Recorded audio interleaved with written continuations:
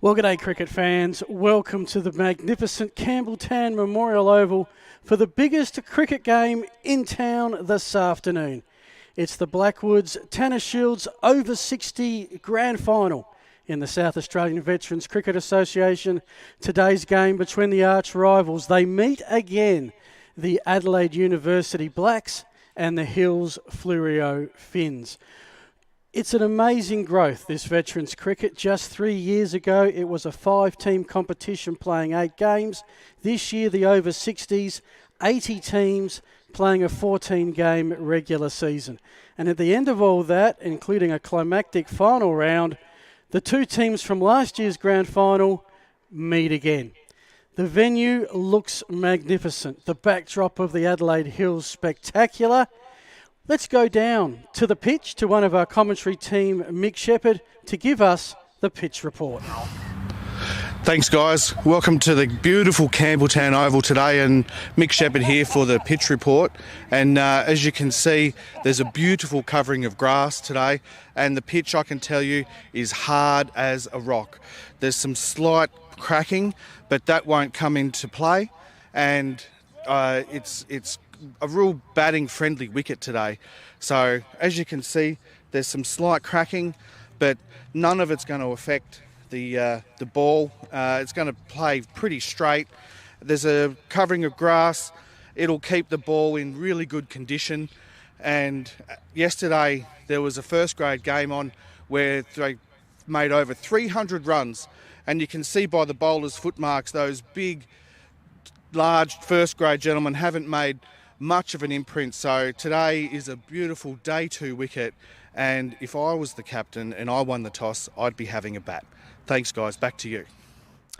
Thank you very much, Shep. I would agree, and if you look at what they've done during this season, when they've batted first, both teams have done pretty well. Chance, I think we probably should just thank our sponsors. It's been a great team effort to bring you this stream this afternoon, and we would like to thank them. Blackwoods, the naming rights sponsor to the final series. Explorer Caravans are going to bring you all the replays, all those highlights coming back at you. Nelson Teamwear with the scoreboard sponsor. The interviews, which we'll have shortly after the coin toss by S&WC Company. And the drinks break. And they're going to need them today because it is warm out there under the sun. Brought to you by Hodgson Sprint. Some other supporters as well. Astute Finance, Spirit of Cricket, JK Rampage Builders, the South Australian Cricket Association, and of course the South Australian Veteran Cricket Association. My name's Phil Herden. Great to be part of the day with you. Won't just be me up here, you'll be glad to know. Mick Shepherd giving you the pitch report will be down there, we'll be up here. And we go live, I think, now to the coin toss with Anthony Telfer. And welcome to the official coin toss here for the 60's grand final today. We're here together with Tim Pallin from Adelaide University and Rob Bear Colwell from the Hills Fleurieu Finns. And we're also here with Chris Wibley and also Stephen Brown, our 2 officiating umpires. So firstly, we'll hand over to Tim Pallin, the captain of University, for the coin toss. Thanks, Joe. Have a call there. Heads. Tails. Good day, mate. Okay, mate. All the best, Ben. Cheers. Best Cheers, of luck, mate. mate. Cheers. Thank you. Tim? Thanks for that, Woods. Appreciate it. Tim, just come in here, please. I'm here. Obviously, you've won the toss and decided to have a field. No, decided to have You're a bat. having a bat. That's Okay, correct, excellent. John. That's a Go on. great start. And obviously, you've decided to do that because of what reasons? Well, I think generally our strengths is in batting first. All year we've batted first. I think we batted 7 times and scored over 200 in 6 of those. So an opportunity to get some runs on the board and put the pressure on the Finns. Excellent stuff. And what are the key players that we'll be looking for from the uni team as far as batting concerned today? Yeah, look, I think we bat very deep. So apart from singling out the top 5 or 6, I think all of them, the top 10 run scorers for the competition, everyone can contribute, which is what happened last year as well. I think numbers 7 and 8 saw us over the line in the end. So yeah, we bat deep, so I'm not concerned about individuals doing particularly well. Excellent, Tim. All right, well, good luck today. Thanks very Have a much, good Scott. one. Cheers. Cheers. Thank you.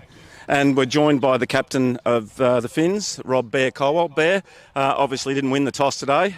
What's ahead of you now? Well, we've got to bowl, don't we? We've got to bowl well. We've got a good bowling attack, so we're just happy to try and restrict them. I mean, that's the way we play all the time. We try and bowl the overs and keep the pressure with the field up and bowling tight lines. And what do you think of the conditions here at Campbelltown today? Well, district ground is beautiful. We've been very fortunate this year. We played on some good decks, so this is just another one. And thank you to the mob here. It's been a pleasure to come out here and look at this. Yeah, great. All right, good luck today, Rob. Well done. Thank you. Cheers. And obviously great conditions here at Campbelltown today, and we'll hand back to the central commentary team and get this game underway, which will kick off here at about 12:30. Thank you. Thank you very much for that, Anthony. So the big news, Adelaide Uni are going to be batting first. It's a 40-over one-day game for the O60's Championship in the South Australian Veterans Cricket Association. The Tanner Shield, brought to you by Blackwoods. We're going to take a break, be back with all the action very shortly.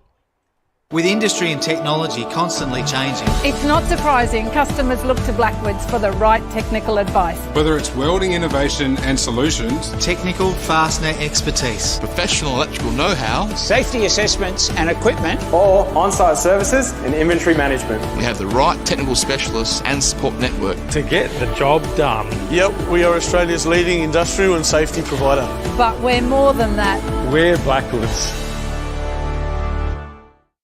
To make caravanning come alive, always think 345. That's 345 Prospect Road, the home of Explorer Caravans. Adelaide's newest caravan centre is offering huge savings all year round on leading brands like Australia-made Viscount caravans, setting the standard since the 1950s. And the innovative new Design RV range. And you won't get a better deal on quality-approved used caravans. Explorer Caravans won't be beaten on price, service or quality.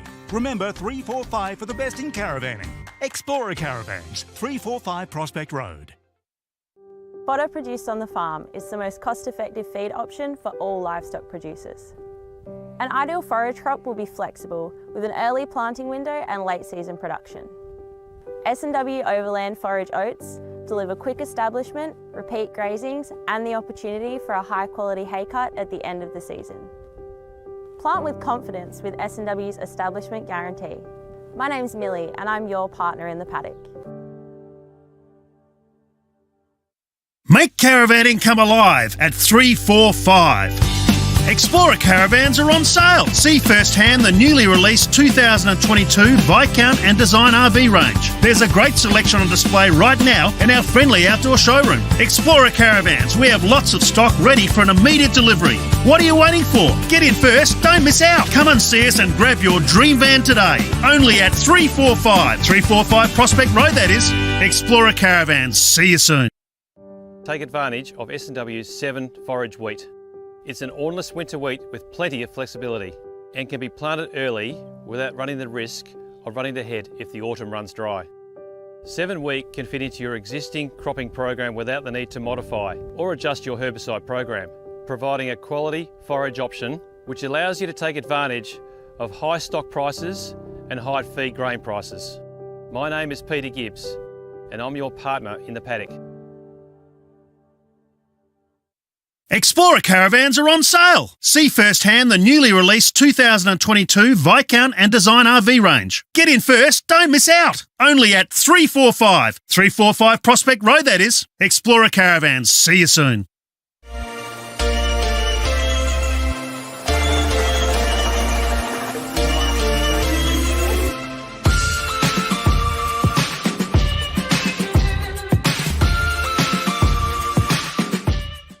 With industry and technology constantly changing, it's not surprising customers look to Blackwoods for the right technical advice. Whether it's welding innovation and solutions, technical fastener expertise, professional electrical know-how, safety assessments and equipment, or on-site services and inventory management, we have the right technical specialists and support network to get the job done. Yep, we are Australia's leading industrial and safety provider.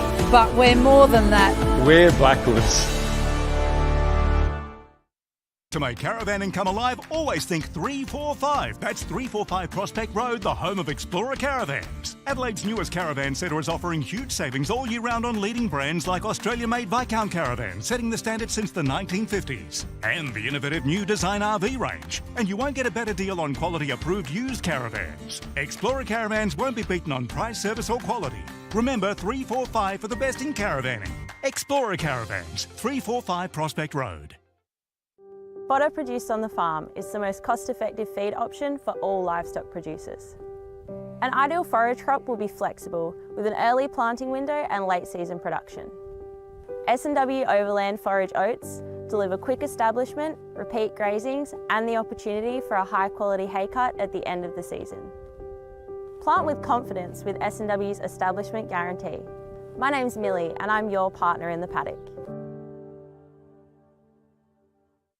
Make caravanning come alive at 345. Explorer Caravans are on sale. See firsthand the newly released 2022 Viscount and Design RV range. There's a great selection on display right now in our friendly outdoor showroom. Explorer Caravans, we have lots of stock ready for an immediate delivery. What are you waiting for? Get in first, don't miss out. Come and see us and grab your dream van today. Only at 345. 345 Prospect Road, that is.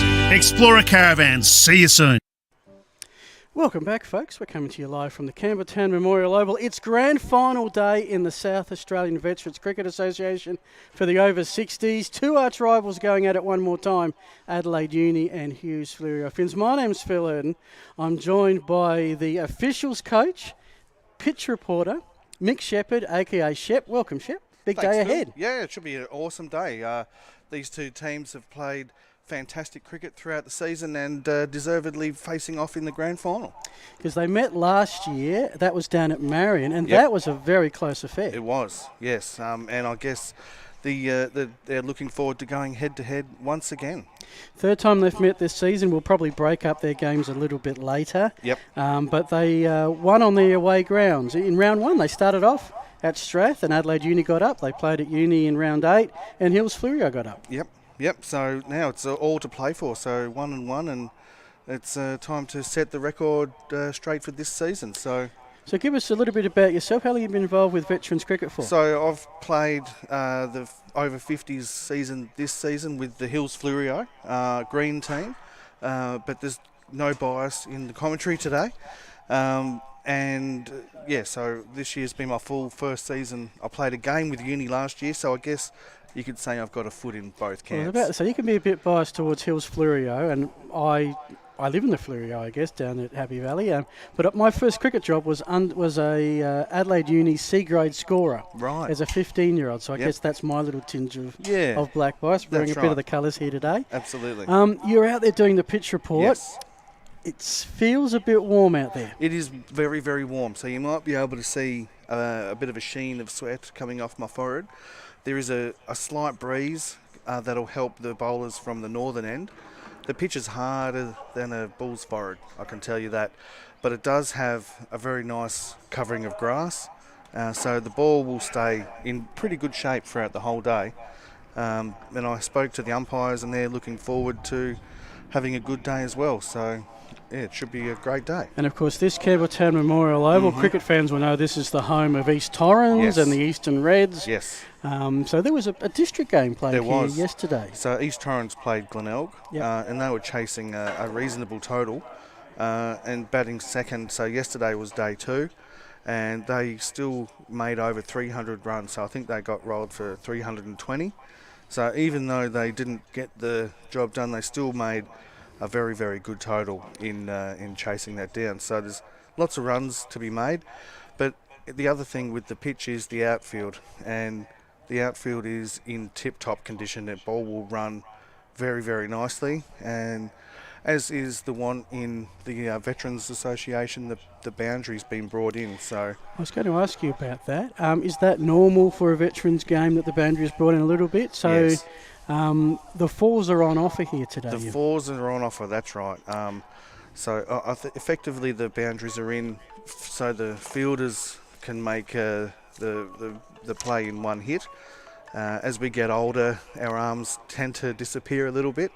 So it's easier to get to the boundaries with the bat. The bats these days help that, but the boundaries are easier to find, and the fielders do a bit of good work there as well. So let's look at the two teams and their season. We start off with Adelaide University. Well, let me firstly talk about the actual growth in the league. I went back a few years and it was a 5-team comp playing 8 games. This year an 8-team comp playing 14 games. I mean, the amount of cricket the veterans are getting now is almost doubled. Yes, the veterans cricket around the country is the largest or the fastest growing cricket in the country. So there's more and more veterans cricketers or members of the old cricket community who are getting 50, 60, and there's even a 70 age group as well. And this group, there's more and more blokes coming back to the game that they love. And one thing that we really promote is the spirit of cricket as well. So the games are all played competitively, fiercely, but in a spirit that's we can all promote. So the spirit of the game. I look forward to seeing that in action this afternoon. 14-game season, start October, finish today. Over 50s got a little bit to go still? Yes, so the grand final for the 50s is on the 6th of March at Karen Rolton Oval. The over 50s play every second week. Okay. The 60s have played their games every week. So I don't know how they do it. They must be quite fit to play and back up. Yes. So I know after I play, it takes a good week to recover. 2 weeks. But the over 60s get it down pat and recover in the 7 days. Fantastic. Yep. Of course, they did get a 4-week break over Christmas. That's right. So sort of the season split in two a little bit. Yep. Not a lot of COVID disruptions. I saw that Adelaide pretty much got all of they played the full 14 games. The day that it was raining here, they were down at Penola. So they got to play. They lost to the Southeast Coasters. Yep. And that was the other point I was making. A lot of leagues and different sports say, hey, we're the South Australian state competition. But in reality, it covers from Gawler to Noarlunga. Yeah. This competition across the Veterans Association has the Southeast Coasters down based at Penola. Yep. You've got the Hills, Mount Barker area, the Fleurieu, Strath and Counter Bay, and also a York Peninsula team. Yeah, so in the over 50s, there's the York Peninsula team, and as well here. And in the over 50s, the 2 Hills teams, we actually went and promoted the game in Waikerie. So that weekend where the Adelaide games were washed out, there was 2 games played, one at Penola and the over 50s one. I was wondering how that other... Thank you. I couldn't work out how that other game had managed to happen because I remember that weekend and it was great for Ducks and that was pretty much it. Let's get into the teams. Yes. Adelaide University. Yes. Whilst 11 wins, 3 losses, one of those to Hills. I'll tell you what, when they win big. Yeah, they go pretty hard early and they do have a lot of stars in their team too. So in the batting and the bowling, they've got 3 or 4 players who have registered in the top 10. So there's some good performances there. So those players are really strong and will be ones to look out for. Tim Pellin leading from the front with the ball. Did he get 6 for 6 in one game this year? I think I saw. Where was it? Yeah, against the Eastern Red Blues at Park 12. And this is the thing, Adelaide Uni, when they win the toss and bat first, bar one occasion, they've scored at least 174 runs, quite often got into the 200s, and this is 40 innings, and then they've demolished the opposition. Yeah, so their batting strength is, as Tim said at the toss, their strength, but their bowling is just as strong. So whether they won or lost the toss, I don't know if they would have been too upset, to be quite honest. Obviously the conditions play to the team that wins the toss because it's going to be hotter now, so you'd want to probably bat anyway. And bat while you're fresh and haven't been out fielding for 40 overs. That's right. So fielding in the first 40 overs and then coming on to bat, fatigue plays a factor in that. As obviously we get older, we take a lot longer to recover. Yes. Adelaide University this year, if you compare the runs they scored, compare with the runs their opponents scored, they scored 981 more runs than their opponents. 14 games, that's about 80 runs more a game.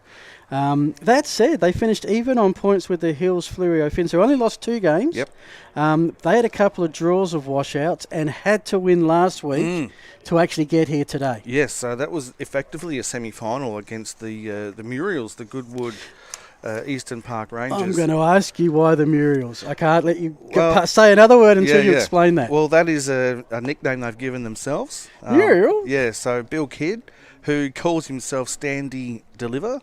Right. So, Billy, big shout out to Bill. I'm sure he'll be watching. And so they call themselves the Muriels. I think it comes from Muriel's wedding. You'd hope so. I can't think of any other Muriels. I can't think of it either. And that really does tie in well with Bill's sense of humour. So they were on top. So this competition, you could say, was a battle of 3 teams with those Muriels being that third team. So and Goodwood Eastern Rangers, I think, batted first, scored 4 for 126. This was down at Encounter Bay last Sunday. And with Filkey in fine form, I'll talk about retired not out in just a sec. They scored 3 for 127 and booked their grand final berth. So these players, they've been twilight of career, whatever you want to call it, they've been playing cricket for decades. Yes. How nervous do you think they would have woken up on grand final day? To be honest, I don't think they would be as nervous as if they were playing this game in their 20s or 30s. The one thing that does come with the experience is how to handle those big moments. And also, when a player is doing certain things, they can work out strengths and weaknesses very quickly. So we might not be able to run like greyhounds around in the outfield, but the field settings will be important and well thought out. They'll be well positioned. Yeah, absolutely. Which is half the battle. And you can see Fleurieu Hills there with the green tinge. Yes. As expected, Adelaide University will, of course, be black and white, as are the majority of their sporting teams. So Hills' season, look, they had to get in. They've only lost the 2 games. They've had a pretty good run, but just, I guess, haven't had the domination. They lost round 1 to Adelaide, won 4 in a row, then lost to Goodwood Eastern Rangers in November, then won 6 in succession with a draw in the middle of that. So both teams, as you'd expect in a grand final, pretty good form. Absolutely. And, they've worked well as a team. So whilst they might not have the superstars and a number of players who are in the top 10 of the stats, all of the players in the team contribute evenly, which makes a real advantage in a grand final as well, because if a superstar or one of the players who's been performing all year doesn't perform in a big game, then it's more pressure on those other players. Whereas the Hills Fleurieu, all of the players have contributed, so that evens out the pressure on the team as well. Will a champion team beat a team of champions? That is the question. We will find that out this afternoon. We're going to take a break. This is the Blackwoods Tennis Shield, the O60's grand final in the South Australian Veteran Cricket Association. You're with Shep and Phil, and we will be back after the break. Cheers. With industry and technology constantly changing, It's not surprising customers look to Blackwoods for the right technical advice. Whether it's welding innovation and solutions, technical fastener expertise, professional electrical know-how, safety assessments and equipment, or on-site services and inventory management. we have the right technical specialists and support network. To get the job done. Yep, we are Australia's leading industrial and safety provider. But we're more than that. We're Blackwoods. To make caravanning come alive, always think 345. That's 345 Prospect Road, the home of Explorer Caravans. Adelaide's newest caravan centre is offering huge savings all year round on leading brands like Australia-made Viscount Caravans, setting the standard since the 1950s. And the innovative new Design RV range. And you won't get a better deal on quality-approved used caravans. Explorer Caravans won't be beaten on price, service or quality. Remember 345 for the best in caravanning. Explorer Caravans, 345 Prospect Road. Fodder produced on the farm is the most cost-effective feed option for all livestock producers. An ideal forage crop will be flexible with an early planting window and late season production. S&W Overland Forage Oats deliver quick establishment, repeat grazings and the opportunity for a high quality hay cut at the end of the season. Plant with confidence with S&W's establishment guarantee. My name's Millie and I'm your partner in the paddock. Make caravanning come alive at 345.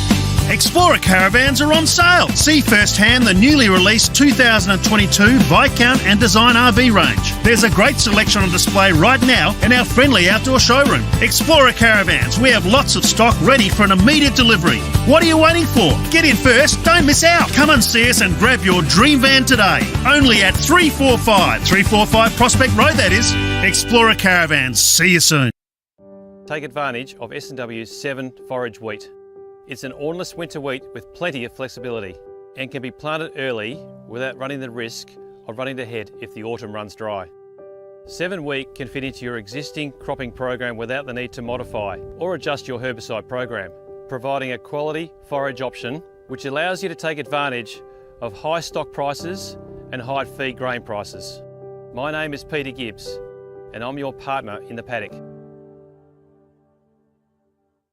Explorer caravans are on sale. See firsthand the newly released 2022 Viscount and Design RV range. Get in first, don't miss out. Only at 345 Prospect Road, that is. Explorer caravans, see you soon.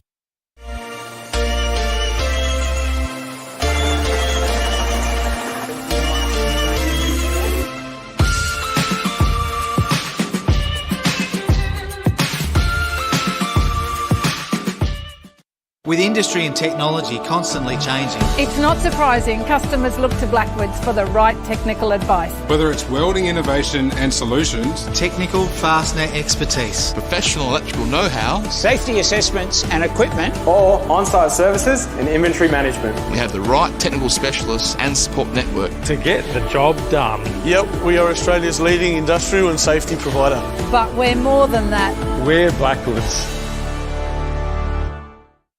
To make caravanning come alive, always think 345. That's 345 Prospect Road, the home of Explorer Caravans. Adelaide's newest caravan centre is offering huge savings all year round on leading brands like Australia-made Viscount caravans, setting the standard since the 1950s. And the innovative new Design RV range. And you won't get a better deal on quality-approved used caravans. Explorer Caravans won't be beaten on price, service or quality.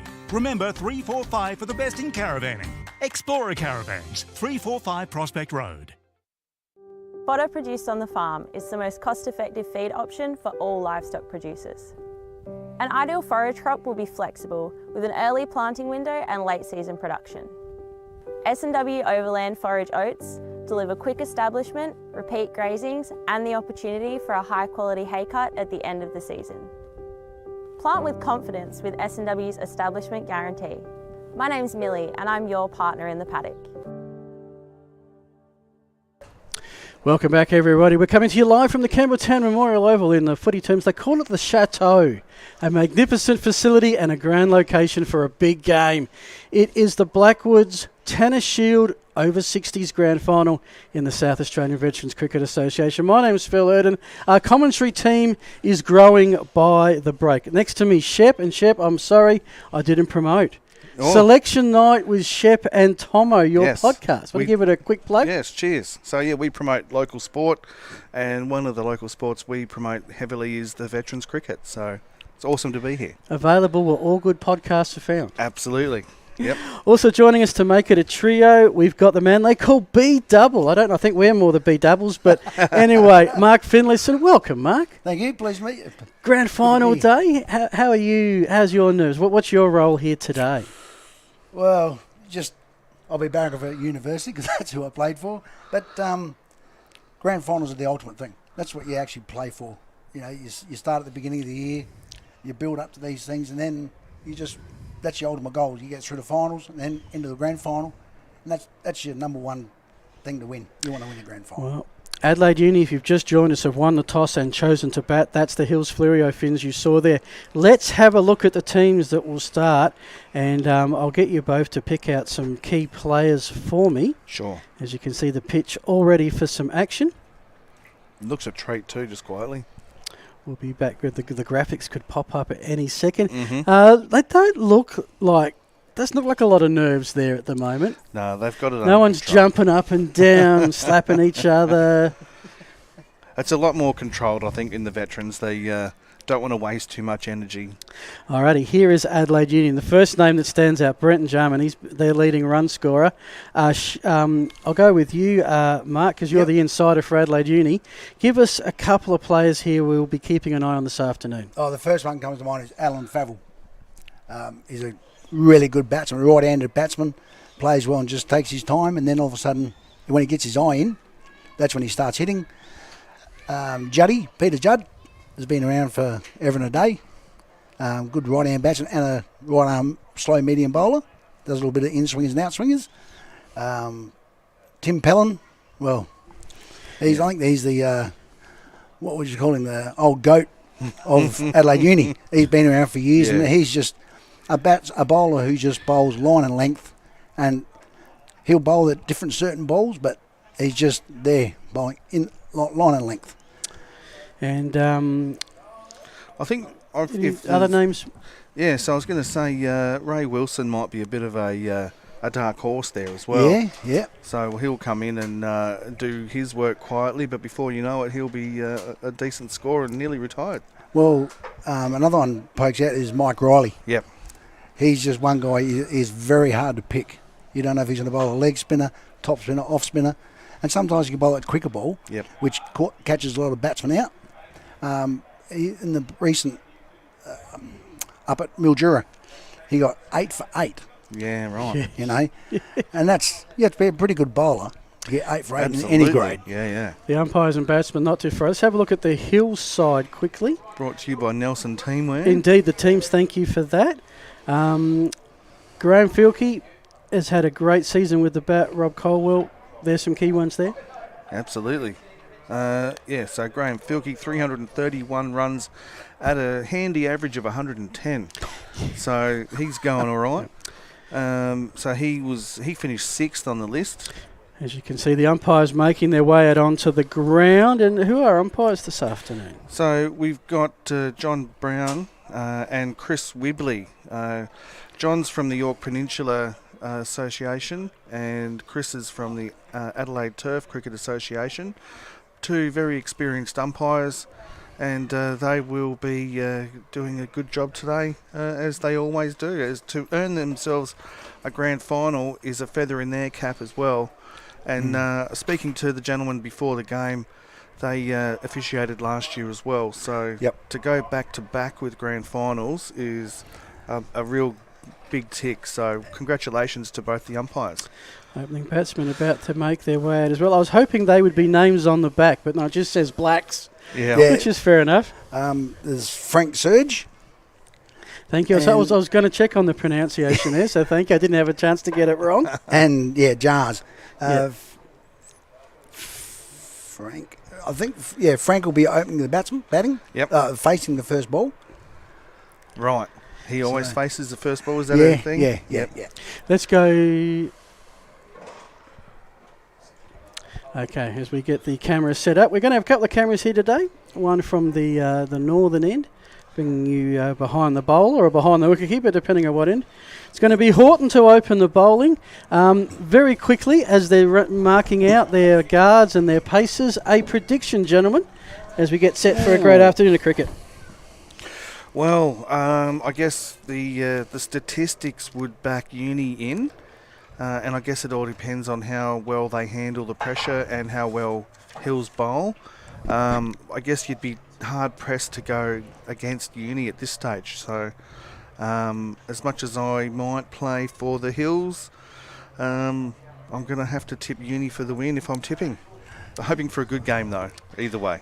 And Mark? I'm tipping Adelaide Uni. But in finals, anything's runs possible. Win matches. Mm-hmm. Last year's over 50s, it was 200 plus. Yep. So really, you've got to make it 200 plus to have a good chance. Yep. Graham Horton will open the bowling. And I would assume that the run-ups probably aren't as long now as they used to be. No, but Graham does have a decent run-up, and watching him warm up, he gets right in there. So it Looks like all is in readiness for the first ball. Okay. So it's going to be Serge to face the opening delivery. Here we go. And we're underway. Oh, a full toss. I tell you what, if you're going to bowl a full toss, it's the first ball of the game. The batsman's a little bit tentative, and That's right. He missed out there, you could say. Oh, he could have really hit it through the covers. Yeah. But he hit it straight to that cover fielder, and it was well timed though. Oh, it was. So dot ball starts proceedings. Here comes the second delivery. Well defended onto the onside. So well done, well directed there. So had to come forward in defence. 40 overs. Going to ask you. It looks. You said it was a deck for runs. What would you say, gentlemen, is a par score this afternoon? 200. Yeah. 200 a par. Yep. Wow. Yep. Okay. Yeah. You've got to make them in a final. You make the runs, you put them under pressure. Yep. Okay. And it's a good batting deck. So in he comes again. Another full toss, and he's missed out. It didn't time that one though. No. Almost the first run. Of course, I keep thinking 2020. You got to score off the No. first because it's 40. Yeah. You're allowed a little bit of time to develop Yeah. it. And they retire at 35. So Yes. that gives a chance to get into the batting order as well. Oh, that's right. You get with veterans, you've got to give everyone a go as well. Yeah. And I think that's part of the strategy as well. When you're assessing the next ball, again, another well played delivery there. But if you can get 3 or 4 players retiring, you're in a really strong position. Oh, yeah. So, yeah. And that's what your top 4 batsmen, 4 Yep. to 5 batsmen are. Yep. They've got to make the runs and retire, so it doesn't put the pressure on the bottom 5. Yep. So Horton Naught for 32, 7 overs first meeting. 1 for 23 with 2 maidens the second. Will he get a maiden? No, he won't. That's because 4 he's runs. just given away a boundary. That is a lovely flick off the pads. So, and a great way to get off the mark. Absolutely. Oh, yeah. It builds the confidence up. Yeah. Just drifted onto the leg stump there and whipped away well. And I think we're about to see our first Explorer Caravans replay. Building the tension. Here we go. Yeah, just drifting down the leg side there and whipped away beautifully. Paid the penalty. Yeah. And subsequently, they've pushed that fine leg fielder back to the boundary. That one played with a bit more confidence. Yep. Out onto the offside. So 4 off the over. That's a solid start. Not bad. And we are underway. There'll be any special precursors given it is a warm day for some extra drinks breaks, or just be on the hour every hour? That's what I know. I'd be every 10 overs. I'd be, because of the weather today, it's the humidity. Yep. Yeah, so they will have keep the humidity. The drinks will be coming on. Yeah, so I guess it all depends on what the captains have decided with the umpires as well. Yeah. But I would also expect to see some bowlers bowling their spell out. But the ability to come back for a second spell isn't there for all of us. No. You always rather just bowl yourself out and say. That's it. But now they've actually started bringing on they're going to bring on a spin bowler now. Yeah. Well, it is the captain. He brought himself on. In Colwell. It'll be interesting because there's a fair bit of dry grass at that end of the pitch. It depends if he gets any turn or is it just going to keep low. Yeah, so I guess we'll have to wait and see. I'm not sure. The footmarks at that end were a little bit deeper. Yeah, and they were a fair way outside off stump. Yeah. But I guess the time will tell. I'm not expecting a lot of turn, maybe a little bit of skid on. Yeah. A little bit of away movement there. Yeah. Incredible economy for Rob Colwell this year, averaging or allowing 1.39 runs and over. Well, that's very good. Yeah. That's over 75 overs, which is a fair sample size. Yeah, absolutely. So he's hard to get away. Oh. Because what he's doing, he's actually pitching on that ball there. Yeah. He's pitching where you can't play back and you can't play forward. So you've just got to try and just play a dead bat with it. Yeah, that caught in 2 minds scenario. That's exactly right. And second ball in, he's beaten the outside edge too. So just looking at the field setup, we've got 5 on the off, 4 on the on. And that's pushed to It's a quick square single. leg. And oh, That's close. Gone. That's gone. Yep. That's a big wicket there. And he was caught about a half a metre short, I'd say. Yeah. But an interesting run, to say the least. He turned that one. It's back to Explorer Caravans. And here it is. He's turned that square. Good fielding there and a good throw. And, yes, short there.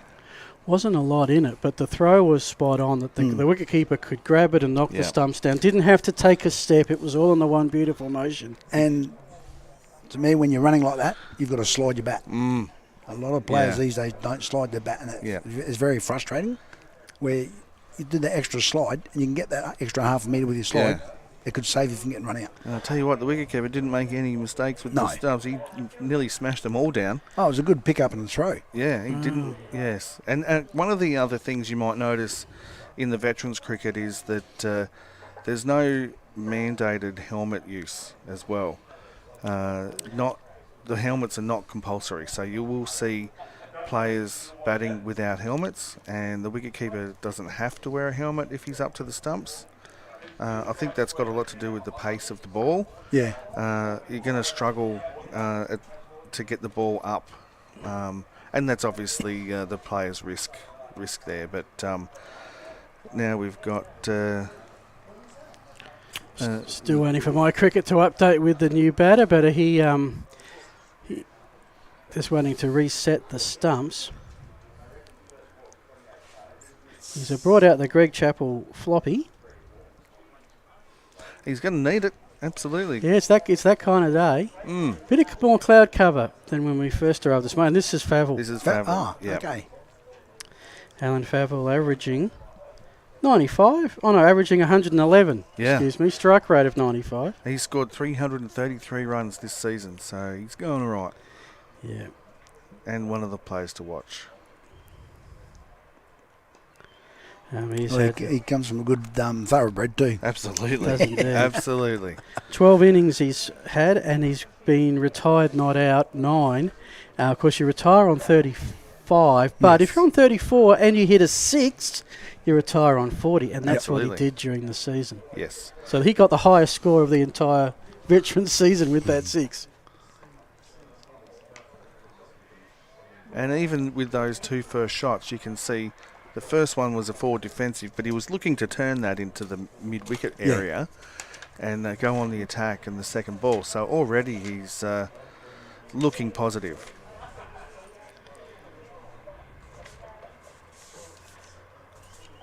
So if we're right at home, Alan Favell, his former club, East Torrens.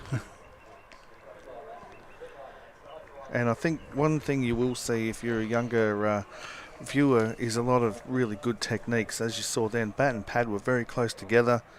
There was no gap there for the ball to come through. And a nice solid way to finish the over, which they would need to. That was a maiden, and they got a wicket. So a team wicket maiden. Maybe a slight win for Adelaide Union over 1. Big win for Hills Fleurieu in over 2. Yeah. So these two batsmen now have to really take it easy for the next 5 overs and just pick out some runs every over. Yep. So the field, we've got a slip and a gully and a deep point. He's given himself a little bit of room there. A cover, mid-off, mid-on. And he comes. Another one on the leg stump turned down to that fine leg. And to finish the field, we've got a mid-wicket that's a little bit straight, but not too bad. A square leg and the deep fine leg that's quite square as well. So Jarman off the mark with that single. And this time it will be Favell to face, what are we going to call this? The lower main northeast road end. That one just nicely, which is sort of where he got into trouble with the run out last time, but that one was at a much slower pace. No, leg by the ruling. Yep. First sundry of the afternoon. Maybe the city end? That's the city end and the practice northern wicket end. Oh, yeah. Yeah. What do we got? The church end and the road? I don't know. Or the scoreboard end. The Newton end. We'll call it the Newton end. Yep. Because Newton Shopping Centre's not too far down. South side there. Another on our leg side again. Yes. Yeah, that's where every single run so far has been. Yep. On leg side so far. So, yeah, when they get a little bit straight, that's where the ball's going to go. And I think if you're going to err, that's probably better erring on the straight side than giving them room to free their arms on the offside. Oh, exactly. One coming in, allowing 6 runs from 1.5 overs. That one's played out to the offside, trying to find the gap. I'll tell you what, they... Oh! A better throw and he's gone there. They've, I mean, you've got to play boldly as we look at the Explorer Caravans replay, and this, yeah, interesting time. If it had hit, he was his second run out in 3 overs. Yeah. Direct hit and it would have been out. Yep. Yeah, even a good throw. Mm. But he could have taken another pace to balance himself in the field. But they got away with that one. Just had a tad more time than he thought he had. Mm. Horton comes in, that's well left, dot ball. And that one, yeah, I think that's going to be the story of the day as well. That didn't really carry through. No. You're really going to have to hit the deck hard. So to get that carry, in which the veterans, especially in the 60s, it's going to be hard pressed for them to really hit the deck hard. Oh, that's right. So the carry's not going to be there. That being Last said, ball of the over, played off into the odd side. We're through 3. Adelaide Uni are 1 for 8. With industry and technology constantly changing, It's not surprising customers look to Blackwoods for the right technical advice. Whether it's welding innovation and solutions, technical fastener expertise, Professional electrical know-how, safety assessments and equipment, or on-site services and inventory management we have the right technical specialists and support network. to get the job done. Yep, we are Australia's leading industrial and safety provider. But we're more than that. We're Blackwoods. won't. And we do thank Blackwoods, the naming rights for the competition. The Tennis Shield will be given out later today. Who will take it home? Adelaide Uni to their historic Century Clover Rooms, who Hills Fleurieu. Yeah, with Phil Hurd and Double B and Shep calling the action this over. Yes, we're here in the shade now, which is good. Yeehaw! But it is a beautiful day, a perfect day for cricket.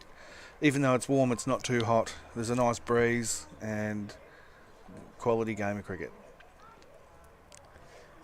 One of my many... You'll have about 100 questions from me if you're lucky by day's end.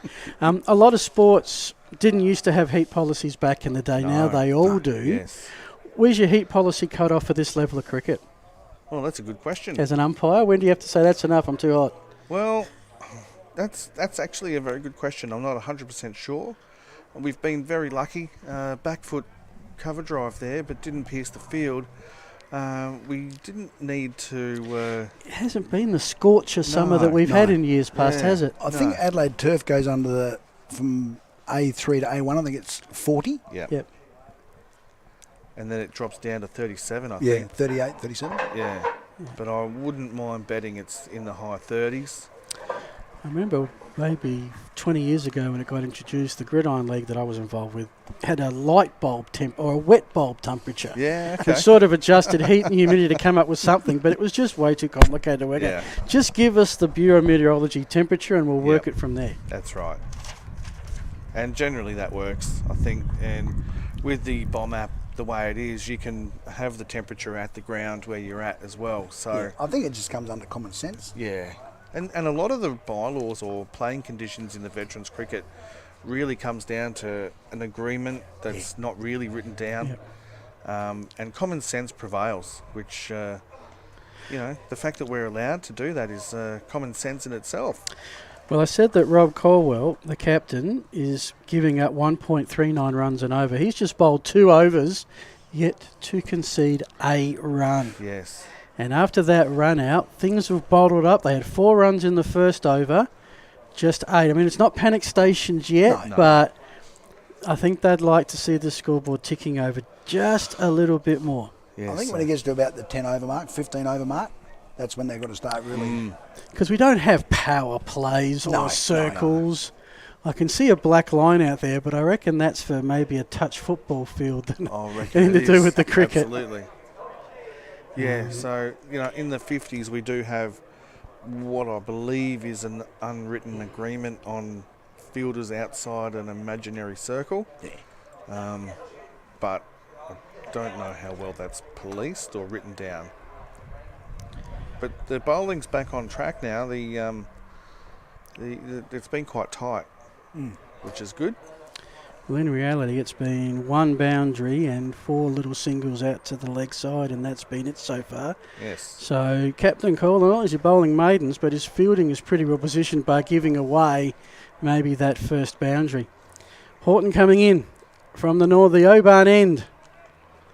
And that's stabbed away. So he's actually pitching on that length where you can't drive. Yeah. And that's why they're just playing the dead bat. And that's why he's got the gaps between cover and mid-off, because the guys can't drive it. Yeah, that's right. And even with that being said, he's only got the one slip in and a gully. And that might have even been a slightly slower ball because it did come off the bat. It did. It took a little while to get out to the gully, the point position. A little bit early on it. Horton in again. Look at this bit of aggression. That's placement. That is beautifully done. Fast outfield will be caught just inside the rope. The batsman will come back for a comfortable 2 on just 1. Fairville strike rate 95, and he's 1 from 11 at this point. It's definitely a front foot pitch. Yeah. But it's Jarman on strike at the moment. Horton steams in. A slower ball. Yeah, it was a full toss turn. Yeah. It should have been carted over mid-wicket, I think. Yeah. I reckon the slower ball beat him in the flight there. Yeah, I think he moved before the ball got to him. Yep. Yeah. Just got that bottom of the bat. Yeah. So Horton will turn. Just the 2 runs so far from this over with 2 deliveries remaining. Cart shot, same place. And despite a great effort by the fielder, that's a boundary on the offside, and that will significantly increase the Adelaide Uni score. So, dropped that one a little bit shorter, but the width gave him time to That's rock exactly back. right. The previous balls, they've been pitching on a length, so he couldn't drive or cut. They're obviously short outside off stump, so he's taken advantage of it, those 2 balls, and he's hit them in exactly the same spot. Yep, and even though the point fielder got a hand to it, it still went there. It wasn't enough. No, that's right. Interestingly. And to put an effort into dive, I think that's a positive in itself. Oh, good to see the enthusiasm there. Played into mid-on, and that's a quick single nicely. But again, so these shots aren't being played with a great deal of force, but the positioning is lovely. Exactly. Yeah. As we find our way, 5 overs in the books, one for 15. And I think you'll also see that the strategy is to bowl at the stumps or at off stump, and they've got their mid-off and mid-on fielders placed accordingly, because bowling that straight line, you're going to be punching back down the wicket, and they've nearly given a single away to stop that straight boundary too. So that's another strategy that's in place. So you can see again there that mid-off and mid-on are still back a little bit, effectively giving a single. But if they're onto a punch there, they'll have a run-out chance. Back on a length again. Another dot ball, so he's adding the dots up. 13 in succession. Lucky for some. Yes. So you get 7 overs as a maximum. How would you usually space that out? 4 and 3? Well, 3 and 4? It depends on how you pull up after your first spell. Yeah. A lot of the guys that have bowled throughout their career will come back for a second spell. Yeah. The guys that are part-time bowlers that have found their strength bowl it in one spell. Well, that's right, exactly. Yeah. And being older, if you come back for a second spell, you'll be getting cramping up a fair bit. Yeah, and generally your second spell goes for a bit more. But he's right on that length. He's bowling very well. Yeah. I'd be interested to see if Horton gets a 4th over, having given up 7, which was the most expensive over so far. Last year's grand final, against Adelaide Uni. Colwell, 7 overs, 4 maidens, 0 for 4. So you think he'd struggle to beat that, but he's on track just at the second. Getting a lot of respect from the Uni batsman as well, I might add. And the square leg fielder's doing a great job. He's getting that ball whipped straight back in. There's no single there. He's actually the opening bowler field at square leg, so he's not getting a spell. No. There's a fair gap between square leg and mid-wicket there. You think screaming for a shot? But that is a dangerous shot, though, for the bowling. That's part of the strategy as well, is to open up gaps where you want them to play that shot so that you can have a fielder there. So he's aiming to get a wicket caught at first slip from that edge, from the batsman trying to turn it. One last delivery, looking for a hat-trick of maidens in a limited over game, and he's going to get it. We are through 6. It's Adelaide Uni, 1 for 15. To make caravanning come alive, always think 345. That's 345 Prospect Road, the home of Explorer Caravans. Adelaide's newest caravan centre is offering huge savings all year round on leading brands like Australia-made Viscount caravans, setting the standard since the 1950s. And the innovative new design RV range. And you won't get a better deal on quality-approved used caravans. Explorer Caravans won't be beaten on price, service or quality. Remember 345 for the best in caravanning. Explorer Caravans, 345 Prospect Road. Welcome back, everyone. And looks like Horton will get a 4th over. It is 1 for 15. If you joined us late, Adelaide Uni won the toss. Surge was run out in the 2nd over. And every single run has come from this end of Horton. That's beautifully flicked off the pads. That's fine, and that's going to hit the rope. That's a great shot off the toes. That's well placed. Really well played. So he's let that come to him and worked that fine. The square leg, or the fine leg fielder is quite square. Yeah. And you can see how he's worked that finer. He's just waited for the ball. Yeah. Let the ball do the work. It's like when you're in a sort of a judo against a bigger bloke. You just let them tip themselves over. And that's what it's all to do with timing and waiting for the ball to come to you. Yeah. And that's sort of what I expected coming here today. Maybe not the most power, but the finesse would still be strong. Yes. Well, they've played cricket long enough to know how to play these shots. Yep. When they were younger, 16, 17, they would have gone and got out. Yep. But now they've matured a lot more and they know how to play the game. Yeah. And that was a risk-free shot as well. Absolutely. There was nothing dangerous about it. No. I mean, the riskiest thing's been their running between the wickets so far. That's right. It's one mix-up and an one interesting almost call. could have been. Yeah. In the gap. It's well placed. Yep. You're not hitting it to the field. You actually got to pick whether they're a right-handed or left-hand thrower. Yes. And if they're right-handed, well, you put it to the left-hand side of them. Yep. So they've actually got more. They have to make more of an effort to grab the ball. That's right. And with that ball punched into that gap there, the danger was the cover fielder, but on his left hand, he wasn't going to get that in. Exactly. And the point fielder was too deep. Well, Jarman has had 14 innings. He's got not out on 8. Favell, 12 innings, not out on 9. You think we're in for a while here. Oh, that's beating the outside edge. And just as you say that, there's one that narrowly flies by. But you notice he picked that early where he didn't try and play a shot. He's just dropped his bat down to let it go past the bat, like for soft hands. So 1 for 20 in the 7th over. This is a 40 over game. Jarman on 9 and Favell on 6. Jarman on strike.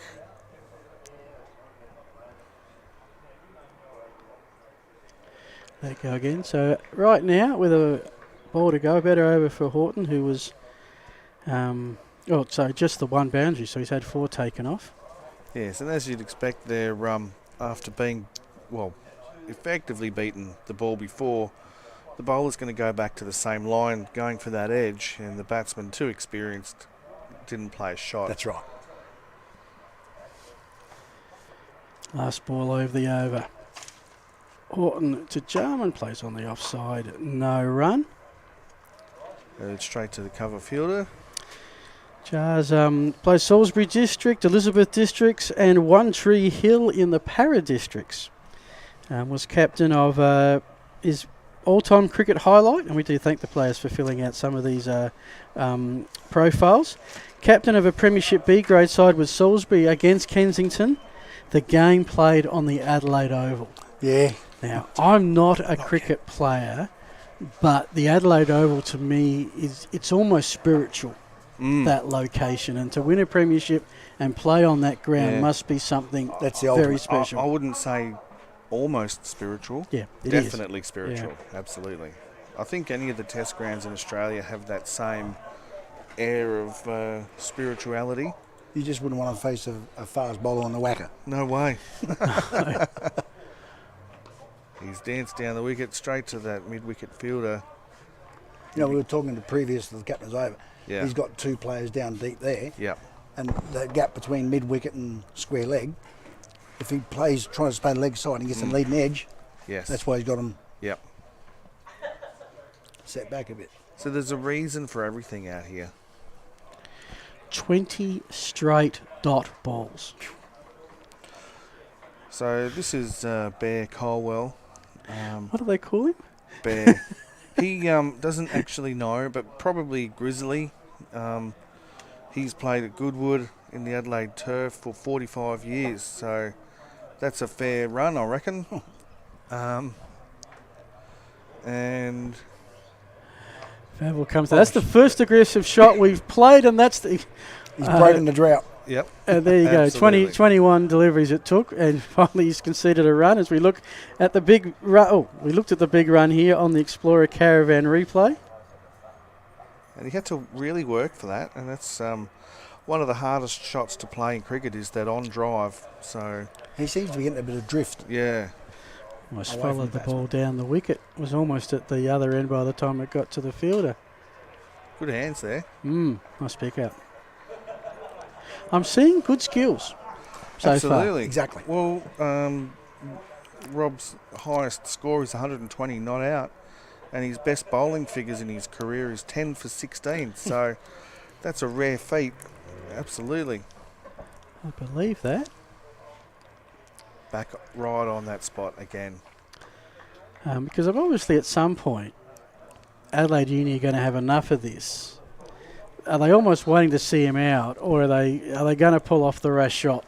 Who's going to break first here? Well, that's a good question. I'm going to go with the former.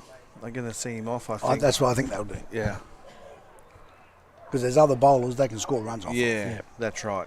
So this would be his 4th, and he'll have a decision to make. Will he bowl all 7 and 1 hit shortly? That's quite incredible. We're through 8, 1 for 21. Just the 1 run taken from that. So we have had 21 runs, 20 from the Oban end, and 1 from that. Oh, that's amazing. But you know, they're still averaging almost 3 and over. Correct. Yeah. They're making up for it at the other. We do have a new bowler coming in from the Oban end. River Torrens end. Yep. I'll wait for my cricket to update. And a little bit of an unofficial drinks break amongst some of the fielders. Yep. Who've been out there now for half an hour. Yep. I reckon that's the second time he's been out there as well. Well, and remind you, good gentlemen, we're here for quite a while. Water's here. Make sure you hydrate. I'm going to let you call this over, Shep, and I'm going to do that myself. No worries at all. Here it is. So the new bowler doesn't come up on the screen as yet, but they're just debating about the field here. And I guess that's one thing that we see in the veterans cricket is that the fielding is imperative to get right. Who's where, you know. You don't put 2 old blokes who can't run next to each other. You spread that out a little bit. And where they are is tantamount too. So the first ball just outside the off stump, pitched up, but straight to that extra cover fielder. For a dot ball. And again, just back a little bit there. So back on that off stump line, which is the that seems to be the plan at the moment, bowling that fourth stump line, which is... and they have the same field as the previous bowl from this end as well. Yeah. So that's the tactic. So the bowlers are bowling to that field, so they're not really changing the field around to suit the bowler. The bowler's bowling to the captain's plans. That's right. And that was a full toss and an outside edge there. Lucky to get away with that one.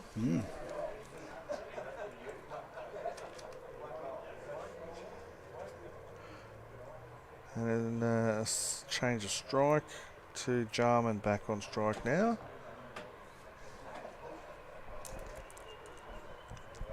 In again. There's a quicker ball. Yep. Ably faced off. And it's Carlisle bowling. So this is Steve Carlisle. Flick down leg side, and that's going to go for 4 runs. Yep. That's a good shot, backward square leg. Some Jarman again.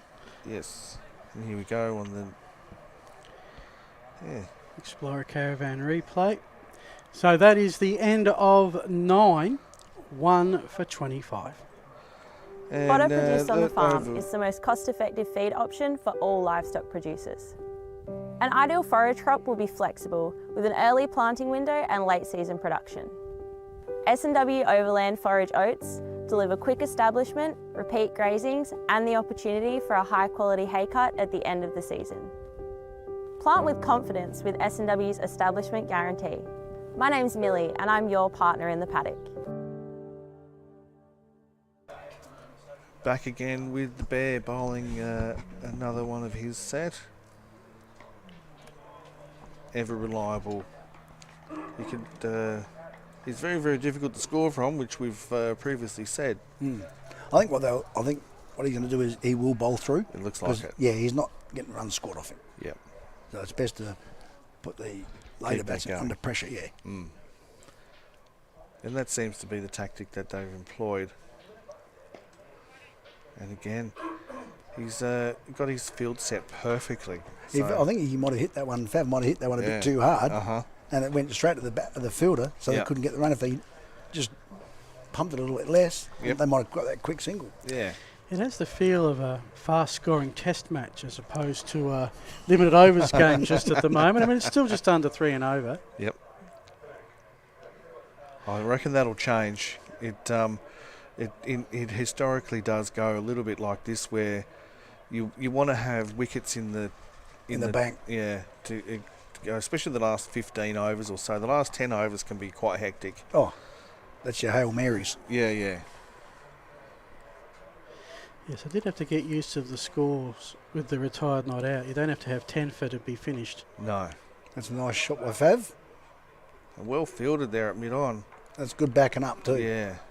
The first time I saw this score, like it was 5 for 150 and they batted 33 overs, and I'm going, what happened to the other 6 overs? And of course it was because all the other 5 had actually retired not out. Yep. And once you do that, you can't come back. So. That's right. Whereas in the 50s, you retire at 40 you can come back. Oh, okay. So that's just the second run that Corwell has conceded so far. There was actually a guy in the over 50s last year from Mildura. Yes. He actually came off and retired at 40 and ended up making 100. Yeah.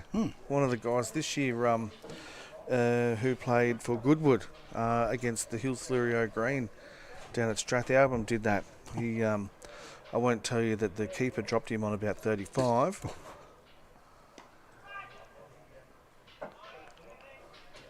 Nicely fielded. Did enough to deter the batsman. Before you go searching through the books to have a look at who that was. Nice little shot there. But Nelson Teamwear scoreboard. We are through 10 overs and it's 27. Yeah, that was me. Our Ian Alderman is a great keeper and I filled in that day and grasped an easy one. But we've all done that, haven't we? The feet didn't move as well as they used to. But now we've got Steve Carlisle back on for his second over. from the Noarlunga Cricket Club, and his all-time highlights, his best bowling in his career, 7 for 19, and 62 not outs, his highest. So he's been a bowler all his life, obviously. And the best thing he likes about veterans cricket are the friendships, and absolutely, that's 100% true. You make them for life. You do. Yeah. And again, that's good for the sport of cricket too. Yeah, oh, it is. And he's putting the ball on a dime there, or a 5-cent piece, I should say. We're in Australia. Well, it's about as small as you can go these days. That's a nice shot. That's a lovely shot. That's well played. He picked the gap between mid-wicket and mid-on. And we'll see on the replay. And now both Jarman and Favell are up to 13. Similar number of deliveries faced. And that would have been 4 on any ground in the world, you'd say? Yeah. Yep. So they've managed to get one boundary off Carlisle every over so far, just to keep something ticking over.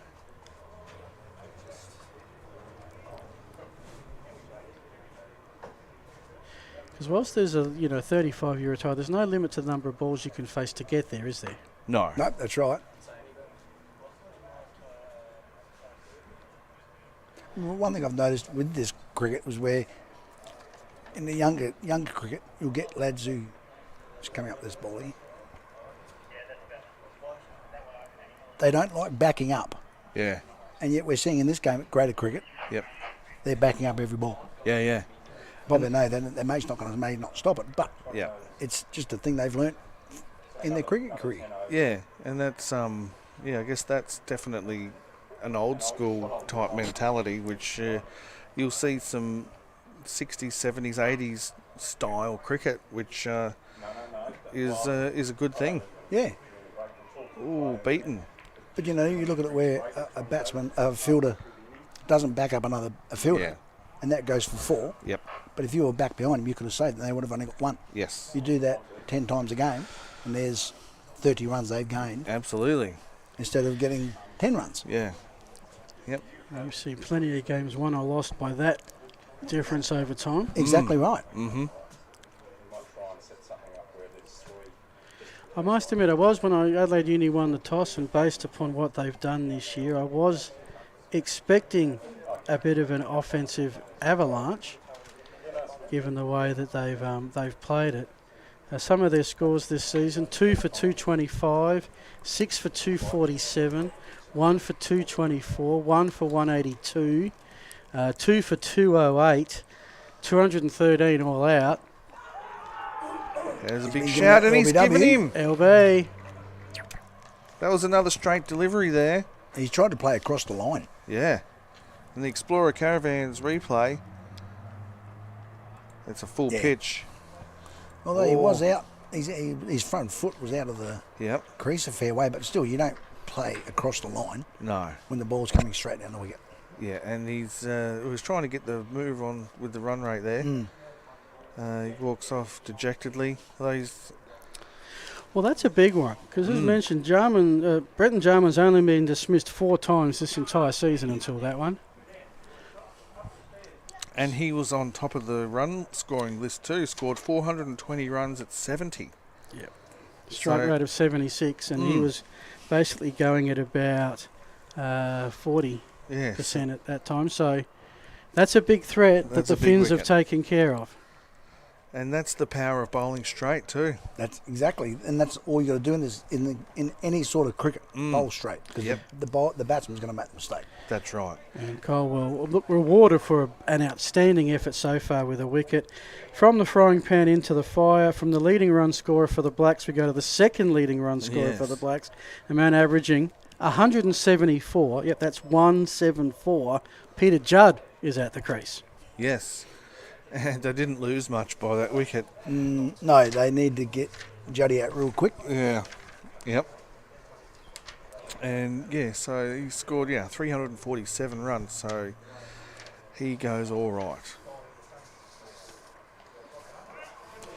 As the ball was coming down there, I was thinking, I hope I haven't put the commentator's curse on him. But he's well behind that one for a full defensive shot into the covers. Some players, when you give them a profile, make it a point to put as less in as possible. Others give you a more expensive story. Juddy's one of the latter ones, as we'll share after this delivery.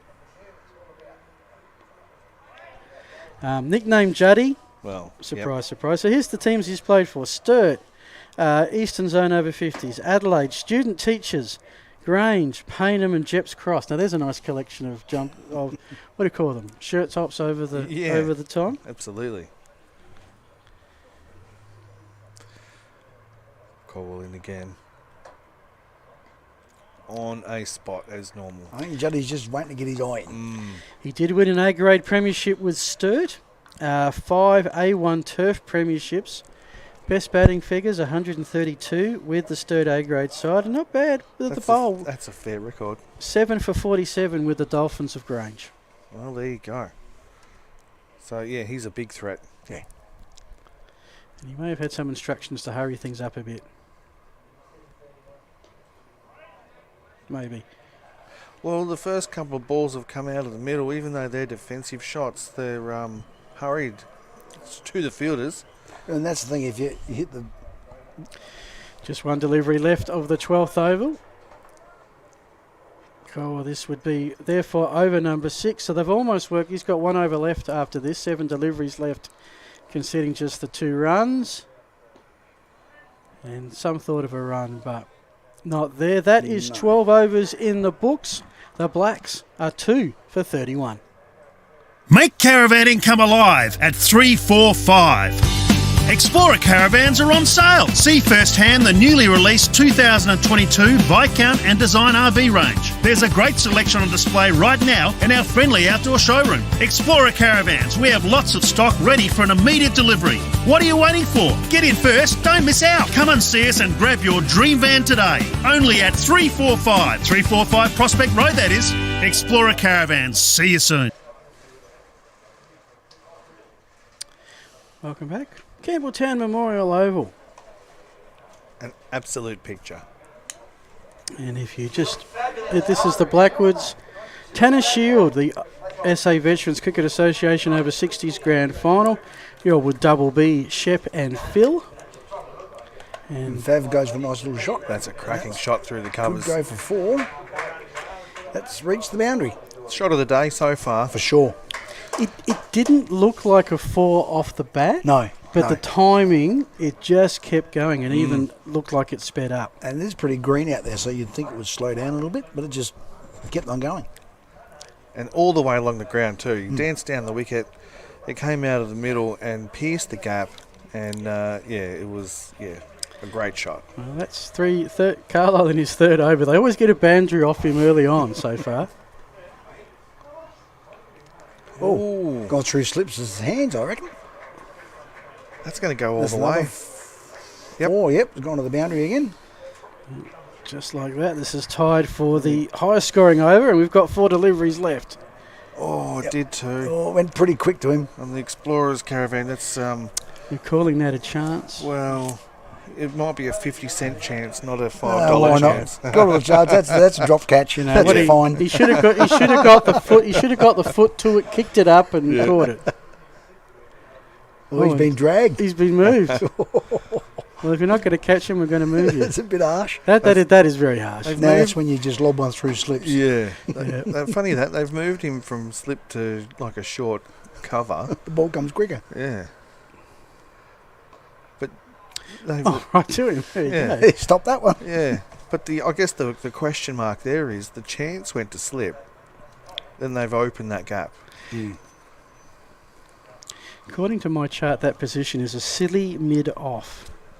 Kinda. Yeah, it's sort of... I would have thought the silly would... If to be defined as silly, I reckon it's got to be 2 metres off the batter. At least halfway up the pitch. Yeah, you need to put a helmet on in there. Yeah. Oh, yeah.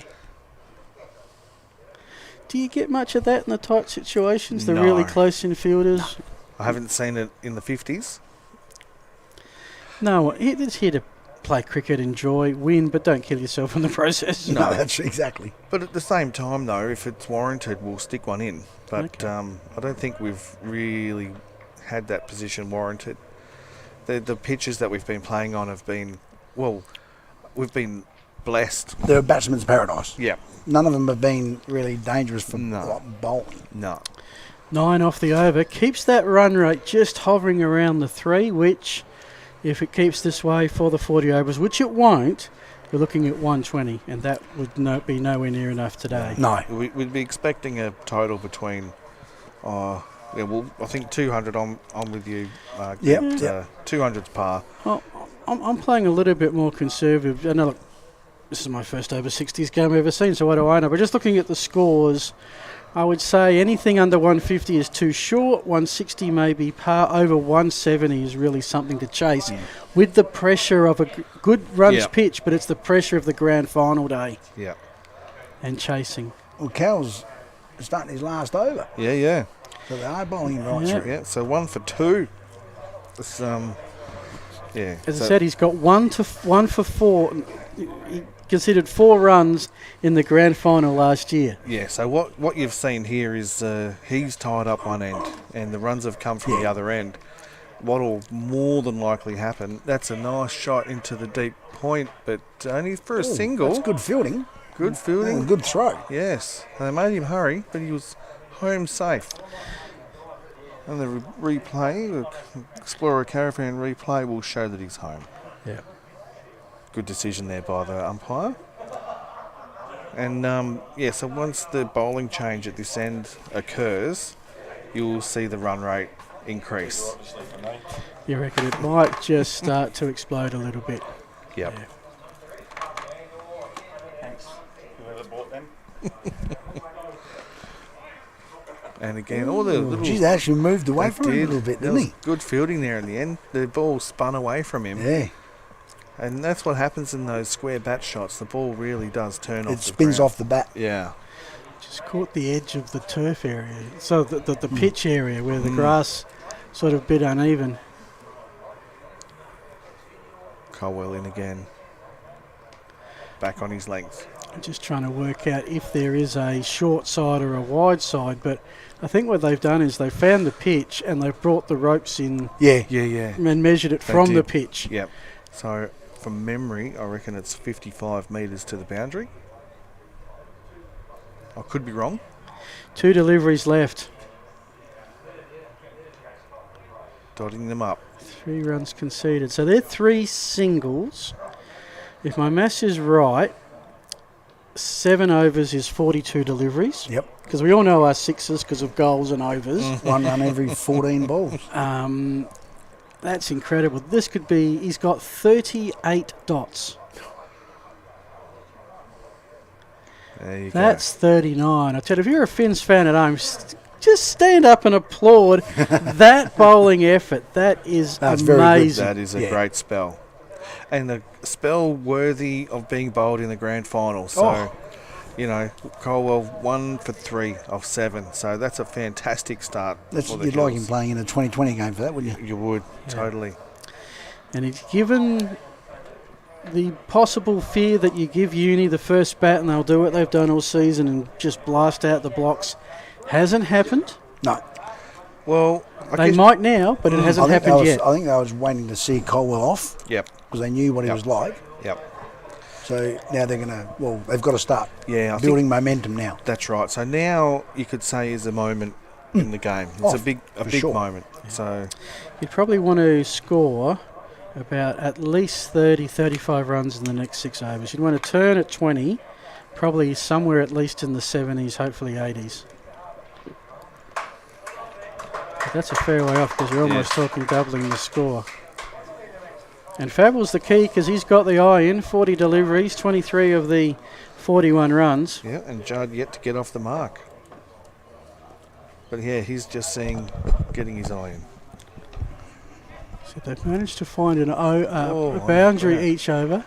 So to see a few blokes rolling on the ground is a great sight. Because getting off the feet is... getting back up again is especially in over. Yeah, I never found diving difficult. It was what happened after that. That was always the issue. But one thing though, that was quite athletic, I'll have to say. and he tipped it straight to the fielder. So it was almost like that was... We're going to have to give him the benefit of the doubt that was the plan. Yeah, that's right. They thought they could take a run on the slip. No. That's a nice shot, punched up to mid-off, but he hit it too hard for the single. So there's a big gap between forward square leg and mid-wicket.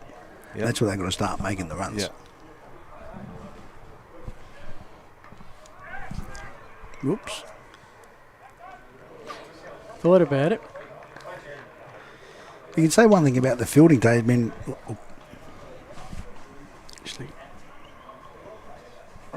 So just one ball left in the 15th over.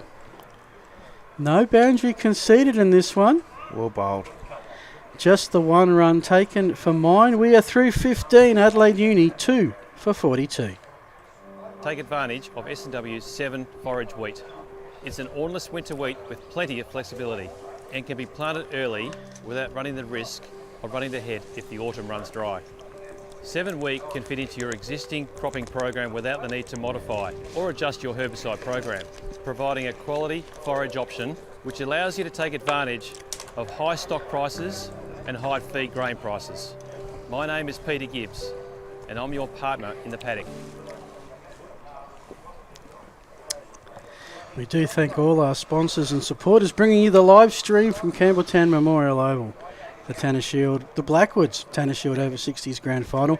The last 4 overs, gentlemen, 0, 9, 1 and 1. There you go. So, now is the big moment where we've got the change of bowler It's Wenham at the southern end. He's a tight bowler as well. Yeah, and he goes pretty well. Bowling with his floppy hat on. Floppy to floppy. Yeah, so he's channeling his inner Greg Matthews here. I don't think since Greg Matthews I've actually seen this before. Well, Greg used to bowl with the peak cap on. Yeah. I've never seen anybody bowl with the floppy on. You'd get in the way with your arms sort of thing, wouldn't it? Well, I guess if your arm gets really upright, it would. It's nice flight there. Hit straight to square leg. So David Wenham, this is his 5th game. He's bowled 28 overs, taken 4 for 72 in totality.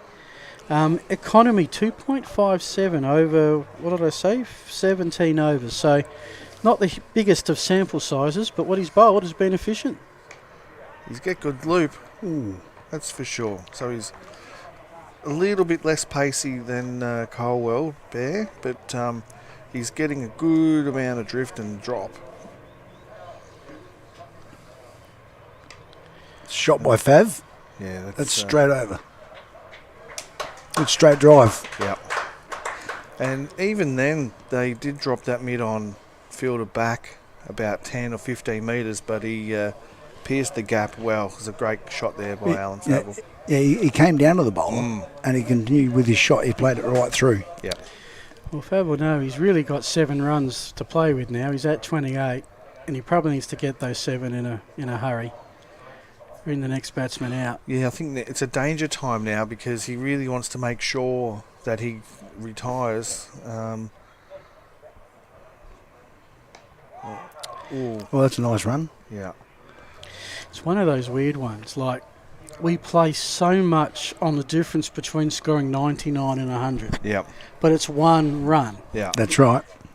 He really can't afford to take a lot of deliveries just to get another 6 runs. That's right. He's got to really force it on. Yeah. Played up to mid-wicket there. But I do like the fact that we've got the floppy helmet combo, and I hope that continues. And that was not a bad, what do we have, 5 runs from that? 5 from, Wenham. In 1 over, we've gone from 3 runs totality from that end to 5. Yeah, so that's something to consider there for that moment of the game where the runs will start to start. They're actually looking at the ball now. Ah, okay. They were just having a conversation between one of the fielders and 2 of the fielders. So it's obviously a red ball. New ball start, 40 overs, pretty much it'll last that distance. Yep. Can't say it's been banged around that much. Change of bowler. Yes. So So where did Carlisle go? Houghton, we've had 16 overs, 8 to that end. I think Houghton bowled 4, Carlisle's bowled 4. They're sort of rested now to come back later.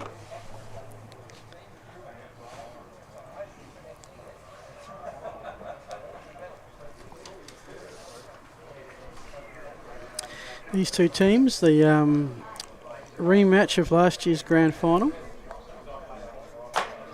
which won by Adelaide Uni, which from memory completed an undefeated season. A new bowler, Malcolm Farmer. So he's taken 7 wickets at 21 this year. So he's a batting all-rounder. They've got someone sitting on the deep mid-wicket boundary. Yes.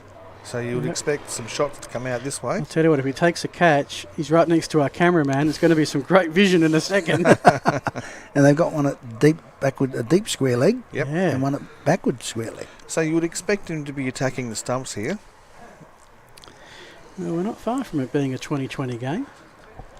16 overs gone, 24 to go. At this rate, Uni would be scratching to get 120. But they do have 8 wickets in the shed. Yes, I think they will end up with a bit more than that.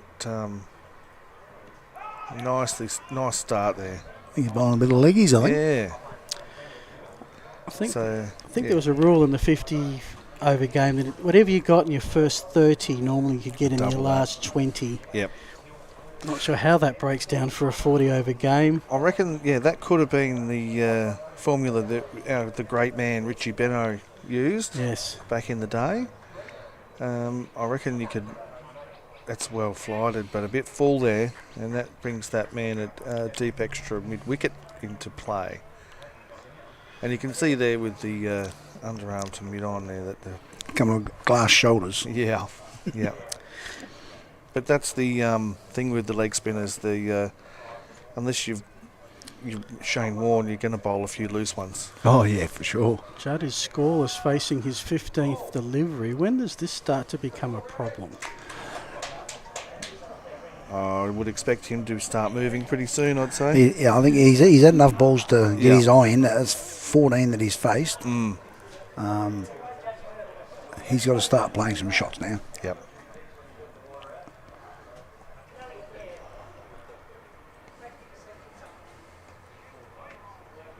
Even if you meet the ball on the full. Yeah.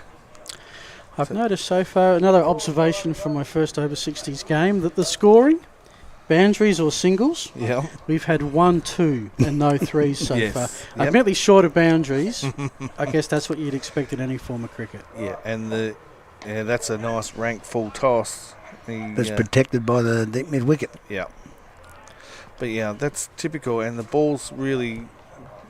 we see on the replay, the Explorer replay here, that's really a no ball. Hit me. Yeah. The umpires deemed that one to be... no ball. It wasn't. Oh, no, sorry. It wasn't called, but it was dipping down, so... So I just saw the umpire's arm out, but it was actually to stop the bowler bowling. Yeah. Thought that, gee, that's late call. Yeah, he got away with that one. But, the ball really has to get out to the boundary to turn and come back for 2.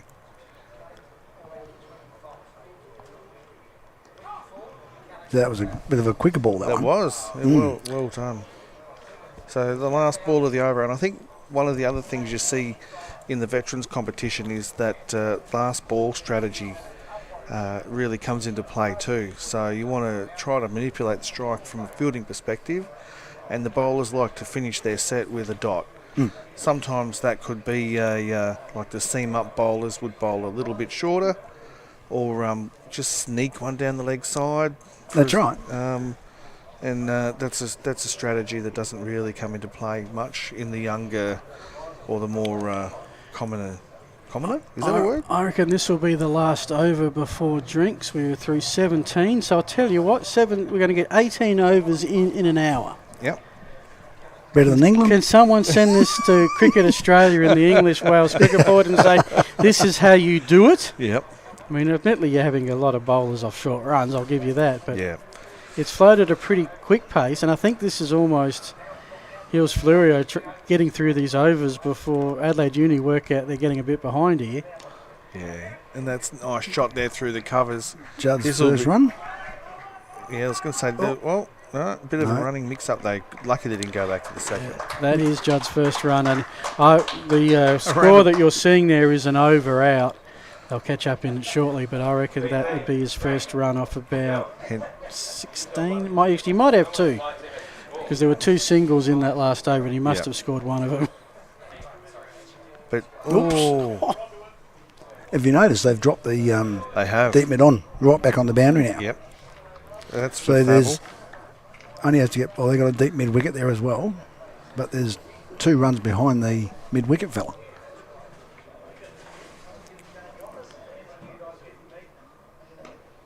And that's a punch down to that long on fielder. And I reckon that's the 50, or it's 51, as we wait for the scoreboard to amend itself. I reckon it might be 51. Yep, on the oh, there we go. Of course, we've got the alternate scoreboard here. Yep. Very resplendent. Lots of options here. We do. Love the backup. Short one outside the off stump. It's missed by him. And that good. Oh, that's well done. The big size 12s. Yep. Now that's probably the first fielding mishap we've seen from Fleurieu. And it's not what happened there by the stopper, but you'll see the backup person had given up. Yeah, well done. Probably should have come in to grab that. Don't think it cost them a run, but just a little 1%er there that you're just looking to see where the players are at, and I think they're all at drinks break. And he's drawing the batsman out of his crease there with that flight. So he's dropping it just short of a length. He's got to get out there, but not short enough that he can rock back and cut that.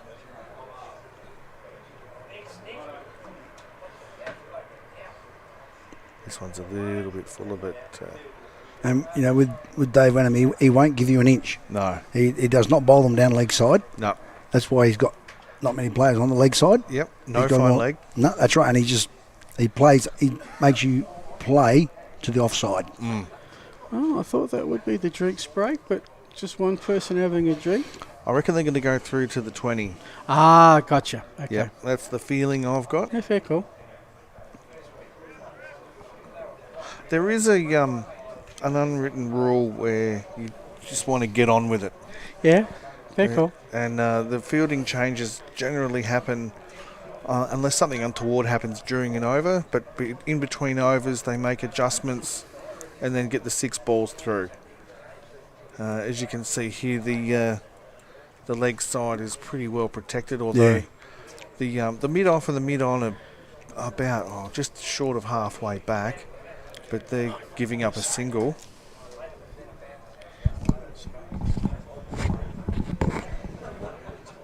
And another full ball. That's pierced the gap. Good go for 2 there. Yeah, it looks like that'll come back for 2. Easy 2. That's well fielded and good throw, good return. Yeah. Do apologise for the score, Buck. We're madly scrambling in the background to sort that out. Can tell you it's 2 for 54. 1 ball into the 19th over. And they have a bit of work to do there for the fielder there at deep mid wicket. Another full toss, straight to the mid-on fielder. So just the last 5, the last 5 overs, 1 run, 5 runs, 2, 3, 2, 2 and 3. So it's not quite the acceleration that we may have thought. That one at the start was Colwell's last over. Yep. But I think they're generally ramping up slowly, but they will get up there. Another well-flighted delivery. I think they've got to start from the 20th over after drinks. Yep. Because they've got wickets in the bank. Yep. Yeah, that's generally the midway point where they will change things up a bit. The score, you'll see the score slowly catching up with us as that's nicely played. But no run.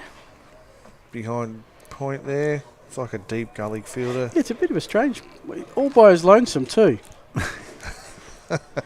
Big gap, and there's no one between him and a sort of a short fine leg that's in. Yeah. Backward square on the boundary. And the point is reasonably deep. So you would say, oh, well bowled. That's a cricket ball. That's a late, very late shot by Juddy. Juddy's just having a hard time out there at the moment. But he's just fighting hard. You know, a way to put a bowler off is have a crack at him. Yeah, absolutely. Put him off his line. Yep. 2 for 57. Oh, first sweep we've seen of the day. Didn't get a hold of it. Just turned around the corner for a and didn't get it at all. Leg by. Yeah. And that'll do it for over number 19, 2 for 57, which for my maths is bang on 3 in terms of runs and over. Yep, they've got to start doing it after the 20th. Absolutely. Between the 20th and 25th, that's when they've got to really start putting the pressure on the fielding side. So that'll also increase the risks. We'll see a few wickets, you would imagine. Well, you're going to accept that. Yep. It still puts the fielding team under pressure where they start making mistakes. And when they start misfielding, you get the extra run. Yep. Yeah. And so far, we haven't seen any misfield that's leaked runs yet. The fielding by Hills Fleurieu, the Finns, including that run out, I think that really set the tone for the day. There's a whack. Oh, bang. There's a shot to Cow. That car's in danger. And that's all the way. That's a great shot and a good way to finish. Absolutely. That's Favell done. The Explorer Caravan shows him dancing down the wicket, and it's gone all the way. Coming into the day, Adelaide Uni had 14 sixes on the season, and Favell had hit 5 of them. Make that 6 of 16. Well battered.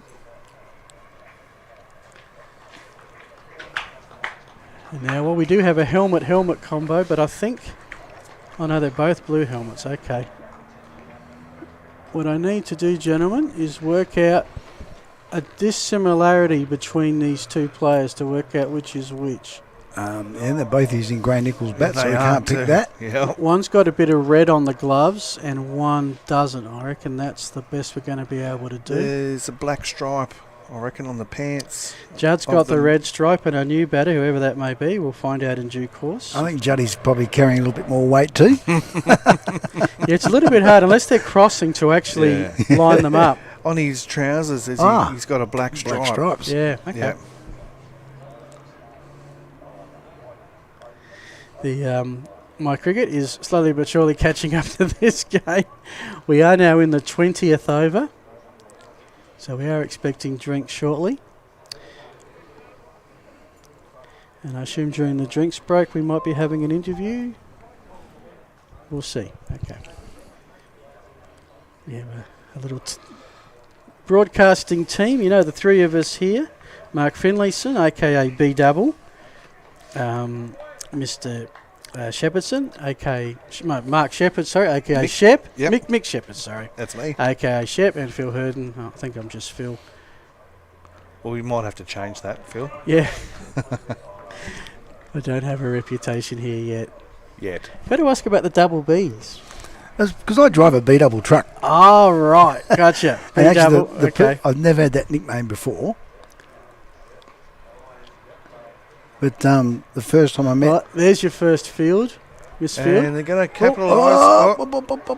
Holy moly. That's lack of communication there. Yep. And a little bit of lack of trust between the batters there too. If they had gone straight away, I reckon they would have been safe. But hesitation. Yeah. Don't hesitate. No, it's a killer.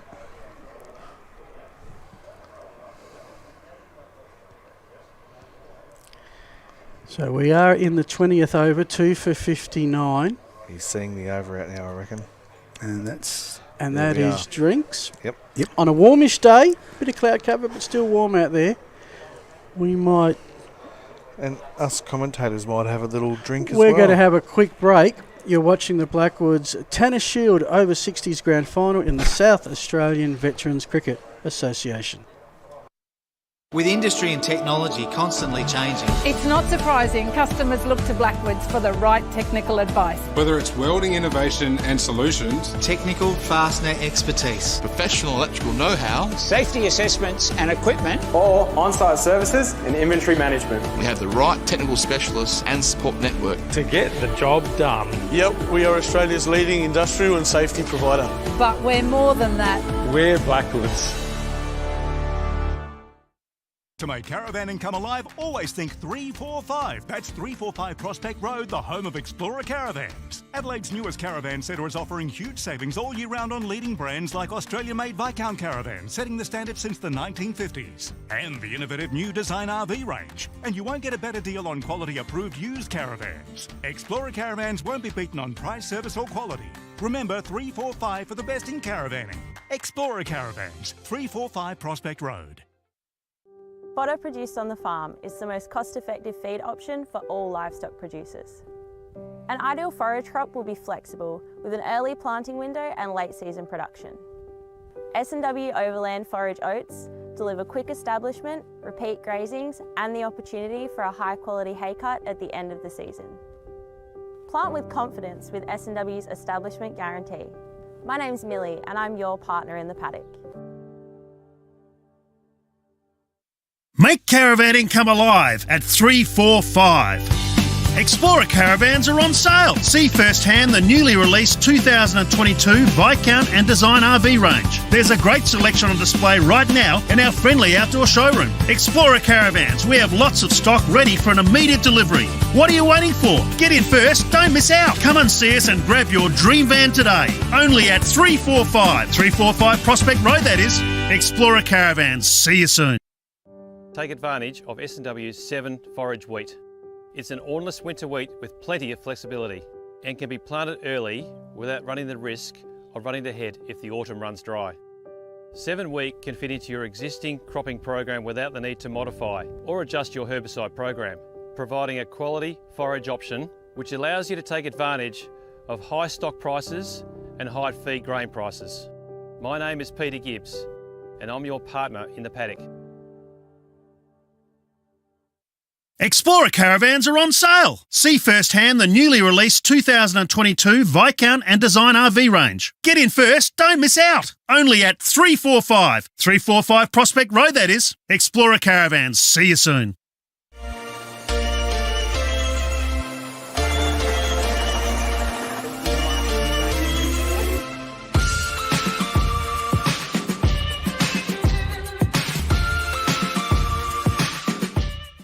With industry and technology constantly changing, It's not surprising customers look to Blackwoods for the right technical advice. whether it's welding innovation and solutions, technical fastener expertise, professional electrical know-how, safety assessments and equipment, or on-site services and inventory management we have the right technical specialists and support network to get the job done. Yep, we are Australia's leading industrial and safety provider. But we're more than that.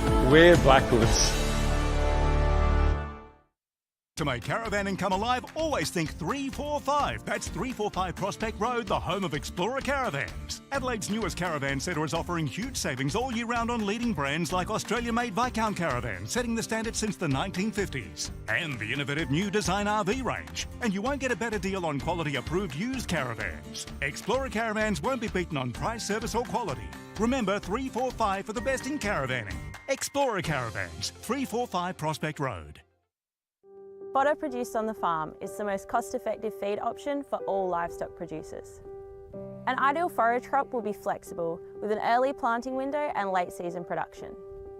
S&W Overland Forage Oats deliver quick establishment, repeat grazings and the opportunity for a high quality hay cut at the end of the season. Plant with confidence with S&W's establishment guarantee. My name's Millie and I'm your partner in the paddock.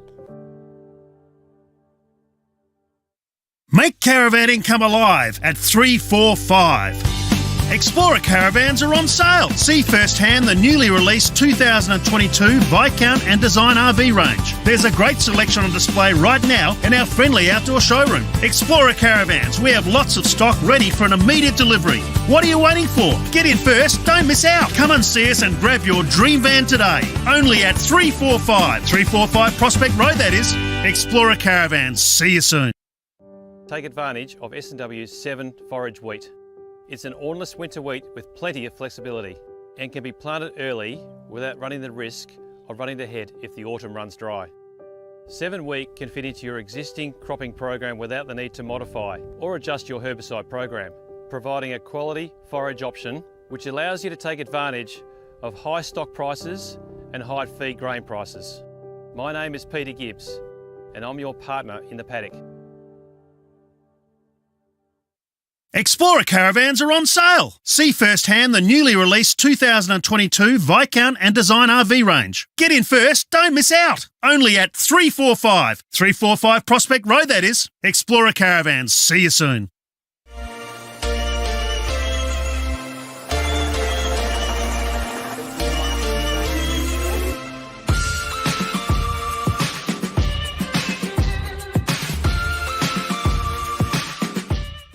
With industry and technology constantly changing, It's not surprising customers look to Blackwoods for the right technical advice. Whether it's welding innovation and solutions, technical fastener expertise, professional electrical know-how, safety assessments and equipment, or on-site services and inventory management. we have the right technical specialists and support network To get the job done. Yep, we are Australia's leading industrial and safety provider. But we're more than that. We're Blackwoods. To make caravanning come alive, always think 345. That's 345 Prospect Road, the home of Explorer Caravans. Adelaide's newest caravan centre is offering huge savings all year round on leading brands like Australia-made Viscount caravans, setting the standard since the 1950s. And the innovative new Design RV range. And you won't get a better deal on quality-approved used caravans. Explorer Caravans won't be beaten on price, service or quality.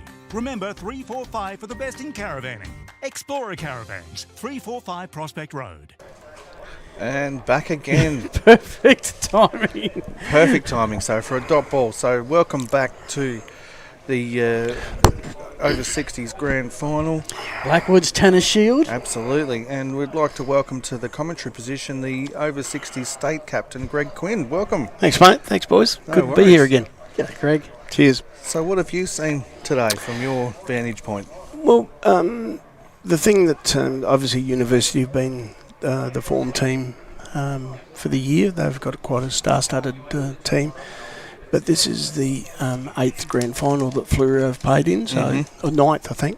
So I think it's 9th in a row or something. So University for all of their superstars, and they've got some really experienced cricketers. And Peter Judd's one of them at the crease at the moment, and Alan Favell and Brendan Jarman, and they're experienced. Ooh, didn't get his foot to that one. Great cricketers, so I'm just not sure. I thought they might have been a little bit more advanced than 3 runs and over. The wicket's fantastic. There was 700 runs made here yesterday. Yep. It's a fantastic wicket out there, and I'm just a little bit surprised that University aren't more advanced than 66. Oh, a chance. So he's beaten him with flight, but it rolled along the deck. Difficult chance there for the keeper. And Greg, you must be, as captain of the state side, these nationals that keep coming and keep getting delayed, you must be hanging by the bit to put that state jumper on again. Well, we are. We keep saying that we've now got a three-peat because it's been 3 years since we've played, and we've still got the shield tucked away in a cupboard here somewhere. Yeah, absolutely. Yeah, but we're looking forward to it. Big shout, not out. We're really looking forward to getting back. There's a carnival coming up in Echuca at the end of the season. So we send a team to Echuca. I'll just let this ball go through if you like.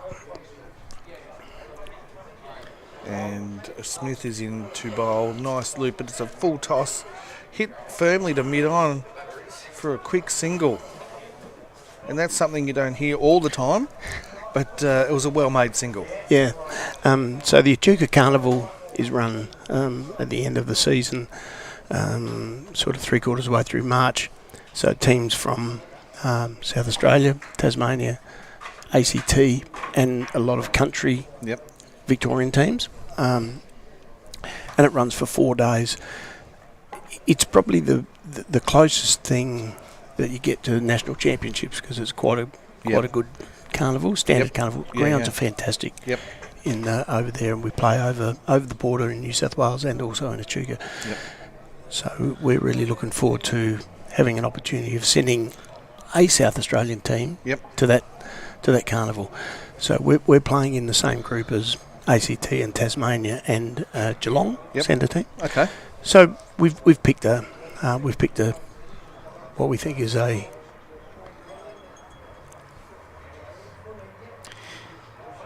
We've got Wenham coming in again for his fourth over of work. He's working through his overs pretty quick. He is. And this game certainly is going at quite a pace. And I think this suits Hills Fleurieu, because right now they've sort of got University where they want them, and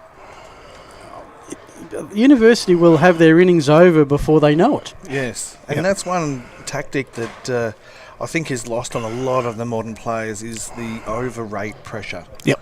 You get through those overs and the batters don't really get a chance. That's a big hit out to square, and it's beaten him. It's Ray Wilson batting. Renowned Sturt footballer, Ray Wilson, played league football for Sturt. Yep. Nice sweep shot there too. He's a good player, Ray. He's on the verge of state selection. Yep. Very mobile on field, bowls good off spinner, and hits the ball really hard. So he's playing well in front of the state captain. Yeah, well, that's not a bad thing, I suppose. On worldwide TV. That's absolutely right. So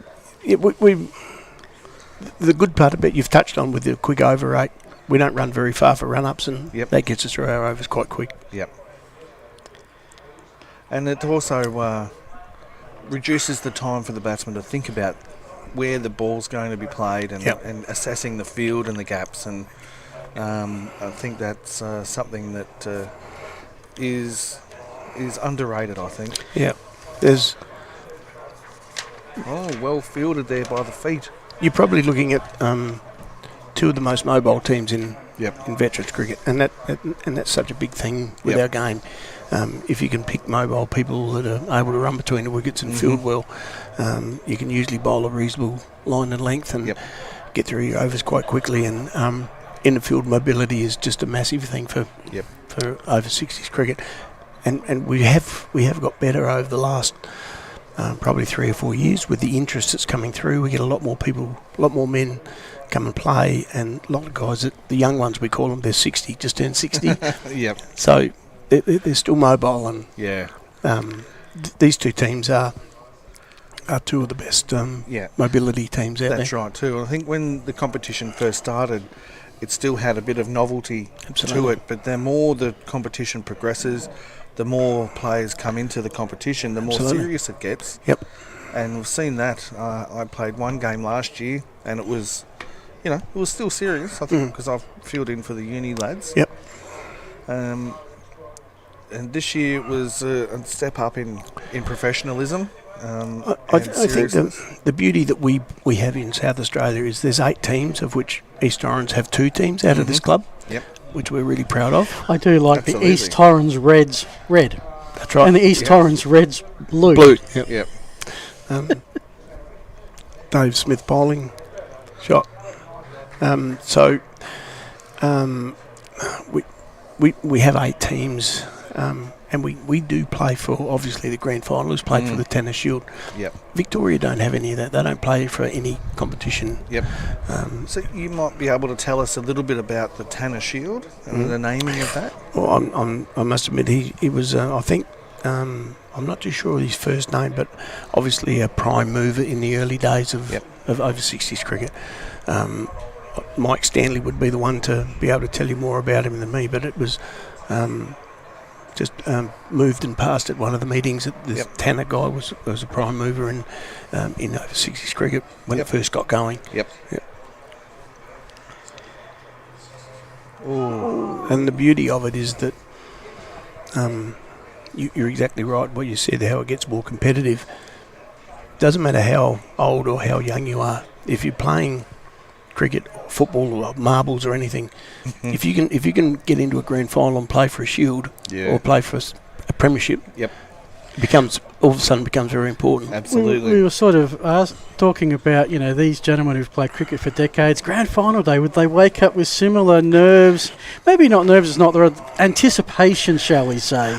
Well, I can honestly say to you, this year, both teams, East Orange, Red and Blue, we played 3 weeks ago here. So we played each other on the main oval. Now, I've played for East Orange for probably 30 years, I think, at East Orange. Just wait for this ball. Ooh, nearly a short single. And I've played a lot of cricket at Campbelltown Oval, but I was genuinely nervous that day because it was, I hadn't played here for a long, long time. Yep.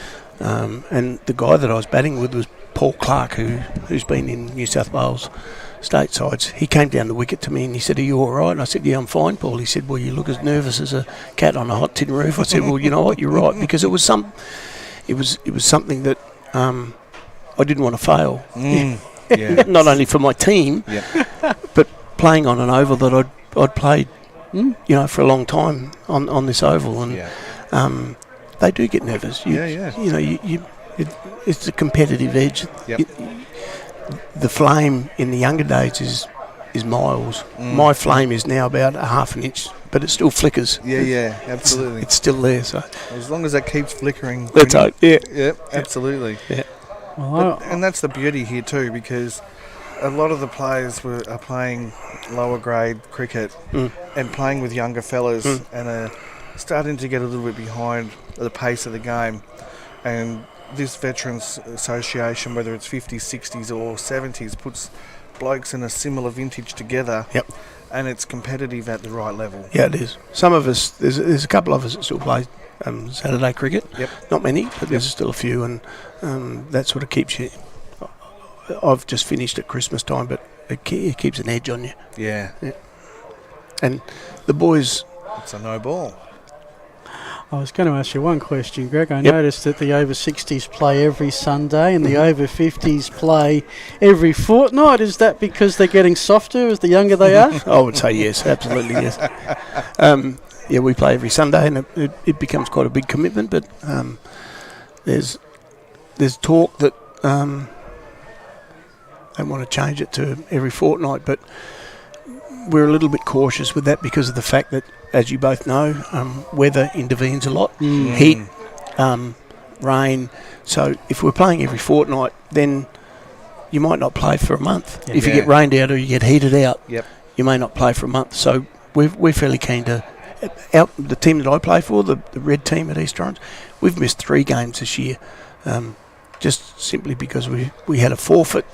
We got heated out, and what else happened? We got heated out and rained out. So my team, our East Orange red team, was the only team that missed 3 games for the year. Right. So we're a little bit cautious about having it every fortnight. Where instead of playing 14 games, you could only play 6 and well fielded there at mid-on. Well Another done. no ball. Above the hip, I think. Yes. Didn't even need the third umpire to call that. Yeah. No. So and a lot of the boys will have input, and we'll review it and talk about it. But I think a majority of them want to play every week. Yep. Yeah. Well, that's fine. Yeah. And if you don't want to play, you don't have to. Yeah. And the squads are a little bit bigger as well. They to are. Compensate for that. Yep. Well, our club here, we have 35 guys, 36 guys on our books. Yep. So we're able to rotate, make sure everyone gets a game. And not everyone is available every week. There's commitments and stuff like that. So. Plus, injuries take their toll as well. That word's a no-no in over 60s cricket. I sit here with a side strain at the moment. So right. Well, there you go, see. You get that. Yeah. Yeah. So. Well, there's been just the 2 runs from this over. There was 1 run from the previous. So the breaks, the Finns have managed to keep the breaks on, and that one is played out for no run. And if I've got my numbers right, there's going to be 1 delivery left. But he's missed out there, so it was another short ball bowled, and he really didn't capitalise on that by the bowler. So it's Farmer to deliver, I think, the last bowl of the 24th, unless I've totally lost count. Faded away again. No, I've totally lost count, okay. Bit of a worry. No, that is the over. We are through 24. It is Adelaide Uni 2 for 79. With industry and technology constantly changing, It's not surprising customers look to Blackwoods for the right technical advice. Whether it's welding innovation and solutions, technical fastener expertise, professional electrical know-how, safety assessments and equipment, or on-site services and inventory management we have the right technical specialists and support network. to get the job done. Yep, we are Australia's leading industrial and safety provider. But we're more than that. We're Blackwoods. Welcome back, folks. We do thank Blackwoods, the sponsor of the Tennis Shield Over 60s. This is the grand final in the South Australian Veterans Cricket Association. Here with Phil Hurden, Mick Shepherd, and the State Over 60s captain, Greg Quinn, joining us for a chat. And Greg, when are Uni going to start showing maybe a tad more aggression? Well, Peter Judd is on strike at the moment. Juddy is an accumulator, but very, very good player. I'd be looking for Ray Smith, the non-striker at the moment, to probably take charge of things now. He's probably got the green light, and Juddy will probably he'll hit the bad ball for four in the gap because he's a really good player. But I think Ray'd be the one that'll probably take charge or try to take charge here. Yeah, so they've in he comes again, another full pitch delivery, but it's missed the mid-on fielder, but the mid-wicket bloke on the boundaries come around and has a good throw in just for a single. So the field placings has been quite well placed. So credit to the captain there for the Fleurieu boys. 16 overs to go. What kind of score would you be happy to get away with right now? If I was a bowling team? Yeah. Well, I'd reckon if you double that, so what are we, 160? Yeah. I wouldn't be too disappointed with 160. That means you probably need 3 or 4 people retired. Yep. And someone else to chip it in with a 25 and something like that. So yep. Yeah, maybe 160 would be a good score, I reckon. Yeah. So we were talking at the start of the game of 200 being a good score, but they've bowled really well. Yeah, they have. In tight lines, and it's been difficult for them to pierce the field. Yeah, probably 160, probably a few more, I reckon. If it's in overseas cricket, the retirement is a big thing. If you can get 4 blokes retired in an innings, you're doing pretty well. Yep. But also, they can't take all day to get there either. No, that's right. That's right. So it's 2 for 80 right now, and again another dot ball. They bowled really well, and Rob Caldwell's an experienced ex-state captain, and he's got a really good cricket brain. Played a lot of cricket at Goodwood, and he's got a really, really good cricket brain, and he's a good bowler himself. He'll marshal his troops around and give themselves a really good chance of chasing us down. Yep. 2 grand finals, 14 overs, 7 runs conceded. You can't beat that. There you go, Smith. He's got a bit of a bottom edge. Sorry, on that. Wilson's. So will he come back for third? Juddy? No, he won't. So there could have been a rare 3. A rare 3. But, yeah. Well, I reckon that's only the second 2 we've seen so far today. There's not a lot of spots to hit a 2. But Greg Quinn, thank you very much My for joining pleasure. us today. It's good to see you, boys. Likewise. Good to see you, Greg. See you back out at the Hornets' Nest one day, hopefully. The defending champion. We are. That would have been a party. It was a party and a half. Yeah, the boys don't muck around out there. Well done. I can wear my pink cap to the event. Please do. Cheers, mate. Thanks a lot, guys. Thanks, Cheers. Benny. Have a good day. You too. Just to explain that, the last time Greg and I, we probably chatted for about an hour in a 2-day game. Parry Hills, they had the breast cancer awareness match. And, Parry Hills went on to win, I think, their first Div 1 title in the Adelaide Turf Cricket Association. So, good day to any Hornets that may be watching this afternoon. Yes, and selection night with Shep and Tomo's been covering the A-grade women's Hornets games all year. So they're the Gummies girls, and they've been going well. So Farmer comes in,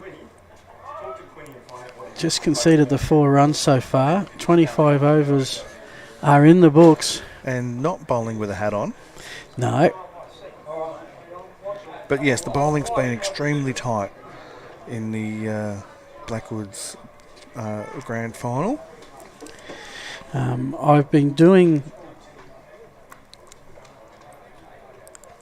Often, just that's a lovely shot. That will go all the way for 4. They needed that big time.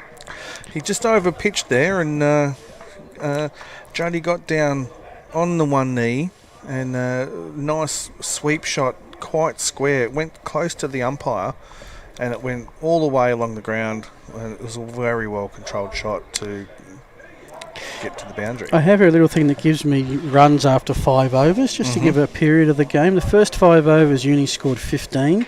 Second 5, 12. 15, 17. The last 5, 23. Yeah, so there's been an acceleration. And that's another 2. Yeah. So this one's going to be one of their best overs for a while. Mark Finlayson joins us. Apologies for that. Mark, you've been out amongst the locals. What's the vibe out there at the moment? What's the thought of the masses? I think they're still just they're playing it nice and easy. As I said to them, I said they've got to start from now. Sweep, fine. Well fielded at fine leg there on the 45. He didn't let that one get by him. He's gotten up a little bit gingerly though, but you do at that age. You do. It's good to see the fielding team getting the whites dirty, I have to say. Well, yes, you have to give something that has to be laundered later, don't you? Yep. Oh, back foot cover drive. Oh, that's fielding's been exceptional. Absolutely. That's Mr. Wenham, I think. Yep. Just the experience of Wilson not to commit to the run until it got past the fielder saved a wicket there. I guess the other thing when you come home with a grass stain on your whites is it's evidence to your wife that you've been playing cricket. That you've actually been at the cricket, not down the pub. Oh, there's 4 from a short ball. Yep. Well bowled. Very good shot. Well shot. Well, good shot there. 2 boundaries this over, and that is the best. What are we on? 80. 2 for 93. 2 for 93. Now the scoreboard here. Yeah. Behind. There was 11 runs off that over, by far the best for Adelaide Uni. That runs per over just starting to tick up now, 3.58. They probably want to get it somewhere around the 4.5 to give the Finns something to chase. Absolutely. So while we're in between overs, that was Malcolm Farmer bowling. Obviously his nickname is Polly.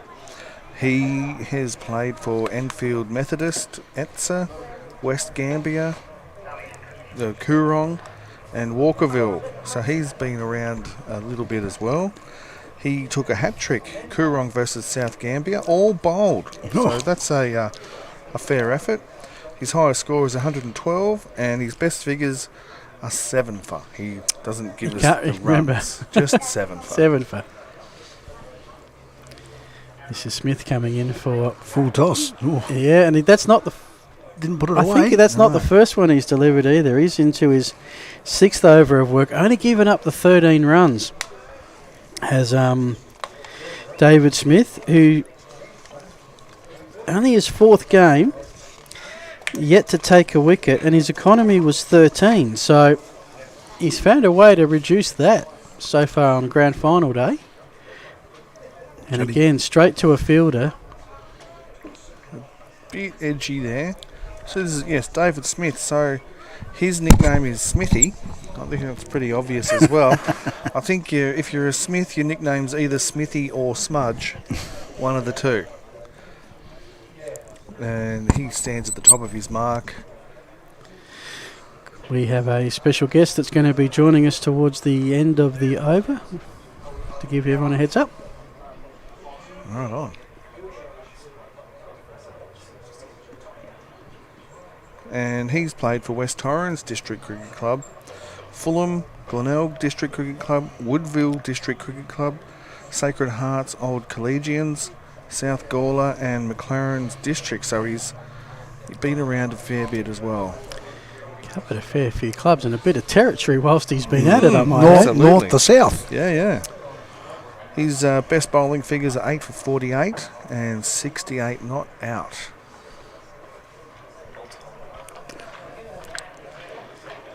And I think the one of the common themes with the question about the best thing is the friendship, which is that's rings been pretty true. I think every single one. What we asked them, what's the best thing about? Oh, that is a cracking shot straight to the fielder at deep mid wicket. Just about cow corner, really there. Yeah. Getting back to the veterans cricket, that's the thing you never ever lose. Is that friendship? Yeah. Just the one delivery left here, 2 for 95. So the century beckoning here for Adelaide Uni. One delivery left of the 27th. After this, they'll have 13 overs remaining. Cricket ball, it's gone up. A big shout for SW, he's got him. Trapped him in front there with the quicker ball. That's Judd gone for 17. Right on cue, we'll go down to the boundary for our interview. Go. We're here with Alan Favell, an absolutely brilliant innings today. Got to 34, Fav. What do we do when we get to 34 in over 60s cricket? Well, we've got to make sure we count them first, Telf, the old aim is that you hit a 4 or a 6 after that, at 35 retired, so as long as you count them, you're okay. And what do we get today, a 4 or a 6, Fav? Oh, we middled one over the top, so that was okay. Oh, brilliant. So a big Tommy 6? Yeah, beautiful. Obviously, you're halfway here at the moment and obviously looking to kick on from here and build the score up. Certainly, yeah. Look, I'm not sure exactly what a good score here is, in a 40-over game, but obviously runs on the board are very, very important in a lot of games of cricket, and hopefully we can get around the 150 mark and defend. We've got a pretty reasonable attack and we defend reasonably well, so that's what we're aiming to do here. Yeah, currently 3 for 82. Obviously, just lost a wicket now with the LB. Yeah. So what have we got? About 15 overs to go. Yeah. We'll step it up from here, I think, and it's always handy, wickets in hand, isn't it? In a one-day game. So we bat right down. So hopefully we can get to where we need to be. Great stuff. And how did you find the conditions out there? We obviously, as 60-year-olds, don't get to play on these sort of facilities very often, but today we're blessed. Yeah, we are blessed, and I'm lucky. This has been my home ground for 40 years. I first played here when we moved here, and gee whiz, I'm showing my age now, aren't I? But it's changed a bit in that time, but it's always just a beautiful place to play, and now with the picket fence, those of us who've seen a bit of cricket over the years know that a picket fence does wonders, I think, for a cricket ground, and it's just a lovely place to play, and the new amenities we've got, so we're very lucky. Yeah, maybe it could become the home of veterans cricket in South Australia. You never know that. Yeah. You're the entrepreneur, Telf. You can go and organise that. Yeah. Very good, Fav. Thanks for joining us today, and good luck and best of luck for the rest of the day. Thanks. Cheers. Pleasure. Cheers. Welcome back. We have a new batter in Gary Hayes, a new bowler in Bob McCracken, but taking the call, Mick Shepherd. Yeah, so the first ball of McCracken there flighted well up and just batted back down there for a dot ball. So nice start there by McCracken. In he comes again. Outside the off stump for wide. So too wide to have a crack at there. But he doesn't have any protection out on the offside boundary. So the batsman, you could say, nearly missed out there. He could have got across to that one, I think. And again, well flighted delivery. Bob McCracken, his 9th game, 17 overs so far, economy of 3.41, has taken 4 wickets for 58. And that was a huge wicket at the end of the previous. We had the interview all queued up to go. It all happened at once. So to go through that wicket, it was the quicker ball by the leg spinner, and the batsman went back. So the LBW shout was a pretty strong one. Probably wide, no. In the veterans cricket, I know this is how it works in the 50s. You get one ball down the leg side, and that's effectively a freebie. Yeah. And the next one after that's called. So does that count as a delivery? Yeah. Okay, so that would be his freebie for the over. There's a drive down the mid-on. So yeah, bowling is protected down there, so that's one of the tactical fielding placements when you're bowling and attacking the stumps. You're going to be pushing that down the ground. So for just the 2 runs given up, McCracken's first over. All the bowlers, Horton a little bit expensive, but he would be about it. Ooh. And that's a great way to start off your bowling spell, just the 2 runs given up at a time when you think Uni would be putting the accelerator. 28 Absolutely. overs gone, 3-4-97. I think roundabout now is when we'll definitely start ramping up on the whole, they need to get a bit of a wriggle on here type of comments, because they really do. They've got wickets in the bag, and they really do need to start taking some risks. Because the other thing is that they're now down with the 3 wickets and the 1 retirement. This is now batters number 5 and 6. Yeah. So this is about, in a traditional team, we're getting to the end of the batters. And also, these guys are your traditional shot makers as well. So we should see them start freeing their arms up, you'd expect. Well, they've got to be at least 110 by the 30th over. Yeah. Yep. And put the pressure on the fielding side now. Yep. So this is Smith in again. Quicker delivery there. They've certainly got the leg side protected with 2 deep sweepers, mid-wicket and behind square. What have they got? They got a 5-4 field favouring leg.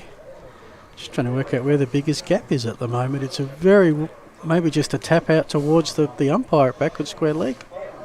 Yep, there's a little gap at the covers, but they're not. Oh, that's a good shot, but it's going to get cut off. And he's got a good arm. Yep. That's a good throw. And I think Hills Fleurieu will take that. Guys, score as many singles as you like. That's right. Here's a single, take it. Yep. Any fielding limitation? I mean, we have no circles here. Could they put 9 players around the boundary? I'm saying they would, but not as a tactic, but legally, could they? They could, but it wouldn't be in the spirit. Oh, understood. Yeah. And I think that's their big agreement, is that the game's played in the correct spirit of cricket. That's right. And generally speaking, there's an unwritten rule where you only have 2 out for the first 10 overs, and then 4 out until the 30th over, Okay. and then you can have 5 out. That's a generally accepted common theme. I'm hearing this unwritten rule a reasonable amount today. Nice delivery. Yes, and that came about, I think the first game that we played this year, we had no idea because we weren't given any rules, and the team that we played against didn't have it as well. And we just kind of thought that was what would happen. And we played against other teams and we put a 3rd player out, and they're like, no. No, it's you not. can only have 2. Yeah. But there's no actual written playing conditions.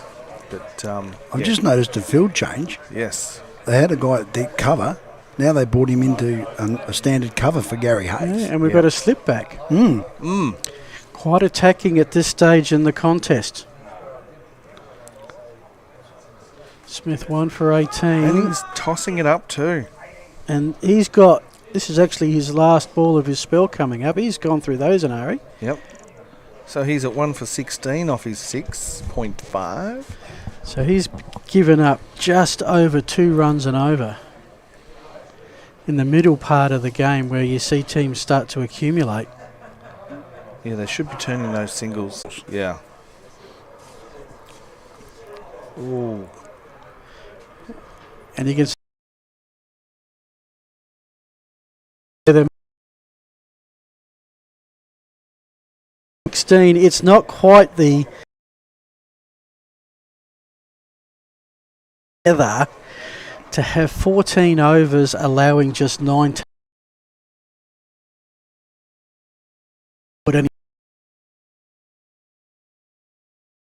I think at this stage that those 2 bowlers Uni have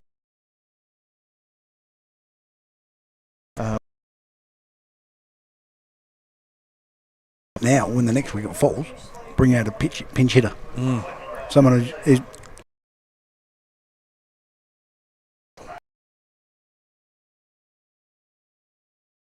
Yes, they may have had a planned batting order. Well, to be honest, they're probably deep. A lot of these folks that, have been retired. That's the term. Well, I guess the other factor and strategy and experience of the Fleurieu. Not quite the end of an era for Fleurieu, but this has been a group that's been together for some in the over 60s bracket. Yes. You could say. Okay. And the uni boys. Final.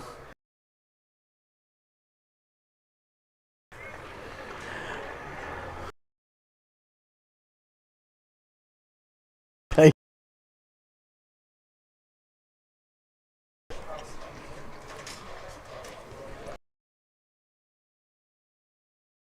So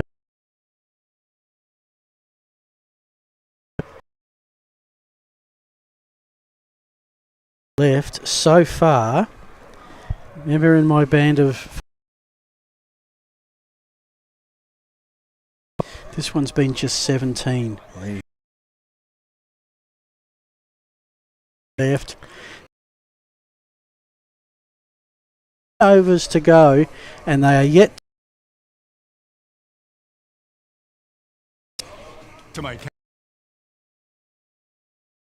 3-4-5 prospects. Looking to avenge last year's grand final loss to the Blacks.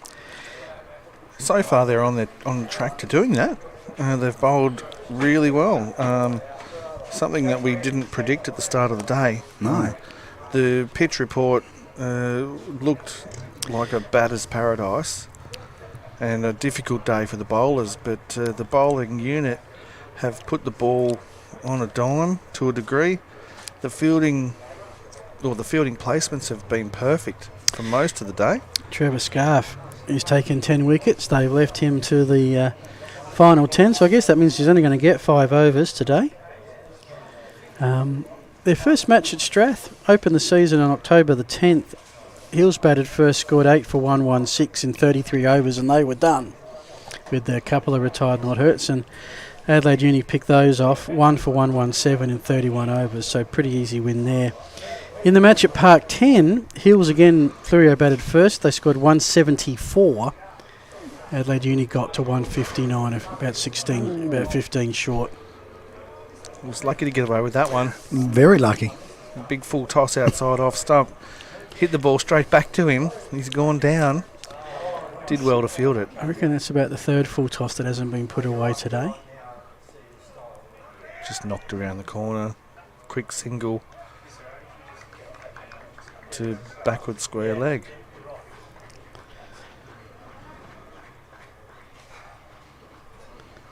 Takes Wilson to 20. Hayes, and again we saw this with Judd as well, and I'm very apologetic for all the Adelaide Uni fans out there if they think we're being overtly critical. That's a nice shot. Punched up. It's ricocheted off. It has. Yeah, they're looking for 2, and that they have to do this now. Yep. That gets Hayes off the mark, and that took him 8 deliveries. Judd took 14, I think, to get off the mark. Right now, I don't think any new batter coming in really has that luxury. It's go, go, go. That's exactly right. Of course, it is so easy for us. We're sitting up here now in the shade, up in the yes, the beautiful balcony of the chateau here in the beauty. I mean, this is just a wonderful oval now. The rid of lovely, absolutely magnificent. Quicker delivery, a little bit short. He's rocked back on the back foot and punched it out to point for a single. Great place to watch and call a footy game. I reckon it's an even better place to do a cricket game with the picket fence and the backdrop. And the mountains in the back. It looks fantastic. Don't get much chance to admire the scenery in a footy game. No.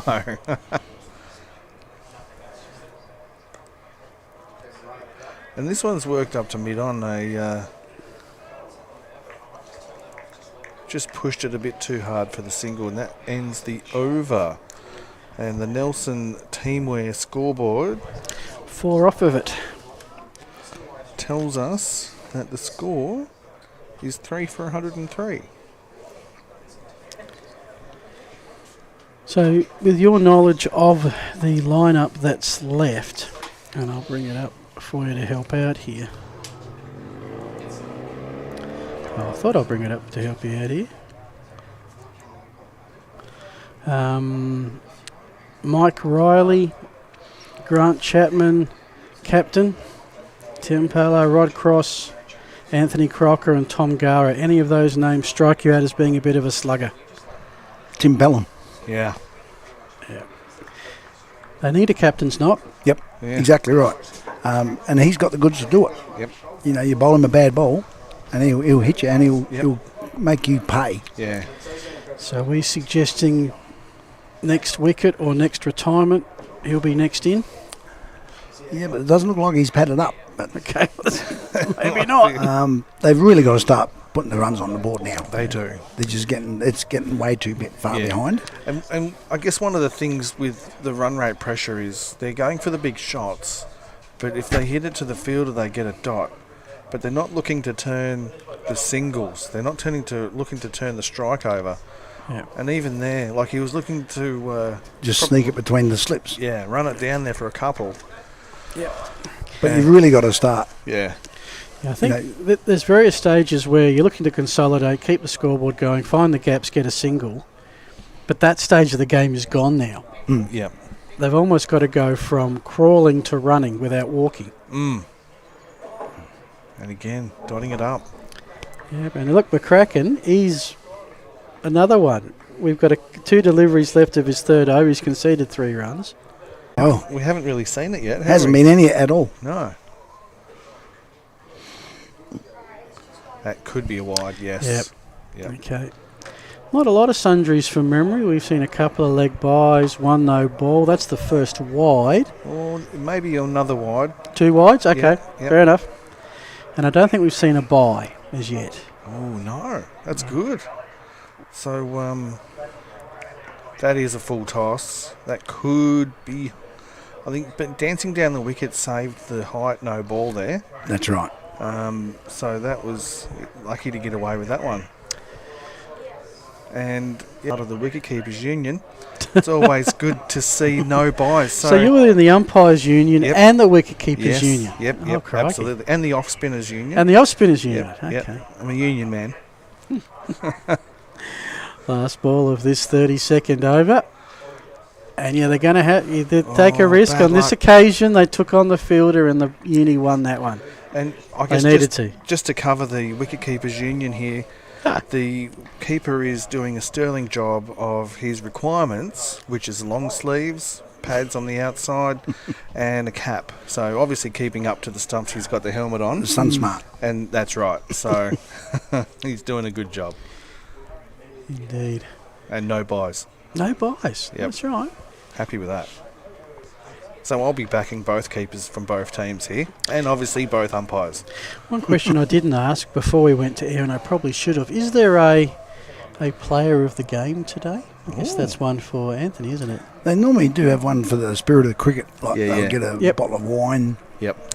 That is. I was thinking, what prize would they give for a player? New car, maybe not. Well, bottle of wine, I reckon, is bang on. Well, you can't buy new cars at the moment because they're still stuck over in Japan. That's it. You can't, they're on a ship somewhere. And alcohol is the lubrication of veterans cricket. So. That's exactly right. It's full toss pulled. That should have been over the boundary line for 6, I think.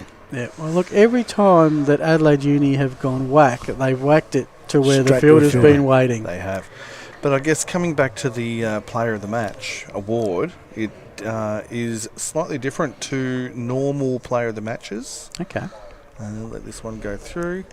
Defended. I just want to make sure that I'm not going to be saying who was the best player, and tell me in 2 seconds. Well, that's going to be something that's impossible for us to tell because the player of the game is given to the opposition from each side. That's right. Okay. And based on a spirit of cricket criteria. So, of which we don't really observe this far back. That's right. We can't tell that unless it's quite obvious. So, for argument's sake, a player might nick one and the umpire gives him not out, but then he walks off. Yeah. So he would be a candidate. We're more likely to see the ones that disqualify themselves from contention. Correct. But we haven't seen that, and I'd be very surprised to see that. Well, all the profiles that we've got talk about the spirit, the friendship, the camaraderie, and I'm sure that come 4 or 5 o'clock, whenever this one ends, that there'll be a celebration, no doubt, but I reckon there'll be a coming together of both. Oh, yes. Oh, there is, and that's even after every game, we still stay together, have a couple of drinks, and then we go home. Yep. Unfortunately, being Sunday, some still might work on the Monday. Some might be able to rest the weary bones. But I guess that's when the ovals are available. So you take it as you get it. Yeah, that's right. Another one that was pitched up there, the last ball of that over, hit straight to the fielder.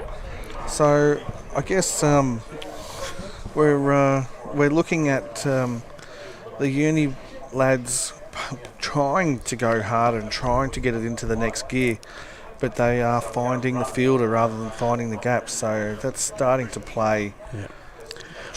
So is that 1, 4, 3, and 2, the last 4 overs. So we can see Tim now on the field, on the side of the field. Tim, he's definitely not padded up, but putting his presence, probably telling the boys to pull their finger out, giving them the eye.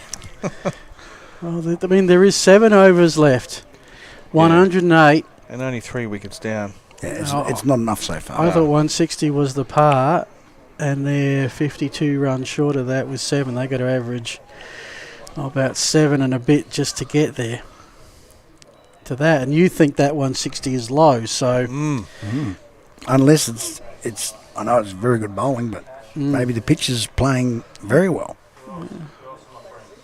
I wouldn't think so. I'd be really surprised if the pitch is playing any tricks. Yeah, I think it's just the bowling's been very, very tight, and the fielding. Yeah. The fielding's been exceptional. Yeah. And there's been some good throws from the outfield. Exactly right. The fielded placement has been spot on. That's a big shot there. Who's he going to get it at long on? He is. So a big shot there. Hit. Fielder's waiting for it. And I mean, look, the tone was set. That run out in the second over has set the tone for the rest of the on inning. the back foot. Yeah. But look at the gap between deep mid on and virtually square leg. Yeah. That's where they should be. That's your run scoring area now. That's my main scoring area. Yeah. Cow corner. That's right.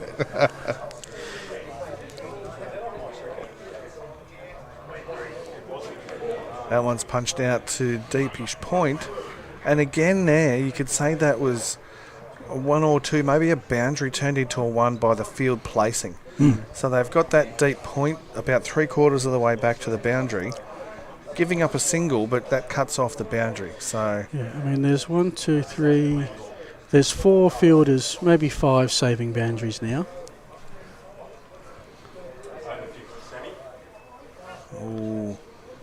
Oh, he slipped over here. Oh, Gaz has slipped over. No. That could have been. And I'll tell you what, there is an example of the spirit of cricket. Yes.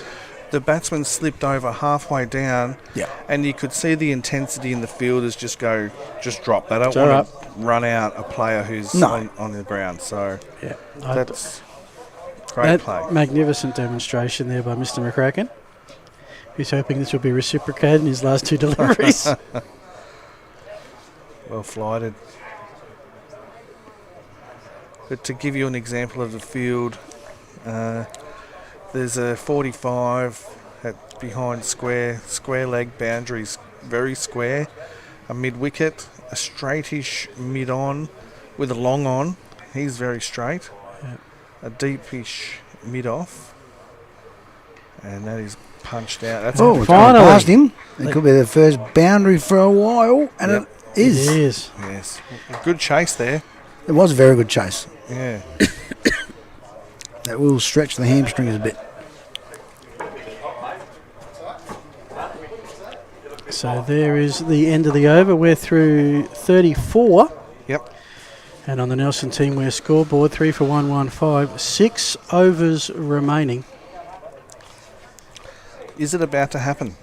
Well, Wilson's got 8 more runs to get before he retires not out, and I suggest you should try and move that along. Do what the Fav did. Well, Fav actually took a little while between the high 20s and the 35 sort of to get there. He finished with a 6, which was fantastic. Okay, we've got to change a bowler again. I reckon that's Horton coming back in. I had a problem with footy. We have a team, Houghton Districts, that I used to call Horton Districts, and I got pulled up in Houghton. Every time I get something with a Haw, I call it How because I got that ingrained. So it's called Houghton. So Mr. Horton, Graham, I apologise. I'm just going to do this in reverse. But he opened the bowling and has come back for his second spell, so he runs in hard, I've got to say, and that's a credit to him. And he will be running in hard again and attacking the stumps. He's got protection out at deep square leg and a square fine leg. And that one's dabbed behind. That could go for... That might too. No, it's just pulled up. Well done to the fielder down there. That was a good chase. Saved 2 runs. So now with the opening bowler back on again, this is where they really got to start making runs. Yeah. Like, go for a swing. Yep. And use the pace of the ball. Exactly. Because we're at that stage, what have we had? We've got 6 batters. But they can have another 6 wickets fall before they're all out. And they got 6 overs. Yeah, so they can go for it. Start swinging. Yep. And that's a shot straight to cover. He's had a shot at the stumps. Could be over throws, and it's over throws. Go all the way. May not. Oh, well done. The photographer of the guy on the boundary there nearly got taken out too.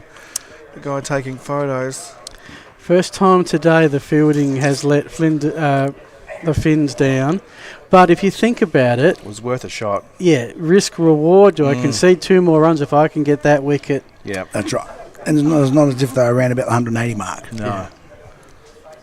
I reckon in that situation it doesn't matter what. If you can have a run out, you'll have a crack. Oh. Yeah. We talk about field positioning, and at a professional level there's so much statistical analytics in all sports, and cricket would not be alone in that. It leads me to a question in just a second. Oh, skedaddled! There you go, the bails. So I reckon he's trying to play that on the leg side, yeah. and it's on the stumps. Absolutely. Horton keeping the ball straight. And it's bowling Here we go, the replay. Yep. Explorer Caravan replay. Showing some stumps, needing some bails. Hayes had to go for it there. 11 off 25. But even then, he was just looking to work the ball. He wasn't looking to go the slog. No, I think he just tried to play it down leg side. Yep. And it was just straight, and it hit the middle stump. Yep. So to answer my question, I guess, now with the analytics, at this level, players are very well known, especially the best players. Yep. Is there much thought put in, well, I know this guy likes to do this, therefore I'll have someone there, or is that a little bit more sophisticated than what? And if you play them in the grand final, you know what their good shots are, where their good points are, where their bad points are, what they can do, where's their main scoring avenue. Grant Chapman comes in. So there definitely is some tactics involved for the individuals, and they do come into play. And I'll tell you what, when they come off, there's a big celebration usually, as there should come out, I've got to say. Is it a green? It should be a bit black, which looks green from this. That is green. I'm trying to get the emblem on the front. The logo on the front. Do you want to have a look? It might make more. The logo might make more sense to you than it does to me. because He's as soon as I just give you turned the his back. binoculars, he turns away from me.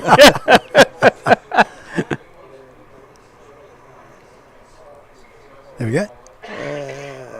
I don't know. It's too far away. It is a gold logo. Yeah. That's about all I can tell you. Not too much green and gold at Adelaide Uni from what I can remember. No, it's black or white. That's it. We have both colours. Could be a... I think it's got a W on the... Yeah, right. It could be Woodville. Could be Woodville. Well, actually, let's see if the profile tells us. Yes, you've got the uni boys there. You keep an eye on the game. I'll dig deep for this profile. Yep.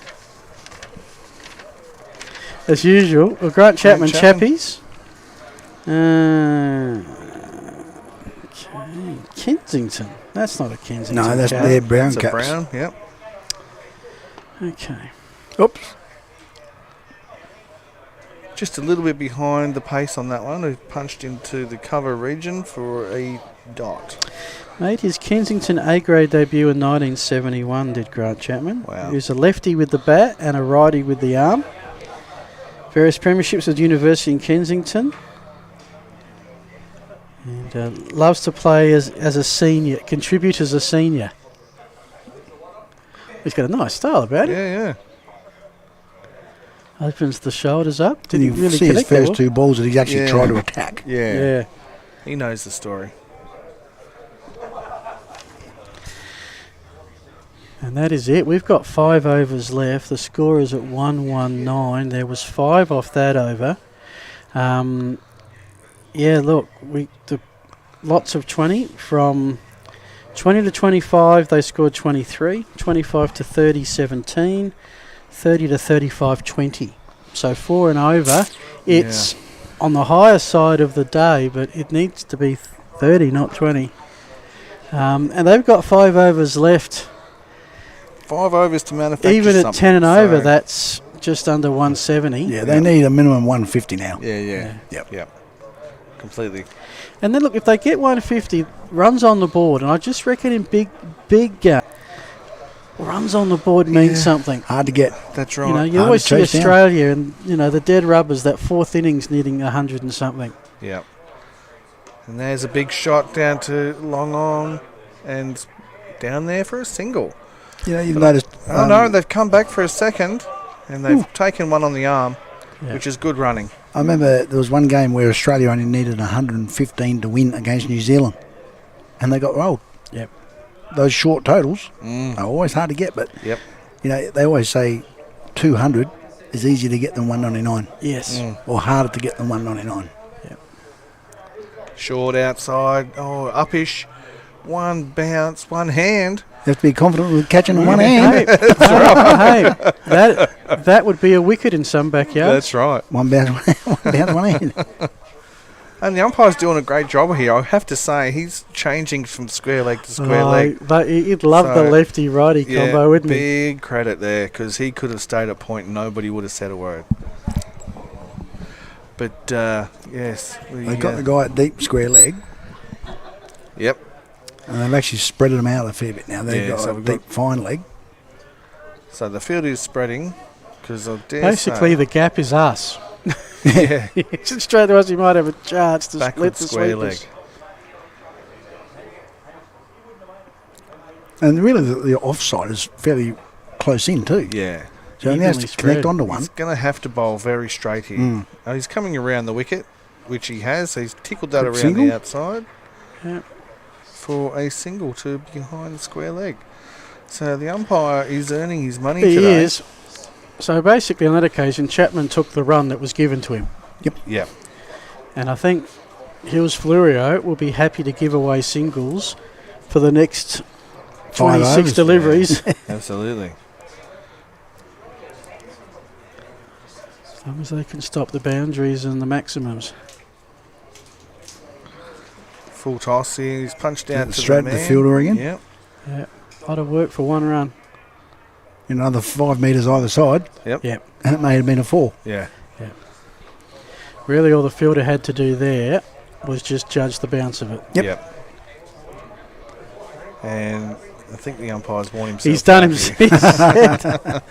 He's had, I've had enough of running from side to side. Especially when it's a spinner bowling. Well flighted. That's it. Start playing attacking shots. Yep. Well, if nothing else, if he's got a spinner on, he's running from C that he doesn't get in the. Yep. And it doesn't block the fielder. Yep. You never want to run at all if you're an umpire. No, it's not very unumpiringly, is it? It is, yes. A good hit there, but well fielded. Straight to the fielder again. Yep. Is that part of your umpires union code not to run? Yeah, you should be better organised than that. That's it. Walk gracefully with speed. Yeah, and start walking early. If you know you're going to need to go across, then start walking, even if the ball's still in play. Or don't stand so far away from the wicket when you're going from side to side. That's exactly right. Yep. So we normally coach the umpires to be about 20 metres back at square leg. But if you've got a left-hand, right-hand combination, make that 18. But I've noticed in the one-dayers and that where the umpires don't line up with the popping crease. They're actually lining up with the stumps. Yeah, or even behind that even more, because that's to get out of the way of the television. Okay. Yeah. Yes, the TV needs to have... Yeah, that's true. Well, as we discovered with our first couple of overs today. Because you'd always sit there and you go, why isn't he in line with the line? Yeah. To do a run-out. Because they don't want to get in the way of that TV. Yeah, if it's that close that angle matters, they'll go to the TV replay anyway. The thing is, they're also coached at that level. Oh, short ball, whipped around down to deep. That could go for 4. Oh, that's close. Might have to watch the replay on that one. I'll tell you what, these boys could play over 60 soccer as well whilst they're out there with their feet work.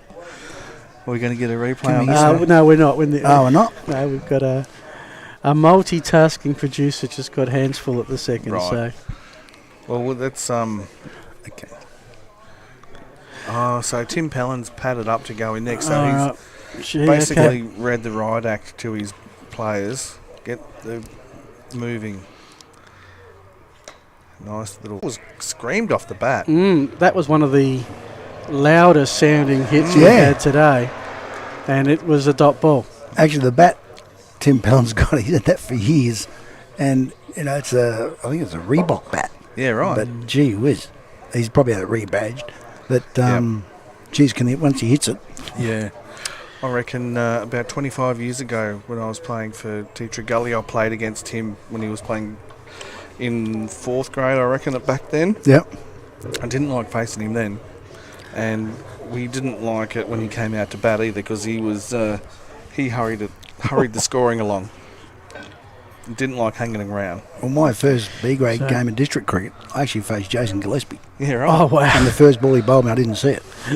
Next ball I stepped away and he bowled me middle peg. Well, Wilson's on 34. Needs 1 run. Oh. And that's a great effort by the wicketkeeper. Couldn't grab it, but saved the buys. Did the big dive. Yeah. And this has got to be frustrating for the captain. Wilson needs 1 run and just can't quite get it. He's trying. He's done no doubt he's trying. And Tim Pellin's ready to go in. Yep. How long is the break between innings as a matter of interest? Oh, it's normally about 20 minutes. Yeah. Okay. Yeah. Comes in. And again, that's 3 in a row that he's had a slash at that hasn't been able to really connect. And every dot ball Tim's getting. I don't think you'll be seeing a block from Tim Pellin this afternoon. No, I wouldn't expect it. No. Last ball of the 37th, 4 for 1, 2, 8. Will he get the run? Yes, he will. Unless it's a run out. Oh, direct hit might have been close. That would have been even more frustrating. Yeah. But it was a run. I reckon that's 35. Someone should let him know. Well, I think you just let him know. The captain knows. Yep. Yeah. I think Tim's just going to say, yep, get off. Let me on there. Yeah. Whether he was I 35 did see or not. in one of the games someone retired not out on 2. He might have been hurt. So could have been a hamstring. Can they? Players can retire at any stage, I guess. Yes. Yep. Oh, thanks. Hydrate. Don't forget to hydrate, Yes. gentlemen. So I guess one of the misunderstood laws of the game is that you often see retired hurt, but it's actually not retired hurt. It's retired not out. Yeah, that's right. Well, there was a state game recently. Yeah.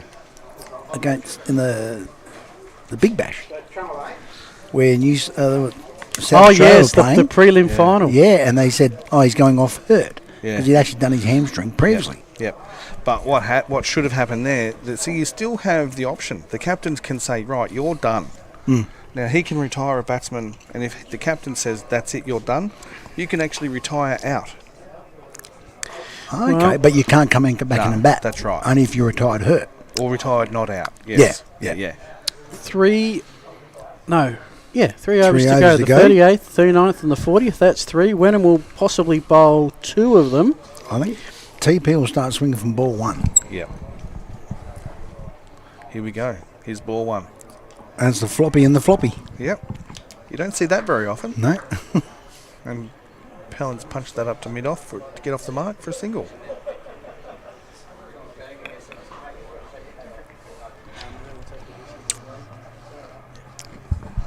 So, 4 for 130. So even 150's looking pretty good at this point. Yeah.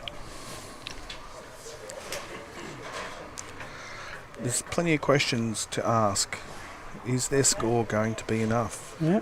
Well, it means we have a match. Had Adelaide Yeah, yeah. Uni come out and bashed over 200, it would have gone, oh, crikey, that's going to be too hard. Now, Dave won't want to bowl him on leg side because he's only got the short, fine leg. Yep. And no one behind protecting him. No one at cow. Chapman back at the ball. He's claimed it. Caught and bowled. Dave Wenham. Yep. Best fielder in the over 50s comp. There you go. So you That's heard a very good catch. Explorer replay here. Caught and bowled Dave Wenham. Good hands. And he claimed that nonchalantly too, just quietly. If I'd caught that, I would have fallen on the ground. I wouldn't have got back up again. You would have added some style points. I would have done the rollover. Yeah. Then ask someone to come and help me pick me up. That's it. So Chapman gone for 2. Well, he was trying to get a wriggle on, that's for sure. Yep. Might get a close look at the logo now, but of course he's ducked under the shelter, so.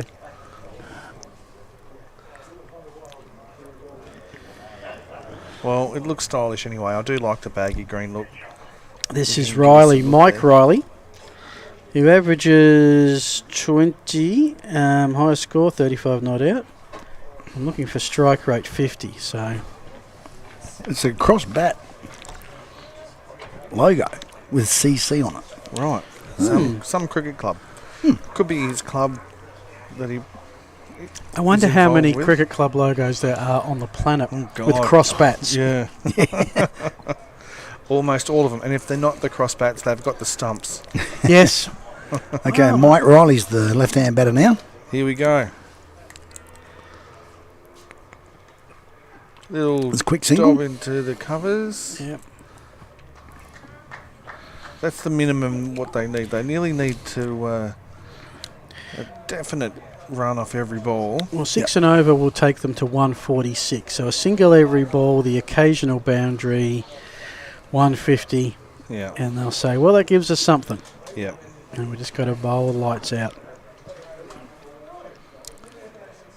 They put 2 fielders back on the boundary line for Tim Pellin now. And they've got one straight there as well, and one out on the sweep on the offside. And there he goes. He's gone, the big woolly wolf, but missed it. That's what they had to do.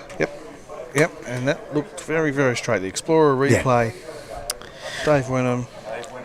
I do. And it goes. Just looking at what Adelaide University have allowed bowling-wise this season.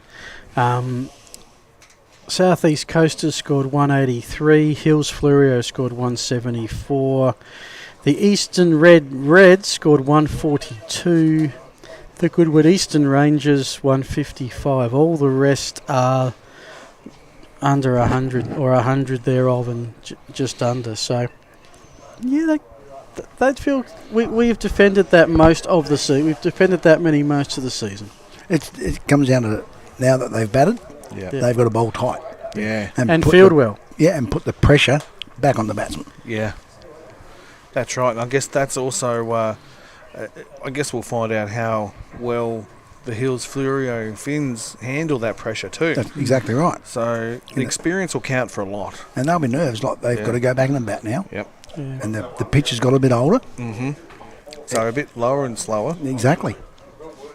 And we have Adelaide Uni do have some wily bowlers. Yeah. Who can snare a lot of wickets. Yep. Pellan being the pick of the crop. No. I would say Mike Riley. Okay. I reckon the other thing is that this year, Fleurieu have batted first. Of the 12 games, I reckon it's 9-3. They've batted first. So they haven't had a lot of practice this year chasing. Yeah. There you go. You know, it can be hard, as you said. Some teams struggle chasing runs. Yeah. They can make them, but struggling to chase them down. Yep. It'll So start. does Tim play in any other competitions other than this one? We're looking at who are we looking at? Tim Pellan. I don't think he does anymore. Yeah. I was speaking to him last year and I asked him, do you play like for Adelaide Uni clubs? He said, no, only the over 50s and over 60s. Okay. Wow. Mike Riley played in Colorado for most of the past 40s, that hotbed of cricket in America. Yeah, right. For the Fort Collins Cricket Club. There you go. And the Coal Creek Cricket Club. So Magic is his nickname. Yep, Magic Mike. And that's exactly what they need not a Magic Mike performance, but they need some magic. Yeah. He's a good batter. He can knuckle out the runs. Yeah. He's got the helmet to go. Yep. That looks like a bit of an old school World Series cricket helmet, I reckon. It's the university white, I reckon. Yeah, but yeah.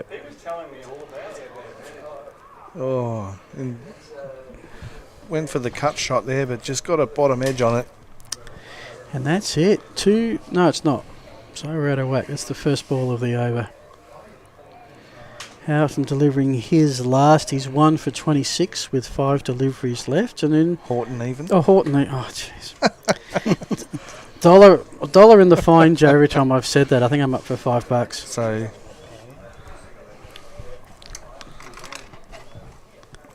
Horton in full pitch, nice and straight. Oh, nearly took the umpire out, and the umpire would have been a run out. The way. He was dead to rights if that hit. He was just getting out of the way of getting hit twice there, the ump. But it would have been out by a mile. Yeah.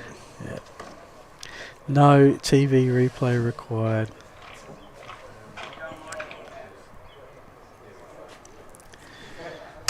We've got 10 deliveries left.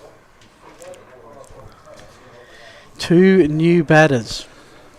They need a couple of sixes and a couple of fours. They do. Crocker is the new one in. Horton at the top of his mark. Off the long run too, just quietly. Punch into the covers. It's going through the outfield. Pretty quick, they can get 2 out of that. Yeah. This is going to be close. Bad luck. Well, there could be another one. Here we go. It's a 3. It's gone to the wrong end. Oh, not it. Gone. Got him. Did he throw it onto the stumps there? Might have to check that replay. Explorer Caravan, so this has got a bit to it. We're down to the pointy end. He did. And it bounced back to him. Wow. Well, I mean, that's the kind of chaos you expect to see at this time of a game. Exactly right. They've got to go for it. If that was happening in the 15th over, you'd be going, what? How suicidal was that? But that's what you expect. You've got to get every run you can squeeze out. Yep. And Riley, thank you for coming. Well, he was going all the for way it. from Colorado. Got to go for it. So that's 6 for 135, I should say. Yeah, they'll add 2 of those 3 attempted runs. Yeah. Anthony Crocker, nickname of Tojo. Tony for Anthony, Joe for school nickname. Joe Cocker, Anthony Cocker. Okay, makes sense. Yeah, that works. That generation, for sure. Been playing Adelaide Uni Club since 1979. I could have possibly scored him playing in the C grade back in 1985. There you go. Against Woodville that they won. Nice. He's holding the bat with the long handle, so anything is possible here. Horton again, in off the long run. Nope, down the leg side. Nothing. Yes, it's a good time to bowl down the leg side. To Just get don't that get called for freebie. wide. Yeah. I mean, the fine leg is pretty square. He is. I don't even... Still a fine leg there, you reckon, boys? Yeah. That'd be more of a deep backward square. I reckon you're right there. That's a deep backward square, Yeah. or it's or a not very fine leg. So it suggests a leg stump line. That's short. No run. Big dot ball there. Even 140. Our expectations are dropping with every With couple every of deliveries. My 200's gone out the window. I think 200 was gone by about the 10th over. Yes. Yeah, absolutely. But it got down to 180 and then 160, and we've been bringing it back ever since. So, but the ball hasn't been holding up. It's been the pace of the ball's been good. This is the last one of his spell. That's got to be. Nope. He's got away No, with it. that's it. Batsman's We've got not one happy. over left. Adelaide Uni 7 for 135.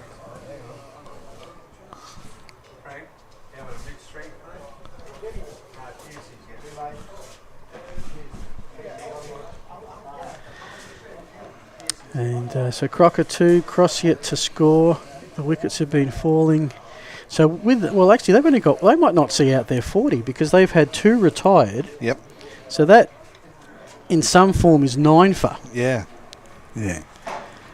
That would be quite incredible that a team that scored 900 runs more than their opponents could actually not bat the full 40. Well, grand finals are funny things. Yep. That's right. It's all, who can handle the pressure. Yep. I've often wondered why the team that loses the grand final, therefore in theory is the second best team, feels like they're actually the worst loser. And the way that I've reconciled that is because you've got a season and you've got a grand final. It's almost separate event. Yeah. Like a boxing match. Yep. Yeah, to make it, I think you deserve credit. Absolutely. Oh, for sure. Because you've had an awesome season. And that means the emotion either way is amplified. Well, it comes down to a grand final where both teams start on 0. Yeah. Yep. You know, because funny things happen in grand final. Yeah. And look, I think it's also because, you know, everything you do, even at this level, what are we going to do this year? We're going to win the premiership. And you're one game away. Okay, Wenham's bowling. Pushed it into that long cover, extra cover on the boundary, just out there for a single. And they're taking it very safe by underarming it back in. Yep. No more overthrows, boys. No more pop on the shoulders because you go have a bat. That's right. Well, that's true too. And that man's going out to that deep square leg. So we've only got 3 on the boundary at this stage. 1 at sweeper at cover boundary, long on, and deep mid wicket. Long on's going around to deep mid wicket there. They're moving a whole bunch of things here. Yeah, they're swinging them around. Yep. They're bringing a guy to So now we've got backward square leg. Yeah, they've just changed the angles of them. Yes, they've pushed that long on out to cow pretty much. Yeah. And straightened up the mid on. Or the short mid wicket now to be a mid on. Oh, and all that 3 hitting a miss. Swing and a miss.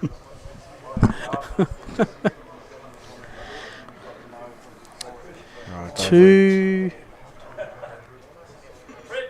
Oh, he's missed it again. Okay, where are we at here? Slight discrepancies in the scoreboard. We've got 6 for 137.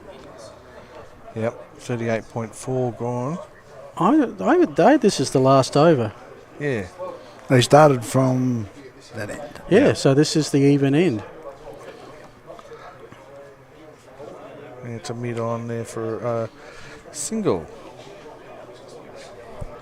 So yes, this is the last over. This is the last gone. over. Yep. They're somewhere around the 130 mark at the moment. I reckon they'll be 130. They've only scored the 2 runs this over, I think. Yep. So I'm educated guess it's 137. That's it. It's make that 138. Squeezed out to square leg boundary for another single. And what they've got to do in this last ball is just keep running until the bails get knocked off. Yeah. That's right. Well, you think you'd see that every match, wouldn't you? But you don't. That's, batsmen don't want their, if they finish not out, it helps their average. Well, that's right. Oh, he's gone for the big whiff again. And that's over in the innings. That is all she wrote for University, and I think we had one over where it was over 10. Yep. A couple at 9 and 8, but the rest belong to the Hills Fleurieu Finns. So that ends a very, very good fielding display by the Hills Very Fleurieu good. Finns. And if the scoreboard on the oval is correct, I reckon they haven't updated. Yet. I reckon it's 138, but I'll stand corrected. We will get the scorers to give us a score, but we will take a break, folks. It's about a 20-minute gap between innings. We need to refresh and rehydrate. I reckon we'll probably do that for about 12 minutes or so. Yep. Come back and preview the second half of this grand final. The Hills Fleurieu Finns. Great bowling effort. Can their batters do the job? Well, here's the summary. Okay, so we've got Adelaide Uni, with 10 balls still unaccounted for. And there's a couple of wickets in that. You look at that bottom, let's look at the bottom line there. Rob Colwell, 7 overs, 3 ones, 1 wicket, an economy of 0.4 of a run and over. Wow, that's amazing. You don't even see that on PlayStation. You'd never see that on PlayStation. No, true. David Wenham, 5 overs, 2 for 25. Right. Graham Horton, 6.3 overs on our scoreboard here. Yep. 1 for 29. That's because with this he's got 3 deliveries left. But at the end of the day, the 40 overs have been bowled. 6 for 138 is on the scoreboard on the ground. It's ticking along. So let's say 138 is the score unless told otherwise. We'll give it 7. It'll certainly be sorted. Hills Fleurieu will know what they're chasing. We'll confirm that. Let us take a break, and we'll be back in about 12 minutes. Hope you're enjoying, thanks to the Blackwoods Tanner Shield over 60s Grand Final. To make caravanning come alive, always think 345. That's 345 Prospect Road, the home of Explorer Caravans. Adelaide's newest caravan centre is offering huge savings all year round on leading brands like Australia-made Viscount caravans, setting the standard since the 1950s. And the innovative new design RV range. And you won't get a better deal on quality-approved used caravans. Explorer Caravans won't be beaten on price, service or quality. Remember 345 for the best in caravanning. Explorer Caravans, 345 Prospect Road. Fodder produced on the farm is the most cost-effective feed option for all livestock producers. An ideal forage crop will be flexible with an early planting window and late season production. S&W Overland Forage Oats deliver quick establishment, repeat grazings and the opportunity for a high quality hay cut at the end of the season. Plant with confidence with S&W's establishment guarantee. My name's Millie and I'm your partner in the paddock.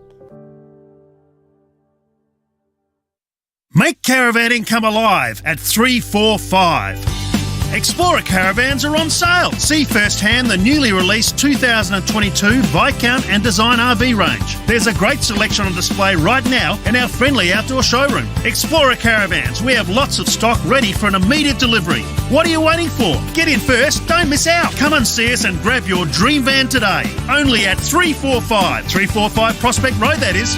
Explorer caravans, see you soon. Take advantage of S&W's 7 forage wheat. It's an ornless winter wheat with plenty of flexibility and can be planted early without running the risk of running to head if the autumn runs dry. 7 wheat can fit into your existing cropping program without the need to modify or adjust your herbicide program, providing a quality forage option which allows you to take advantage of high stock prices and high feed grain prices. My name is Peter Gibbs and I'm your partner in the paddock. Explorer caravans are on sale. See firsthand the newly released 2022 Viscount and Design RV range. Get in first, don't miss out. Only at 345 Prospect Road, that is. Explorer caravans, see you soon.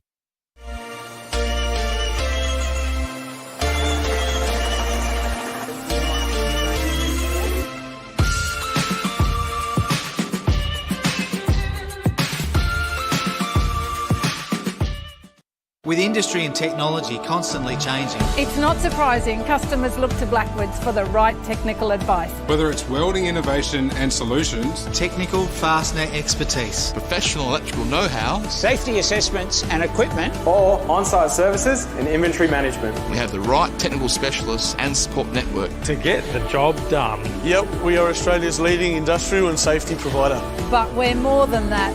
We're Blackwoods. To make caravanning come alive, always think 345. That's 345 Prospect Road, the home of Explorer Caravans. Adelaide's newest caravan centre is offering huge savings all year round on leading brands like Australia-made Viscount caravans, setting the standard since the 1950s. And the innovative new design RV range. And you won't get a better deal on quality-approved used caravans. Explorer Caravans won't be beaten on price, service or quality. Remember 345 for the best in caravanning. Explorer Caravans, 345 Prospect Road. Fodder produced on the farm is the most cost-effective feed option for all livestock producers. An ideal forage crop will be flexible with an early planting window and late season production. S&W Overland Forage Oats deliver quick establishment, repeat grazings and the opportunity for a high quality hay cut at the end of the season. Plant with confidence with S&W's establishment guarantee. My name's Millie and I'm your partner in the paddock. Make caravanning come alive at 345. Explorer caravans are on sale. See firsthand the newly released 2022 Viscount and Design RV range. There's a great selection on display right now in our friendly outdoor showroom. Explorer caravans, we have lots of stock ready for an immediate delivery. What are you waiting for? Get in first, don't miss out. Come and see us and grab your dream van today. Only at 345 Prospect Road, that is. Explorer caravans, see you soon. Take advantage of S&W's 7 forage wheat.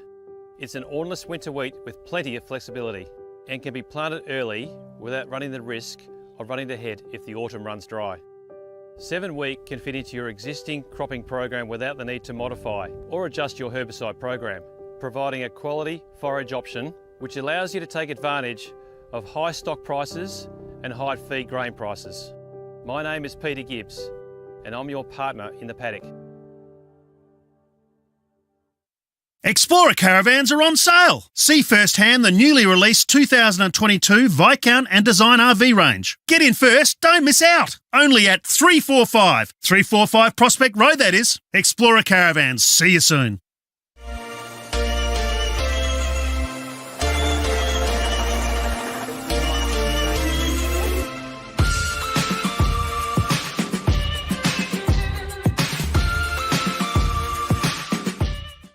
with industry and technology constantly changing. It's not surprising customers look to Blackwoods for the right technical advice. Whether it's welding innovation and solutions, technical fastener expertise, professional electrical know-how, safety assessments and equipment, or on-site services and inventory management, we have the right technical specialists and support network to get the job done. Yep, we are Australia's leading industrial and safety provider. But we're more than that.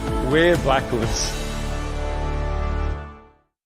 To make caravanning come alive, always think 345. That's 345 Prospect Road, the home of Explorer Caravans. Adelaide's newest caravan centre is offering huge savings all year round on leading brands like Australia-made Viscount caravans, setting the standard since the 1950s. And the innovative new design RV range. And you won't get a better deal on quality-approved used caravans. Explorer Caravans won't be beaten on price, service or quality. Remember 345 for the best in caravanning. Explorer Caravans, 345 Prospect Road. Fodder produced on the farm is the most cost-effective feed option for all livestock producers. An ideal forage crop will be flexible with an early planting window and late season production. S&W Overland Forage Oats deliver quick establishment, repeat grazings and the opportunity for a high quality hay cut at the end of the season. Plant with confidence with S&W's establishment guarantee. My name's Millie and I'm your partner in the paddock. Make caravanning come alive at 345. Explorer caravans are on sale. See firsthand the newly released 2022 Viscount and Design RV range. There's a great selection on display right now in our friendly outdoor showroom. Explorer caravans, we have lots of stock ready for an immediate delivery. What are you waiting for? Get in first, don't miss out. Come and see us and grab your dream van today. Only at 345 Prospect Road, that is. Explorer Caravans. See you soon. Take advantage of S&W's 7 forage wheat. It's an ornless winter wheat with plenty of flexibility and can be planted early without running the risk of running to head if the autumn runs dry. 7 wheat can fit into your existing cropping program without the need to modify or adjust your herbicide program, providing a quality forage option which allows you to take advantage of high stock prices and high feed grain prices. My name is Peter Gibbs and I'm your partner in the paddock. Explorer Caravans are on sale. See firsthand the newly released 2022 Viscount and Design RV range. Get in first, don't miss out. Only at 345 Prospect Road, that is. Explorer Caravans. See you soon.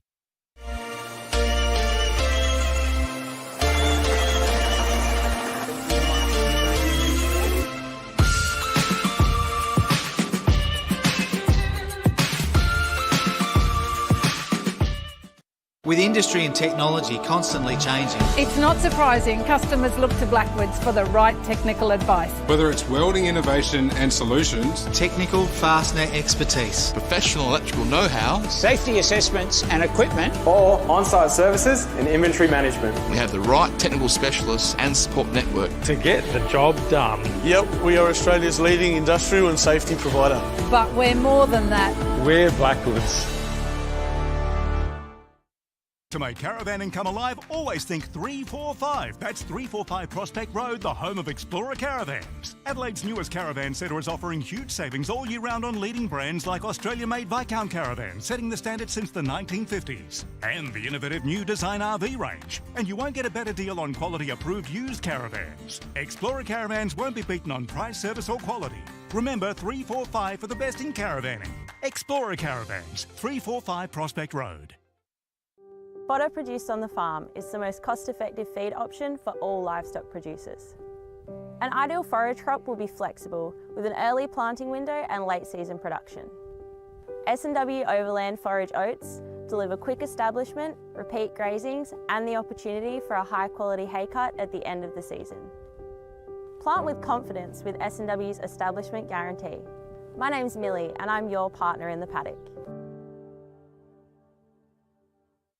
Make caravanning come alive at 345. Explorer Caravans are on sale. See firsthand the newly released 2022 Viscount and Design RV range. There's a great selection on display right now in our friendly outdoor showroom. Explorer Caravans, we have lots of stock ready for an immediate delivery. What are you waiting for? Get in first, don't miss out. Come and see us and grab your dream van today. Only at 345 Prospect Road, that is. Explorer Caravans. See you soon.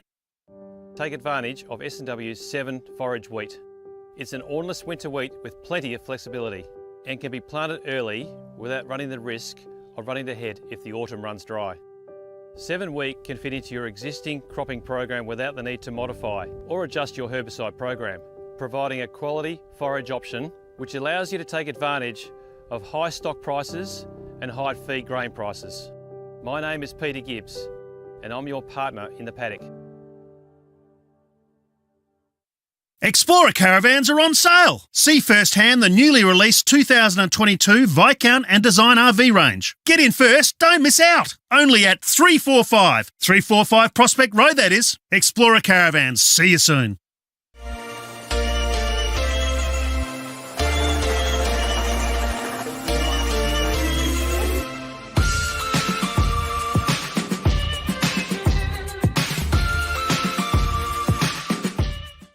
with industry and technology constantly changing, It's not surprising customers look to Blackwoods for the right technical advice. Whether it's welding innovation and solutions, technical fastener expertise, professional electrical know-how, safety assessments and equipment, or on-site services and inventory management, we have the right technical specialists and support network to get the job done. Yep, we are Australia's leading industrial and safety provider. But we're more than that. We're Blackwoods. To make caravanning come alive, always think 345. That's 345 Prospect Road, the home of Explorer Caravans. Adelaide's newest caravan centre is offering huge savings all year round on leading brands like Australia-made Viscount caravans, setting the standard since the 1950s. And the innovative new design RV range. And you won't get a better deal on quality-approved used caravans. Explorer Caravans won't be beaten on price, service or quality. Remember 345 for the best in caravanning. Explorer Caravans, 345 Prospect Road. Fodder produced on the farm is the most cost-effective feed option for all livestock producers. An ideal forage crop will be flexible with an early planting window and late season production. S&W Overland Forage Oats deliver quick establishment, repeat grazings and the opportunity for a high quality hay cut at the end of the season. Plant with confidence with S&W's establishment guarantee. My name's Millie and I'm your partner in the paddock. Make caravanning come alive at 345. Explorer caravans are on sale. See firsthand the newly released 2022 Viscount and Design RV range. There's a great selection on display right now in our friendly outdoor showroom. Explorer Caravans, we have lots of stock ready for an immediate delivery. What are you waiting for? Get in first, don't miss out. Come and see us and grab your dream van today. Only at 345 Prospect Road, that is. Explorer Caravans, see you soon. Take advantage of S&W's 7 forage wheat. It's an ornless winter wheat with plenty of flexibility and can be planted early without running the risk of running to head if the autumn runs dry. 7 wheat can fit into your existing cropping program without the need to modify or adjust your herbicide program, providing a quality forage option which allows you to take advantage of high stock prices and high feed grain prices. My name is Peter Gibbs and I'm your partner in the paddock. Explorer caravans are on sale. See firsthand the newly released 2022 Viscount and Design RV range. Get in first, don't miss out. Only at 345 Prospect Road, that is. Explorer Caravans, see you soon.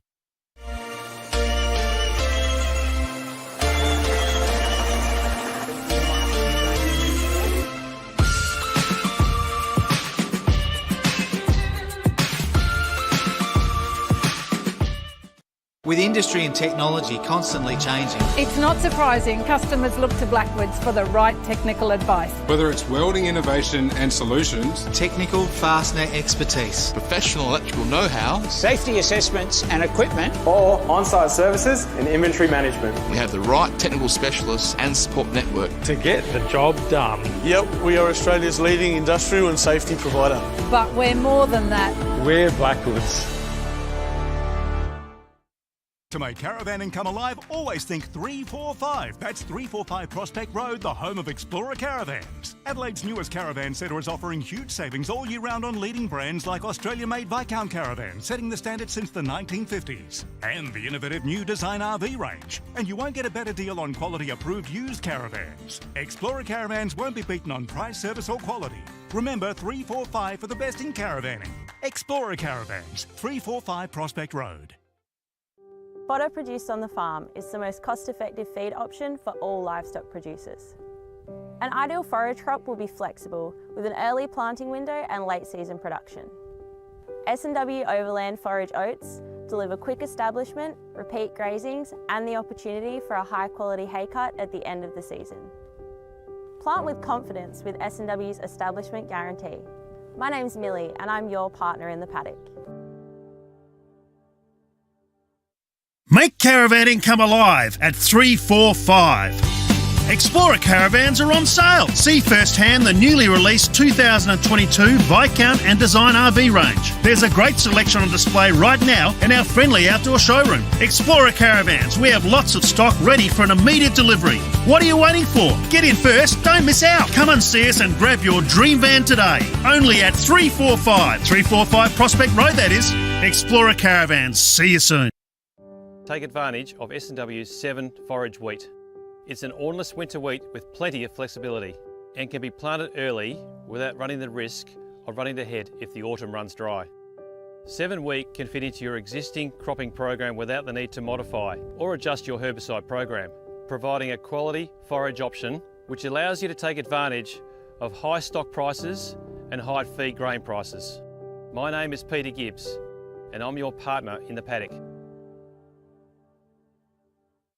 Explorer caravans are on sale. See firsthand the newly released 2022 Viscount and Design RV range. Get in first, don't miss out. Only at 345 Prospect Road, that is. Explorer Caravans. See you soon.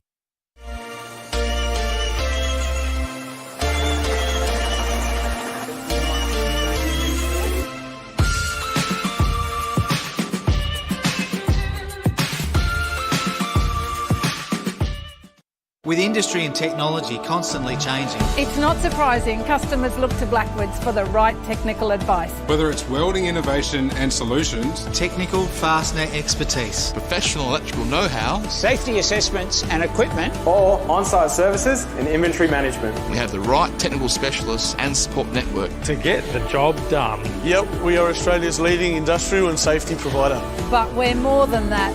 We're Blackwoods.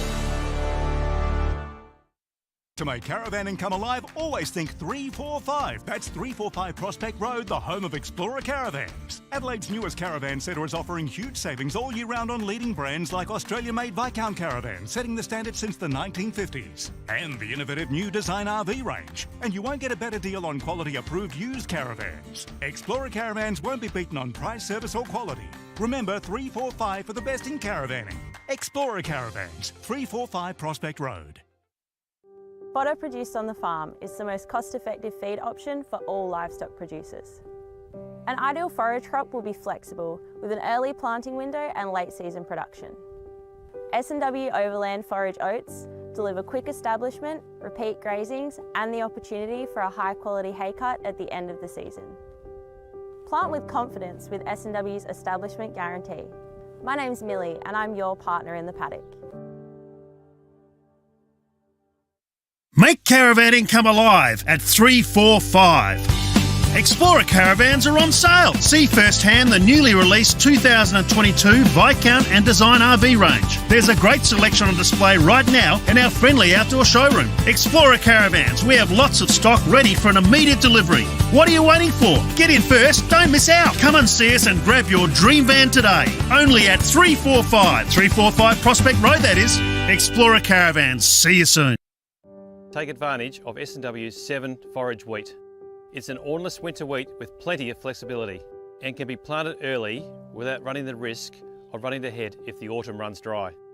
7 wheat can fit into your existing cropping program without the need to modify or adjust your herbicide program, providing a quality forage option which allows you to take advantage of high stock prices and high feed grain prices. My name is Peter Gibbs and I'm your partner in the paddock. Explorer caravans are on sale. See firsthand the newly released 2022 Viscount and Design RV range. Get in first, don't miss out. Only at 345 Prospect Road, that is. Explorer Caravans. See you soon.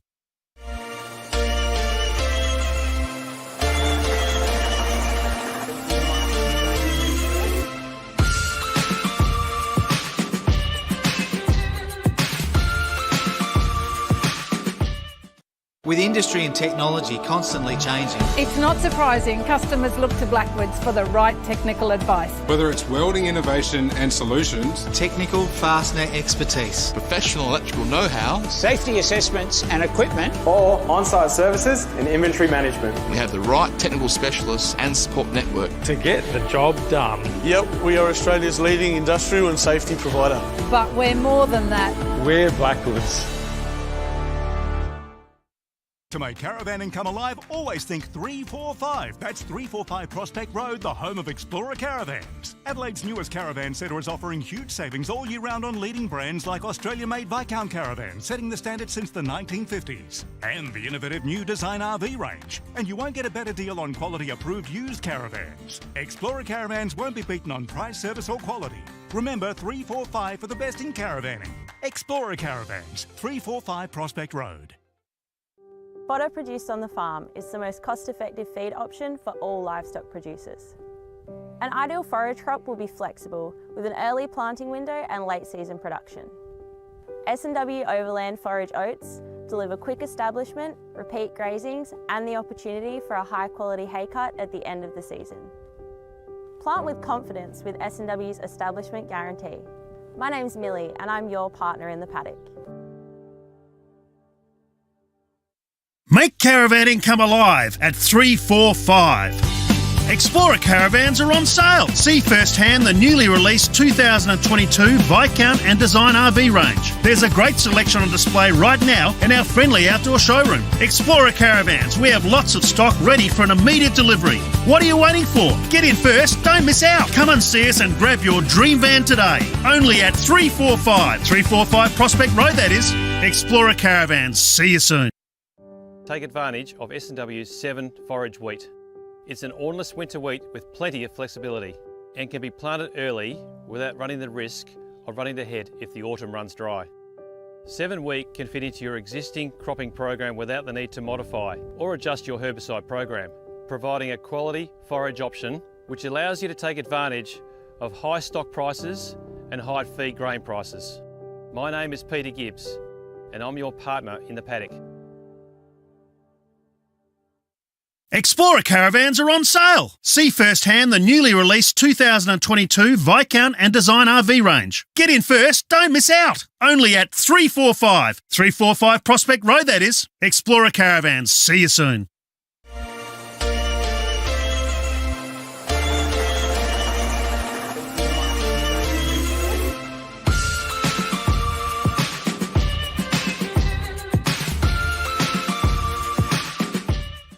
With industry and technology constantly changing, It's not surprising customers look to Blackwoods for the right technical advice. Whether it's welding innovation and solutions, technical fastener expertise, Professional electrical know-how, safety assessments and equipment, or on-site services and inventory management we have the right technical specialists and support network. to get the job done. Yep, we are Australia's leading industrial and safety provider. But we're more than that. We're Blackwoods. To make caravanning come alive, always think 345. That's 345 Prospect Road, the home of Explorer caravans. Adelaide's newest caravan centre is offering huge savings all year round on leading brands like Australia-made Viscount caravans, setting the standard since the 1950s. And the innovative new Design RV range. And you won't get a better deal on quality-approved used caravans. Explorer caravans won't be beaten on price, service or quality. Remember 345 for the best in caravanning. Explorer caravans, 345 Prospect Road. And welcome back, everyone. We're at the Campbelltown Memorial Oval, grand final day in the Blackwoods Shield game between Adelaide Uni and the Hills Fleurieu Finns. This is the South Australian Veteran Crickets Association, the Tanner Shield. And you're with Phil Hurden, Mick Shepherd and Mark Finlayson. And that's the story at the halfway mark, gentlemen. Adelaide Uni 40. We thought 200 might be a pass score. They're well under that. Shep, what do you make of what's in front of us right now? Well, first impressions are that Uni don't have enough. I don't think that they would be happy with that score. The Hills Fleurieu Finns bowled out of their skin. A number of bowlers with fantastic figures. David Wenham, 2 for 28, David Horton 1 for 29, but I think for mine the story of the day started with the captain Rob Colwell bowling his 7 overs, 1 for 3. That really set the tone for the day, and Uni didn't really get going. No, they didn't capitalise on the beginning. No. For the captain Colwell to bowl 7 overs, 1 for 3, that's really put pressure on University. They really need to bowl out of their skins now to have even a chance. I want to say good day to Wildcat, Bill Kidd and Shane Devereaux on the YouTube chat, and appreciate it. It was a bit confusing at the end. Various stages we lost the score, and so we're doing it manually. And yes. Big shout out multi-skilling.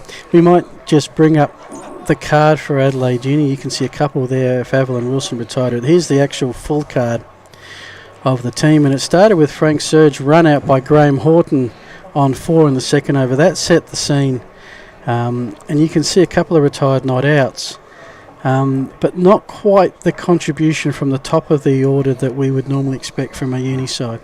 No, the run out was the pivotal moment for that top order, and Peter Judd getting the LBW as well. He would have liked more than his 17 off 46 too, so took a while to get going. So Horton got a run out and he got a bowled out, but probably the dismissal of the day, Mark, was Grant Chapman caught and bowled. Yeah, that was it was very quick reflexes by Dave. It's hard enough getting when you're over 60, trying to get down and catch a ball. But for him to do that, it's a pretty good effort. That was about ankle height too. Yeah. Nice catch. Well, I might see how this is where, to me, the story of the tape was this was the Fleurieu bowlers, of which they used 8, you can see, well spread around. Some of those economies, David Smith, 1 for 16 off 7. We mentioned Rob Caldwell, 1 for 3 off 7. Even Graham Horton, 1 for 29. That's only 4 and over. Yeah. Markham Farmer was the only one that was a tad, you would say, on the expensive side. Everyone else there is south of 5. Yep, and he only had bowled the 2 overs, so a good captaincy decision there. He started to go for the 7.5 and an over, and he got taken off. So good captaincy decision there. And the other bit, we talk about batting, we talk about bowling, but the element is the fielding, and you'd have to give Hills Fleurieu maybe an A- on their fielding. Not 100% perfect, maybe 3 errors in total, which I'm being cruel. Okay, let's give him an A+. Yeah, I'd give him an A. Yeah, me too. Yeah. I've been watching too much Winter Olympics where the slightest error is a big deductible. Yeah. And that run out, as mentioned before, set the scene. So as we cross back to the field of play, because Hills Fleurieu are out on the field, hopefully that's clarified everything for you, Shane. The Tim Palin does up hasn't changed in 40 years. He just bowls that. Yeah. That's the way he does it. It works for him. And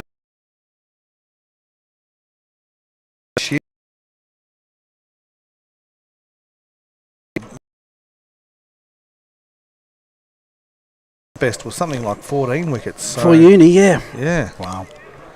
It also the short stuff when it's there. So the ball's new, it's hard, it's going to come off pretty quick. But yeah, the first thing I noticed was that he's batting outside of his crease. Yeah, so that's to alleviate the LBW. Yeah. We'll give you the batters. I'm sure Filkey is one of them out there. He's opened all day. Yeah. All season, I should say. 11 innings, 8 not outs. Averaging 110, striking at 73. So yeah, these first 10 overs are so important for both teams.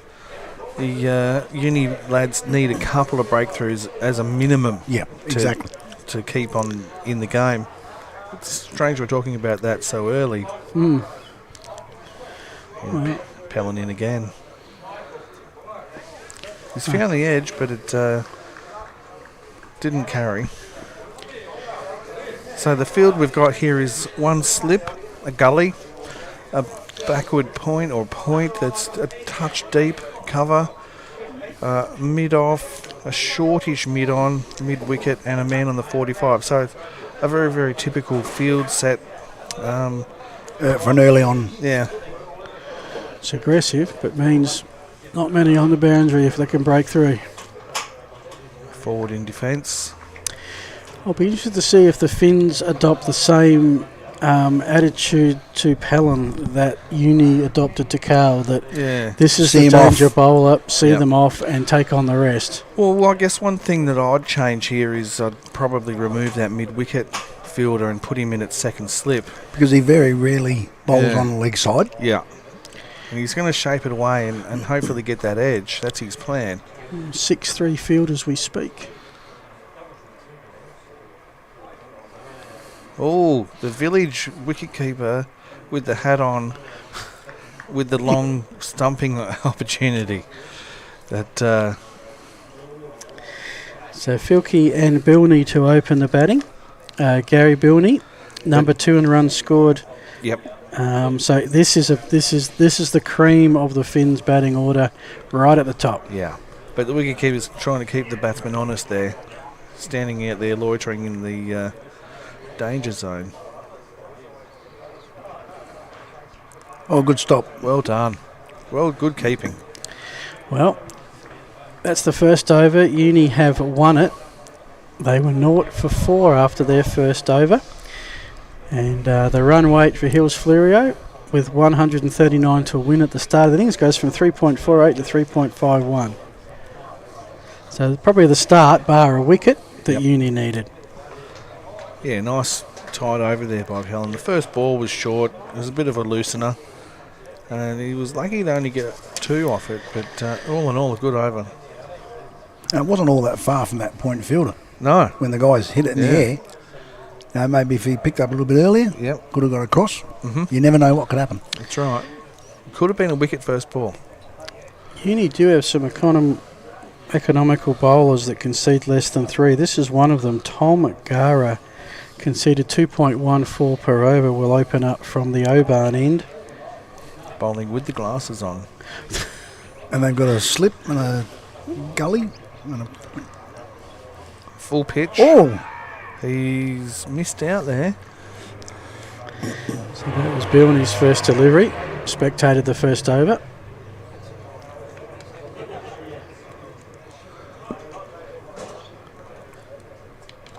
But he's missed out on a full toss. Second again. Didn't really... Oh, dear. Not much urgency to get back there. He didn't really put his bat in. Could be a bit tight in the thigh region. A bit of a stretch. Well, they've fielded first up, and now their muscles are starting to... They might be feeling a little bit stiff. Yeah. We'll take him a couple of overs to get into the swing of things. Yep. Building on strike. Down the leg side. And not called. Yeah, opportunity missed there with just a couple of... Well, what have we got? 3 fielders on the leg side, and someone forgot the memo that it was a black top today. That might be Chapman, I think, wearing the all whites. That one he's got away with it as well. I think we're past the heat of the day. Yeah, feels better. Uni would be glad they didn't field first in the black tops, because that would absorb quite a bit, you'd think. Yep. And that one has gone to the boundary for 4. A nice backward cut there. There's a shot from the past. There's that the late cut. We'll see us shortly on the Explorer Caravans replay. That's been great to have as part of our coverage. Nelson's Teamwear scoreboard. 2 innings down. Hills Fleurieu Finns are 0 for 6. 2 overs down even. 2 overs. What did I say? Innings. 2 innings. Oh, crikey. See, that's what happens when you call baseball a lot. You know, with swap it over, must be the end of an inning. That's it.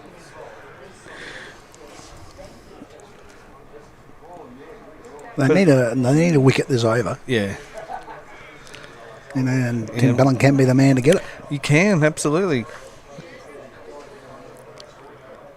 It's good to see the long run, I got to say. That's right. It'll be the longest one in veterans cricket. Yep.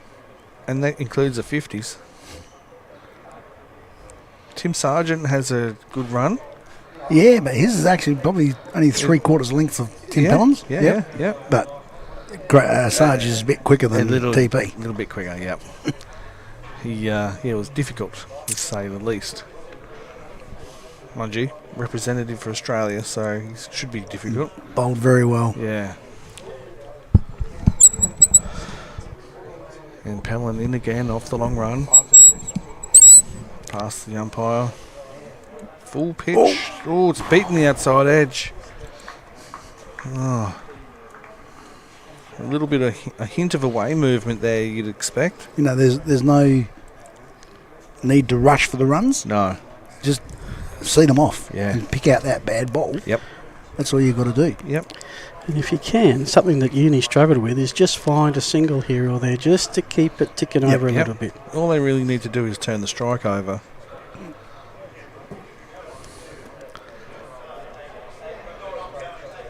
Pellin in again. And he's turned this one down to square leg. Should be 2 in this. Should be 2. Oh, they're going to go for one on the arm. Yes, they are. Oh. After seeing, the square leg, there's definitely one on the arm there. And I think that's the difference too. You have some really good arms and some not so good arms, and if they know their fielders, which they'll they do, pick the weak fielder. Yeah. Graham Fleurieu only dismissed 3 times in 11 innings this season. And again, turn to the square. So that's still attacking the stumps there by Pellan. That's right. Because what he's doing is the batsman's standing out of his crease, and he's just putting him on his toes, on where his normal length would be.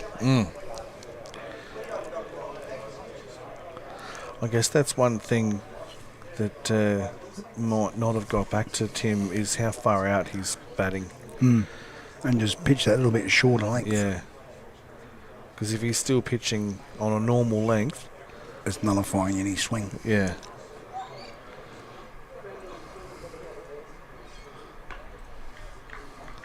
Didn't really middle that one. No. And I guess that's one thing that you kind of use to judge the pace of the wicket is how well the batsmen are timing it. That's exactly right. There was enough timed shots in the uni innings to suggest the ball was still coming on. Exactly, and they were middling him and just hitting him straight to fielders. Yeah. Last ball of the third over coming up. Pellan so far has conceded just the 4 runs and just the 2 off this over.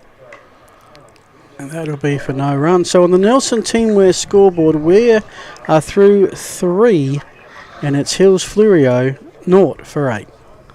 With industry and technology constantly changing, It's not surprising customers look to Blackwoods for the right technical advice. Whether it's welding innovation and solutions, technical fastener expertise, professional electrical know-how, safety assessments and equipment, or on-site services and inventory management we have the right technical specialists and support network to get the job done. Yep, we are Australia's leading industrial and safety provider. But we're more than that. We're Blackwoods. You can see the hands there, the ball there in the hands of Tom Gara. It actually kept a little bit low, that ball. Yeah. Hit straight into the ground because of the bounce. Straight to cover. Pretty even start to this inning. Sorry about that smash. I was wiping a fly away and smacked the microphone. Well fielded. Yeah, see, that shot was well timed. So it's a tight field. And Hills Fleurieu are just struggling to find a gap in it.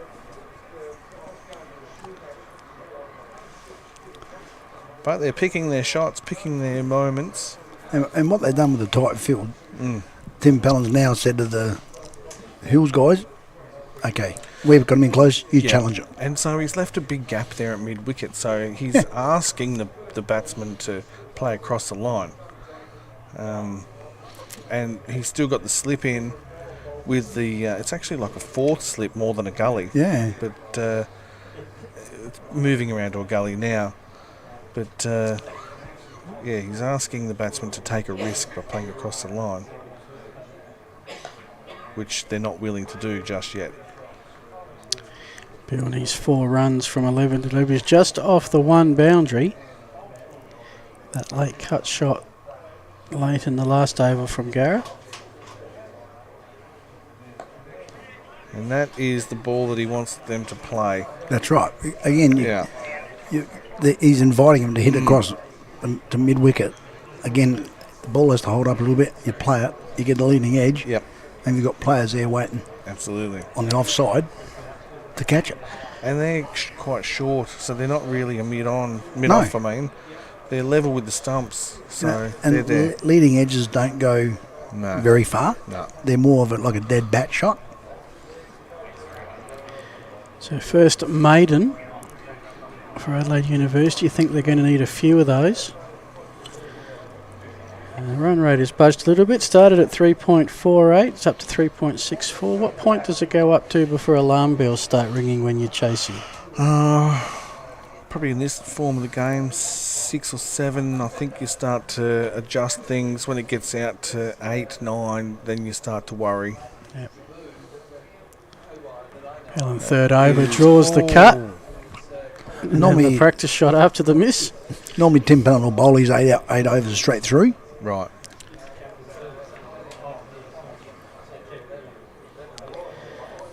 So at this point, we are line ball.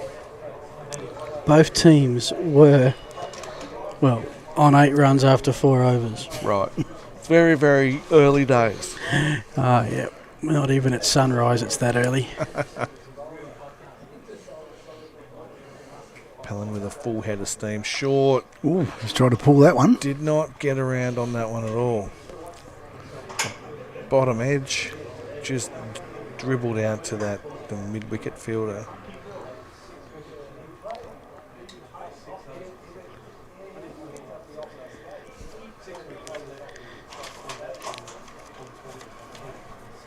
And Pellin turns at the top of his mark. It's a long way back there.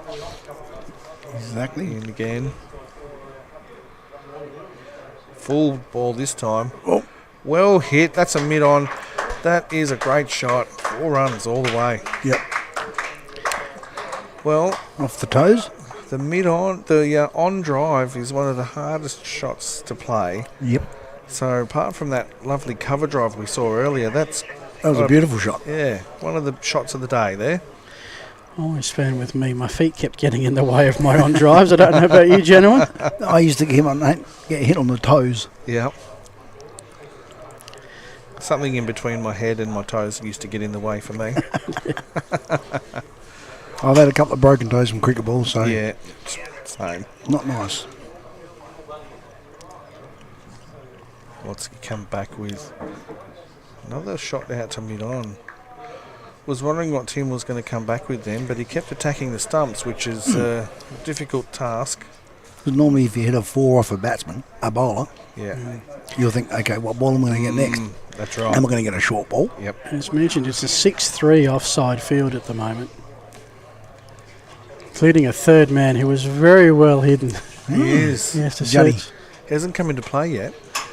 Well, that was where the boundary was that Bilney hit, other end. Yeah. And speak of the devil, he's now coming into play. Just keep it at the one. Yep.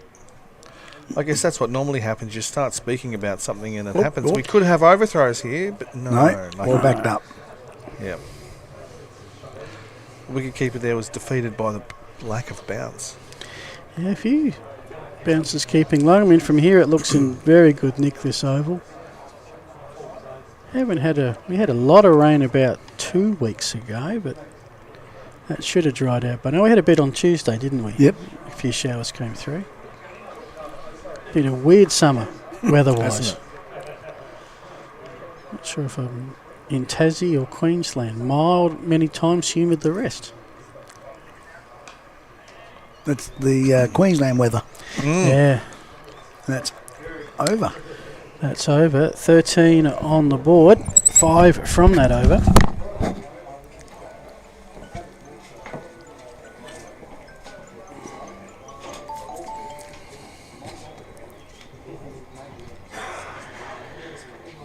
And so after 5 overs, University were 1 for 15. Hills Fleurieu are 0 for 13. So neither side off to a flying start. Probably say Hills Fleurieu in front simply because they've still got their opening batsman there and they're starting to see a few deliveries and they're settling in. Yeah, Filkey 9 off 17 and Bilney 4 off 13. And he really hasn't had much of the strike, No. I think he's faced every single one of Garra's deliveries so far.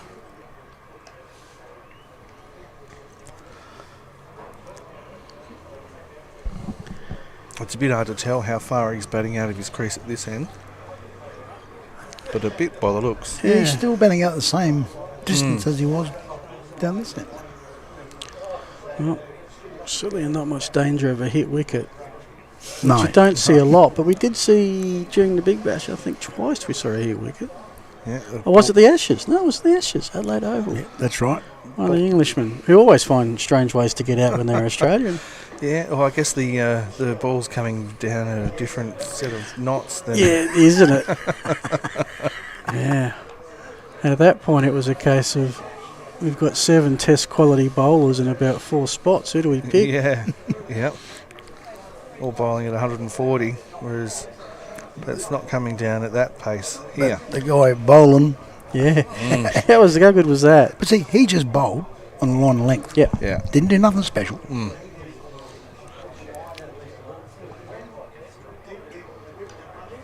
And that's a great shot. That'll go all the way. Although pretty Pellen's slow there. Canard has slowed right up. Oh, gee, that did. That would have stopped. Is that possibly to the longest part of the ground as well? Well, a couple of the 4s that they hit in Adelaide innings actually pulled up. Yeah. Certainly looks the most lush. Yeah. From here. It was a punch, though, more than a full-blooded shot. Yeah. So it wasn't all that middled. Well, good for 3. Oh, no. Well, they thought about appealing. I think what he's trying to do is, because he's batting outside his crease, he's trying to alleviate the LBW. Yeah. Which is a common, looking through the dismissals, that's LBW is a pretty common one. Yeah. This level. Last ball of the 6th over. Through to the keeper. So on the Nelson Teamwear scoreboard, we're through 6 of 40.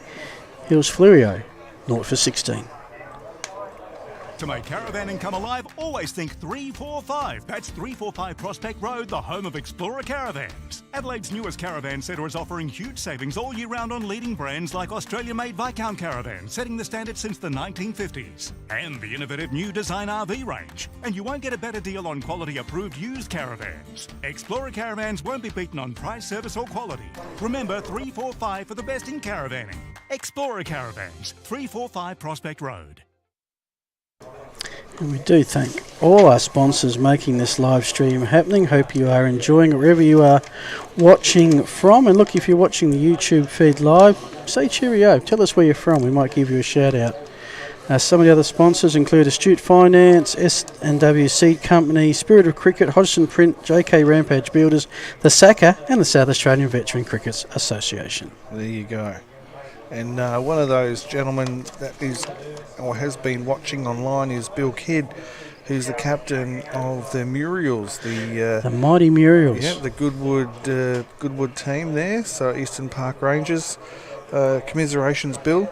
You guys had a fantastic season, but missed out on the grand final by 1 point, and unfortunately lost that last round game to the Hills Fleurieu Finns.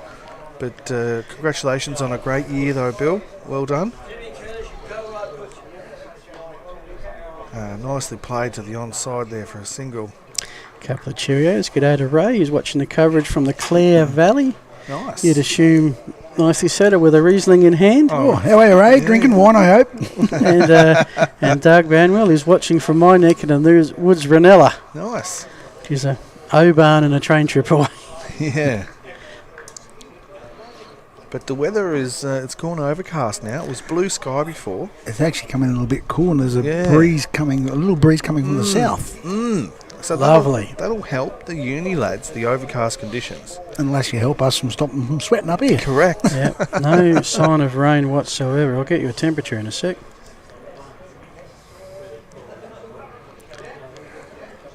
And Pellin in again, short-ish. Short of a length, not short, but enough to keep Bilney honest. So he's 6 from 16 balls and Filkey's 11 from 22, so going at 50%.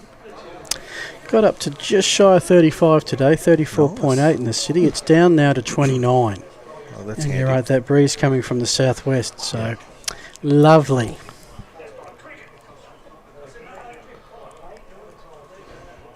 And that's a nicely... And the good thing with it's going to be a bit cloudy and overcast, is once the ball goes off one side of the ball shining, the ball may swing because of the humidity. So if they've got a good swing bowler, it could pay dividends for him. Absolutely. And the modern way to keep the ball shiny is to not get any moisture on it at all, and just keep one side shiny and let the other side go. Dry polish it, dry rub it. Yep. And that's where you start to get reverse swing later in the day. Nice shot. Oh, bad. Oh, that's right. It saved two. Yep. Yeah. No, I think I'll give that as a good field in the circumstances. Yep, the Explorer replay will show that he got a good hand to it, and I reckon he saved 3 there. Yeah, and it's actually come off that part of the pitch where it's uneven. Yeah, no, well done. But I guess that's another good thing where the captain's got his point set quite deep, so you could give up a single to save the 3. Well, that's right. Slower ball. Uppish, but defeated with the slow ball. It's going to pull up. Yeah, but he's got his hands through it well. Got a couple there. Yeah, he was well through the shot there on the Explorer Caravans replay. That's the end of the over. None for 20. After 7. Same time, Uni were 1 for 21, so they're almost going run for run, ball for ball at the moment. Maybe the pitch is more tricky than we thought it might have been. Wow. Yeah, well, I guess both teams have got quality bowlers, and I guess it doesn't matter what type of pitch you're playing on. If you're playing good bowling, it's going to be difficult to get away. Exactly right. It's just how the bowler bowls to you. Yep. He's the one who controls the tempo of the game, the bowler. Well, the 2 so far, Tom Gara has been the economical one, just 7 runs conceded off 3 overs. Short of a length, decided against a single wisely. They thought about it. Well, when you got Juddy Field, and he's pretty quick through the field, he's got a good arm on him. Yeah. He's one guy you won't want to take on. No. Did not know much about that one. He was trying to do too much with it, I reckon. I think he was trying to flick it down too fine.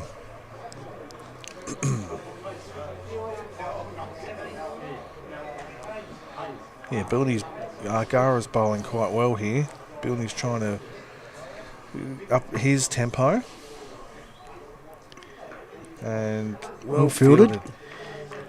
It's really at the moment, the way the field is set, there's not a lot of singles to be had. No. You've really got to hit it past the fielder. Yep. Which actually makes it hard for Bilney to get off strike, because if he does get it past the fielders, it's 2 or 4. Fielded? Oh, well done again. Oh, that's likely he to stopped be the 2. goal from going for 4, so he saved 2 runs there. He did. Because if he didn't get a hand on it, then that's 4. Oh, yeah. Because down the offside, you've really got to hit it hard to get it past that green to make it go for 4. You know, can't just play a normal shot.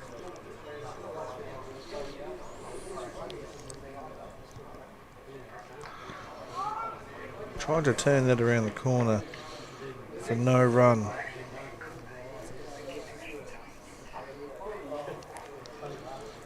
But I guess the initial difference here is that it looks like the Hills Fleurieu batsmen are looking to be a little bit more proactive than what the Uni guys were. They actually want to make some runs. Yeah. So that constant turning of the strike over, I think, will come into effect later on in the game. It puts the pressure on the fielding side. Yeah. Because you're turning 1s into 2s. Just the 2 conceded there. So the last 5 overs, maiden 5, 4, 3, 2. I wonder what direction that's going to go. Run rate right now 2.75. They need 139 to win. 117 more from here, and the required run rate from this point 3.66. I think as long as they keep it under 4, they're in the pole position. They're in with a chance. Absolutely. Again, you know, it may go up to 5 and over they need. Yep. And that's when they start trying to play shots. That's when they can make mistakes. Yep. But threes is just find the singles we're given and hit the bad delivery when it bobs up. All you have to do. You're cruising. And I guess at this stage as well, you've got the opening bowlers, so you shouldn't be scoring at a rate of knots, generally speaking. And there's been a change in the field here. So the gully's been taken out and been brought up to a mid-on, and the point on to a backward point. Yeah. He's got to cover 2 spots now. Yeah. I guess we'll find out if that works shortly. That means Tim's going to have to pitch it up more and straight. Which he has. Well bowled. Well, that's pitched up and straight. It's and persistence. bowling. Yeah. Just bowling on the stumps. Yep. And amazingly, the 2 top batters for both sides have been dismissed today. There you go. Brenton Jarman was out earlier, Graham Filkey out for the Hills. Well, that's a good delivery, especially when the batsman's playing a defensive shot.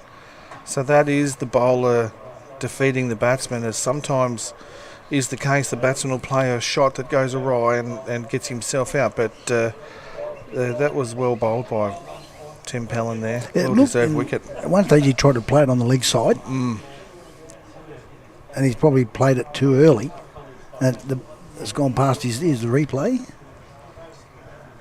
Yeah. Oh, no, he's tried to play it straight, blocked it back to him. So, done him all ends up. Yeah, just got done by a good one. Now, Tim Pellin, he's just a workhorse. Yep. And he'll just bowl all day. Yeah. Oh, we've got the straight camera back again. Very good. Oh, there we go. So now we'll be able to see exactly how straight Tim's See bowling. a little bit. Wouldn't mind it just on the slider angle, because you do tend to get the umpire wikis and so forth right in the middle of things. But I hope you're enjoying the live stream. Yes, hit us up with a comment. Yeah. Let you two talk and I'll just play on social media for a while. Yeah. No worries. Yeah, let us know if you think we're rambling on too much, if you want more descriptors or a few more stories. We're going to have a special guest on coming up. I won't tell you exactly who it is, but it's a very important man. Tell you, we're going all over the place. We've got Wildcat is part of the 3 Wenhams watching from Melbourne. Nice. Welcome. Joel McGlynn is also from Veterans Cricket Victoria, from Joel. Welcome. John Vaughan Williams is Tim Pellin's mate, viewing from Marrickville. Nice. The Marrickville Maulers. There you go. Yeah. Still installing fear in batsmen. Well, he did that to the leading run scorer for the Finns. Yep. He's been doing that for as long as he's been bowling. And g'day to Nadi as well. Location as yet unknown. Pellin in again. To Natal on strike for the first ball. Just dobbed into that. Played that a little bit late. The old backward late cut. Tony Natal, 7 innings, not out 3 occasions. Averages 34.5, strike rate of 65. Handy. Well, it's Handy probably is about repeating what you've done in the regular season on the grand final stage. Absolutely. Today. Ooh, beaten outside the off stump. Actually got a bit of kick out of that pit, that ball. A little bit of short, that one. Because I've got to confess, with each passing delivery, that 138 is looking a better score. We thought 20 short at least. Yeah, and I guess a lot of it also depends on the follow-up bowlers from uni as well. Yes, it does. That's right. I think you're right. We probably should save judgments until we get to 20 overs. Get an idea there. And Pellin is their number 1 strike weapon. So as that shot dictates, he's being treated with the respect that he commands. Oh. Yeah. The other thing, the wicket's done. Momentarily, it's dried up the runs. None this inning. Here we go again. This over thus far. Jeez. Got to get that out of the system. I reckon. When's the baseball season? What? I'm called on Friday night, and I'm calling again Tuesday night. So there you go. You watch, I'll be calling overs on Tuesday. Full toss, just pushed out to the point man. No run.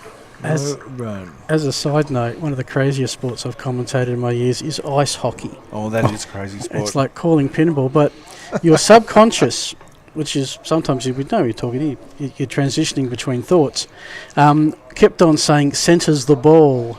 The middle of the field. It's the puck. It's a puck. It's a rink. Yeah. Actually, there was a good game on yesterday. Canada versus USA in the Olympics. Yes. Oh, that's and I think it was quite the rivalry. 2-1, USA way. Right. A full toss again. He's trying to York him, I reckon. And that will do it for 9 overs. The Nelson Teamwear scoreboard has this game fascinatingly poised. It was Fleurieu 1 for 22. Fodder produced on the farm is the most cost-effective feed option for all livestock producers. An ideal forage crop will be flexible with an early planting window and late season production. S&W Overland Forage Oats deliver quick establishment, repeat grazings and the opportunity for a high quality hay cut at the end of the season. Plant with confidence with S&W's establishment guarantee. My name's Millie and I'm your partner in the paddock. Welcome back, folks. The Blackwoods Tanner Shield over 60s grand final. Adelaide Uni in the black. The Hills Fleurieu Finns with a touch of green.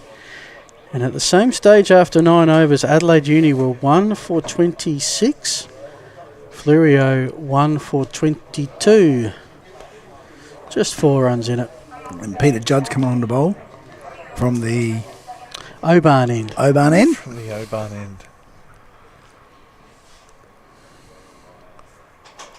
Full pitch delivery, nearly yorked him. Pushed up to mid-off for no run. Yeah, that's the way I got here. They haven't been on the Oban for about 5 years. Very pleasant trip. I've been on there once. Yep. The first time I was on the Oban, a tree fell across and we bumped over the tree on the Oban. Oh no. Yeah. Derailment. Well, the bus driver did a fantastic job of keeping us on. It was amazing. Yeah, because it goes fast. Yeah, it does. I reckon he hit the tree at 80. We over the top. Lucky that was the only tree that he hit. Yeah. And again. You're going to make me nervous going home now. Well, I guess one thing for sure is that I got a real appreciation for the skill of the bus driver. Yes. So I gave him a hug as we got off the bus. So here we're enjoying the skill and experience of this over 60s grand final. Absolutely. Chad yet to concede a run in 3 deliveries. And again, accuracy is the name of the game. He concedes he is the most economical of all the Adelaide Uni bowlers this season, conceding 1.9 runs per over. Wow. Over 79 overs, which is a fair sample size. I reckon. Tell you one thing. Oh, there's a catch. It's caught. Oh, that's a great catch. Taken down near the ankles. He went to push that. Explorer Caravan replay. Just a bit uppish. That's a great catch. And this game is turning as we speak. Wow. Yes. That's the 2 openers gone by dismissal. Hinge Fleurieu are going to have 2 new batters out there.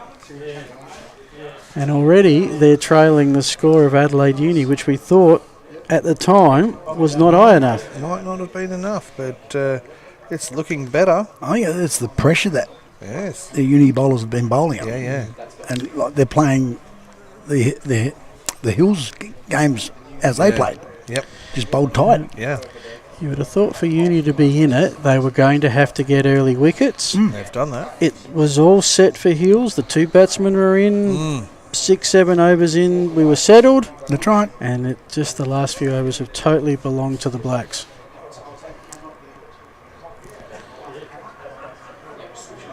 Juddy little bowls his little mediums. He'll bowl an outswinger and he'll bowl an in-swinger. You cannot pick what he's bowling. Okay.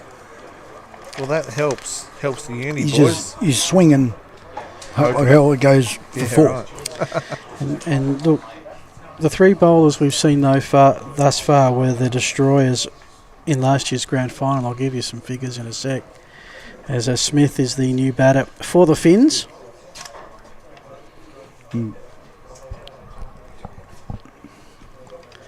David P. Smith, just the fourth game. He's batted 3 innings. He's been not out. He's yet to have an average and would like to finish the season that way. Yes, he would. Oh, back foot. Not much footwork there. No. So last year's grand final was a low-scoring one. Fleurieu Finns batted first, was 6 for 115 after 40. And Adelaide Uni got their 5 for 119 with 6 balls to spare. Right. Let me give you the 3 bowling stats as we finish 10 overs. Pellan, 7 overs, 1 for 7. Gara, 7 overs, 0 for 12. Judd, 7 overs, 3 for 18. And one other there, Riley, 7 overs, 0 for 12. So that tells a fair story there. That tells you that the tightness University, which capped off an undefeated season for him last year, and that's no easy thing to achieve. It's hard enough to win a premiership. It's very, very hard to do it without a blemish on your copybook. And it's when you've gone through undefeated, the pressure's on you again for the grand final because you're expected to win. Yeah. I think we've got a guest coming in. We do. So, Shep, I'll let you and Mark sort out your seating arrangements. I'll call the over just to allow you to do that. Yep. Pellan comes in. He's 1 for 13 after 5 overs. That one's played through the gap, but there is a third man, so will just be the 1 run given, but that'll get Smith off the mark. And would like to welcome Chris Dixie-Dorr, the president of SAVCA, to the table. Welcome, Chris. Good afternoon. Thank you for having me. It's a beautiful day for the showcase for the 60's competition. It's wonderful, actually. It's tremendous seeing these lads out here. A fairly evenly poised match, yes, I think. Absolutely. Yeah. Indeed. So, as president of the SAVCA, you're looking after a number of different competitions. That's right. Yeah. As Pellan comes into bowl. Oh, he's accurate again. Yes. We have 9 teams in the over 50s competition. Yep. We have 8 teams in the over 60s, and this year we've initiated an over 70s competition where we have 4 teams.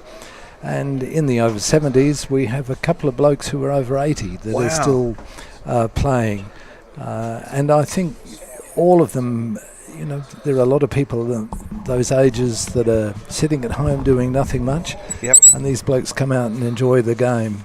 And Pellan in again, nice and straight, defended well. And one of the things that I've noticed, because I've been playing in the over 50s competition, yes, is that the game gets the men back into a competition that suits their age group and their fitness level, but the real advantage is the camaraderie and yes, the benefits for our mental health too is an amazing thing.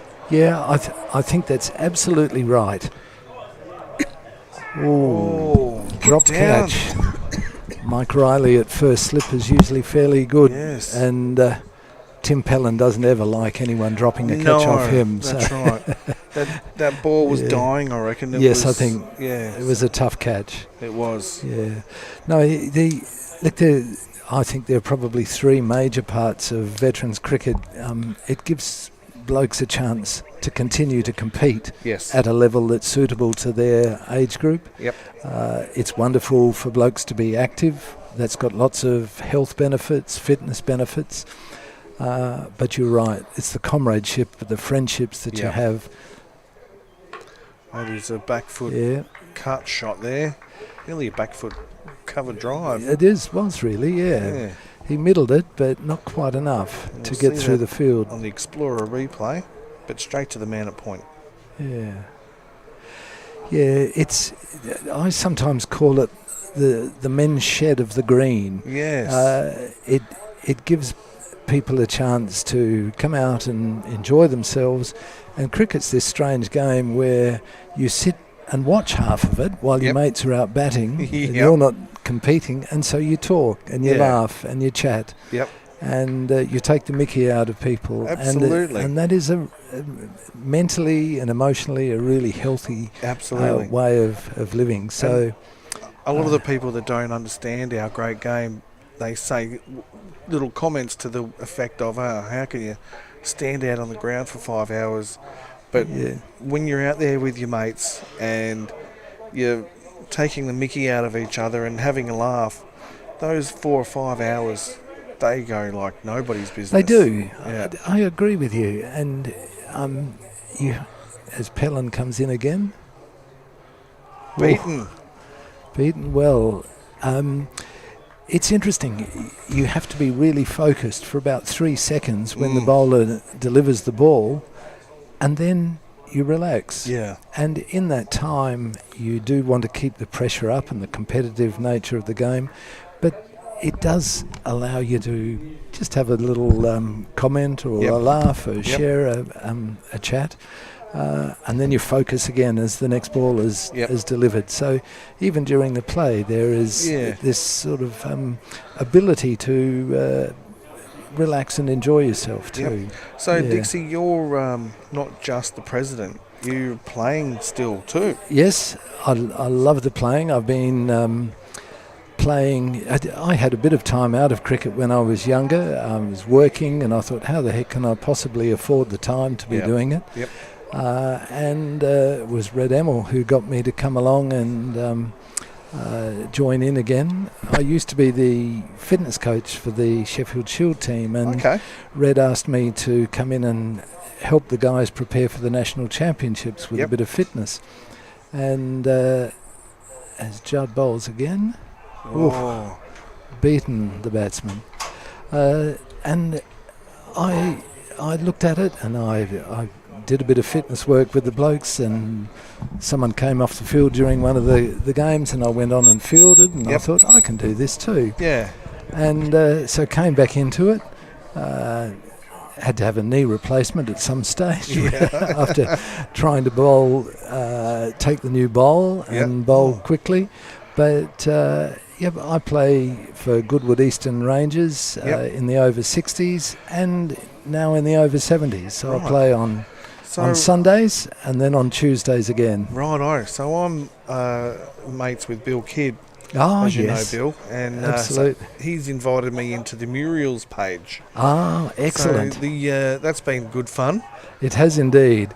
Bill's a great character. He is. And a good cricketer, but again, he's one of the gems that you come out and play cricket and you happen to have someone like Bill in your team. Yes, and that's good fun. absolutely. You chat and philosophise at times, discuss music, lots of things, but fierce out on the field, wanting to win. I umpired with Bill a few years ago now. That's right. That's where I know Bill from. So tell us the story of the Muriels. Well, we this year the veterans, before all the players, were members of the South Australians Veteran Cricket Association. Yep. And this year we have moved into a club-based formation. So now the players belong to the clubs and the clubs become affiliated. So our club, our team was one of the zone teams. Lovely shot by Natali there for 4 runs. Yes, short and worked through to the onside and got what it came. Yes. So we weren't associated with any club, and we had to write a constitution and become a club. Okay. And I very facetiously said, the first thing we have to do is get a patron. Yep. And we were talking about that, and Bill got a call from his 90-something-year-old Auntie Muriel. So it doesn't have anything to do with Muriel's wedding. No, it doesn't. And so he said, she's amazing. She's so with it as a 90-plus-year-old. Okay. She's and I think her son or son-in-law captained Tasmania when nice. Michael Holding was playing for Tasmania. Cool. And he said, she's terrific. And then he paused and he said, she could be our patron. So we said, great. That suited our sense of humour, and so we included it in the Constitution. Wicked. Yeah, and so we became the Muriels as our nickname. Well, that would make it one of the more unique ones in Australian sport. I'm glad that we've had that explained to us. Absolutely. 1 out ball left of the 12th, and this will be another run, and that makes it 8 for the over, the highest scoring for the Finns so far, as we see the Explorer Caravan replay with the shot. Nelson Team Wear scoreboard tells us that 12 overs are in the books, and Hills Fleurieu are 2 for 32. Make caravanning come alive at 345. Explorer caravans are on sale. See firsthand the newly released 2022 Viscount and Design RV range. There's a great selection on display right now in our friendly outdoor showroom. Explorer Caravans, we have lots of stock ready for an immediate delivery. What are you waiting for? Get in first, don't miss out. Come and see us and grab your dream van today. Only at 345 Prospect Road, that is. Explorer Caravans. See you soon. Welcome back, guys and ladies. We're here with Chris Dixie Dorr, the president of SAVCA, as Tim Pellin comes charging in again. Was beaten outside the off stump. It was shortish, and Smith wanted a piece of that one, but he missed it. Now, we had Greg Quinn on earlier. Oh, yes. And he gave us a slight rundown. So one of the questions that we asked Quinny was the name of the Tanner Shield. So would you be able to give us a bit of a rundown on that one as well? Yes, Don Tanner. Yep. It's named after. He was a stalwart of the early days of veterans cricket. They've been going, I think, for 15 or so years in South Australia, and Don Tanner was one who started and helped and played and encouraged. And a couple of years ago, the board, I wasn't on the board at that stage, they decided that it would be in honour and in memory of him, and so they named the O60's competition, which at that stage was the only competition, the Don Tanner Shield. Since then, we now have the over 50s and over 70s, and they're yet to be named. Right. But the 60s, as Pellin's getting near the end of his 7 overs. In over 60s, you're only allowed 7 overs to share the bowling around. Yes. That's another thing about that's special about our cricket. You can't just have a couple of blokes dominating all the bowling in 40 overs. You have to have at least 6 players bowl, so you're sharing it around. That's part of the participation aspect of veterans cricket. And that's what helps make the game so unique and it fun. Does. Yeah, and it's the same with the batsmen retire when they get 35 runs. So it means that more people get a hit. And of course that changes slightly in each of the age groups. We play 35 overs in over 70s. And there you get 30 balls or 30 runs, whichever comes first. Okay. And that does mean that you're usually getting down to batsman number 8, 9, 10, even 11 sometimes. And that's good. You don't want to rock up here and field for 40 overs and not get a hit or a bowl. That's absolutely right. And we try to structure our game so that everyone who gives it a try gets a go.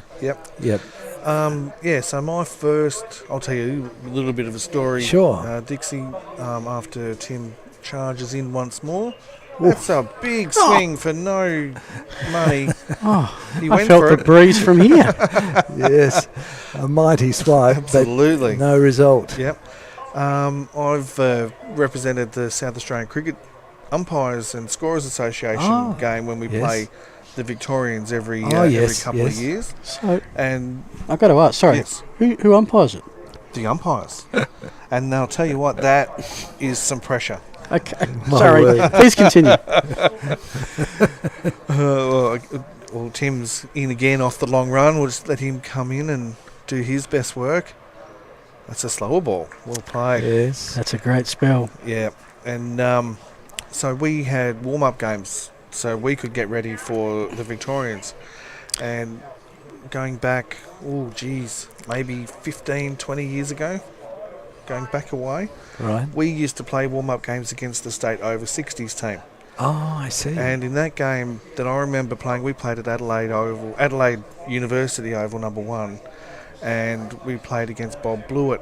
Oh, that's right. And he captained the team. He did, yeah. And that was a fantastic experience.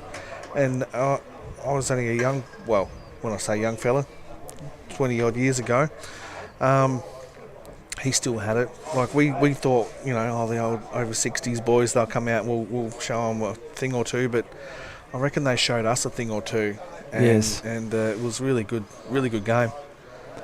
Yes, it's interesting. Well, you saw today earlier Alan Favell. Yep. I saw Alan play his first innings of Sheffield Shield cricket on the MCG many years ago, but you could still see the skill that he had in executing his shots. Yep. And Juddy, who's bowling now, his batting and bowling is spot on like that ball was. Yep. They still have the skills. Obviously, they don't sprint between the wickets as quickly. Yep. But many of them still have the highly competitive spirit. Yes, absolutely. But acknowledge that we acknowledge that we can't do the things that we used to. Yep. And in most veterans games, you'll see some wonderful fielding that is done with the shoes or the boots or even the shins. Yes, no, we've seen that. Because it's a long way to bend down to stop the ball, so you just stick your boot out. And it's effective. Yes, that's right. It took me a long while. I thought, no way am I going to do that. And then I was fielding in a game and the ball came past and I thought, I can't possibly stop that. So I stuck the big boot out and thought, welcome to veterans cricket. Welcome to veterans cricket. Veterans cricket, give it a boot. That's right. That's right. Yeah. And just got to tell you, after the 13 overs, Adelaide Uni are actually 8 runs ahead at the same time. Well, there you go. Didn't think I'd be saying that in the second inning. No. Yes. So they've once again bowled very tight. And, so I guess the big moment happens after Pellin gets replaced. Yes. But Uni they still have some accurate bowlers. Yeah. But you're right. At some stage, the Finns will have to accelerate a little bit. Yeah. And losing their 2 openers, who have been very big scorers for them. Graham Filkey in particular has got lots of runs this year, and Gary Bilney as well. So second slip coming in now. Yeah, that's interesting, isn't it? Yeah. Something's afoot. Yes. Just 2 on the onside. Oh no, 3. 3. Yeah. So Jardine. Nice little away movement there, so well respected. Got good shape, and that's the end of the 14th over. 2 for 34. So who will be coming on to replace Pellin? That is the question. Well, Mike Riley is the other one that has a economy that's in the 2s per over. Yes. So that's 28 overs between those 4 that are very economical. The question is, okay, that's 28 out of 40. Yeah. Who gets the other 12? Well, Alan Favell, in the game that we played about 3 weeks ago, Alan Favell bowled as the 5th or 6th bowler, and he bowled reasonably economically too. And who was it? Was it Jars bowled a little, I think? I'm not sure. But yeah, Mike Riley is, in the over 70s, he filled in for the Uni the other day when we played them. Yep. And I went out to bat and I just could not get him away. I had my 30 balls without too many bloomin' runs, I can assure you. And he didn't get me out, but I could not, puncture the field. He's a very, very good bowler. And it is a tight field. There is no one on the boundary. Yes. If there was a circle, they'd all be inside it. Yes. Yep. And that's pretty amazing, isn't it? You've got a spinner on, It's a final. And they're Dave behind Smith the run is, rate. Yep, Dave Smith's a big hitter. Yep. He's got some big scores where he really has smacked the ball around a lot. That's very good captaincy by Tim Pellin, I think. Oh, he missed out there. He saw that one coming. A very rare wideish ball from Mike. He's very accurate.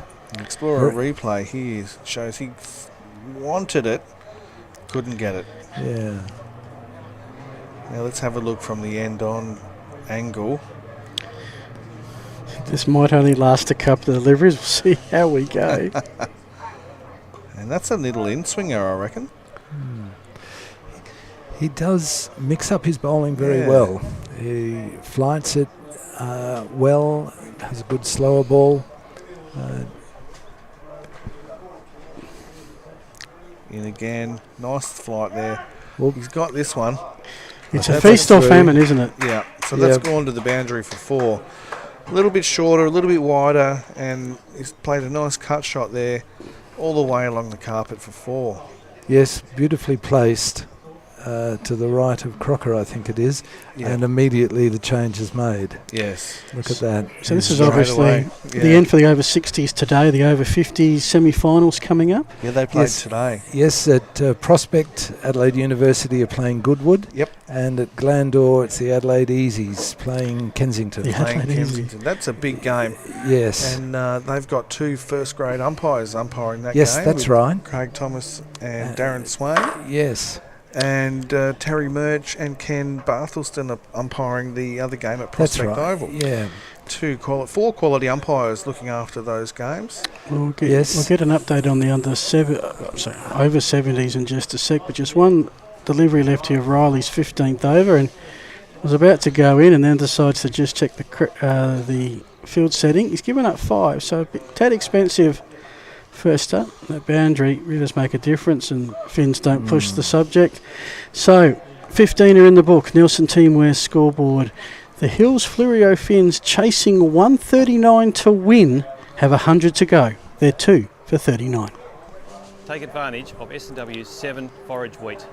It's an ornless winter wheat with plenty of flexibility and can be planted early without running the risk of running the head if the autumn runs dry. 7 wheat can fit into your existing cropping program without the need to modify or adjust your herbicide program, providing a quality forage option which allows you to take advantage of high stock prices and high feed grain prices. My name is Peter Gibbs and I'm your partner in the paddock. Yes, we do thank the S&W Seed Company. One of a plethora of sponsors. We've got Nielsen Teamwear, we've mentioned, Explorer Caravans with the replays. As that one has found the gap, and that could be going all at hold up. It's going to be line ball, and the rope wins. Yes. Good start to the over. Just very quickly, some other sponsors. We've got to thank Blackwoods as well. Absolutely. Astute Finance, the Spirit of Cricket. We'll see that at the conclusion and the presentations. Hodgson Print, who sponsor our drinks break. JK Rampage Builders, South Australian Cricket Association, and of course the SA Veterans Cricket Association. I probably should throw in a thanks as well, East Torrens Cricket Club, having us here today in this wonderful facility. Yes, I rang Craig Bradbrook a couple of times leading up to this game, and he couldn't have been more supportive and helpful. And of course we have Quinny, our state captain, who has the Greg Quinn Bar named after him here in the lovely club rooms, and what a lovely oval it is. Yeah. I love seeing the white picket fence all the way around. Absolutely. And some of the boys are imbibing in the bar at the moment and enjoying watching the game from there. But East Torrens have been absolutely wonderful to us, so we're very delighted. And earlier on we saw Greg Quinn behind the Greg Quinn Bar, helping with the flow. As he should. Yeah. Do you ever have to pay for a drink if the bar is named after you? Well, it's a good question. It's my bar. I decide my price. Yes. Well, I'm still waiting for Greg to buy me a drink from behind that bar, but yeah. Oh, another good ball. Smith beaten by Judd that time. So his little out swingers are doing the trick here. Yes, they are. Finns were lucky to score a 4 from a snick that went wide of first slip during this over. So Judd's bowling very well. Yep. And they've pushed the, I guess, deep. That'll be nearly a fly slip, but it's not going to carry for a slip there. That's like a deep gully, isn't it? It is, yes.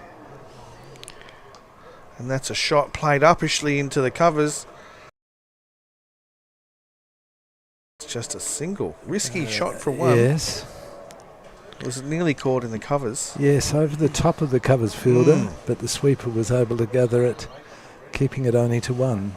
So they're almost 3 and over. Yep. They have had a couple of lucky shots. The required run rate is bang on 4 right now. So it's still manageable. On 4 and over to win. And that's off the knee. That's got to hurt. What a ricochet that is. Yeah, look at that. The ricochet went further than the shot. It did. I wonder if he's had a knee replacement. There's a bit of titanium there.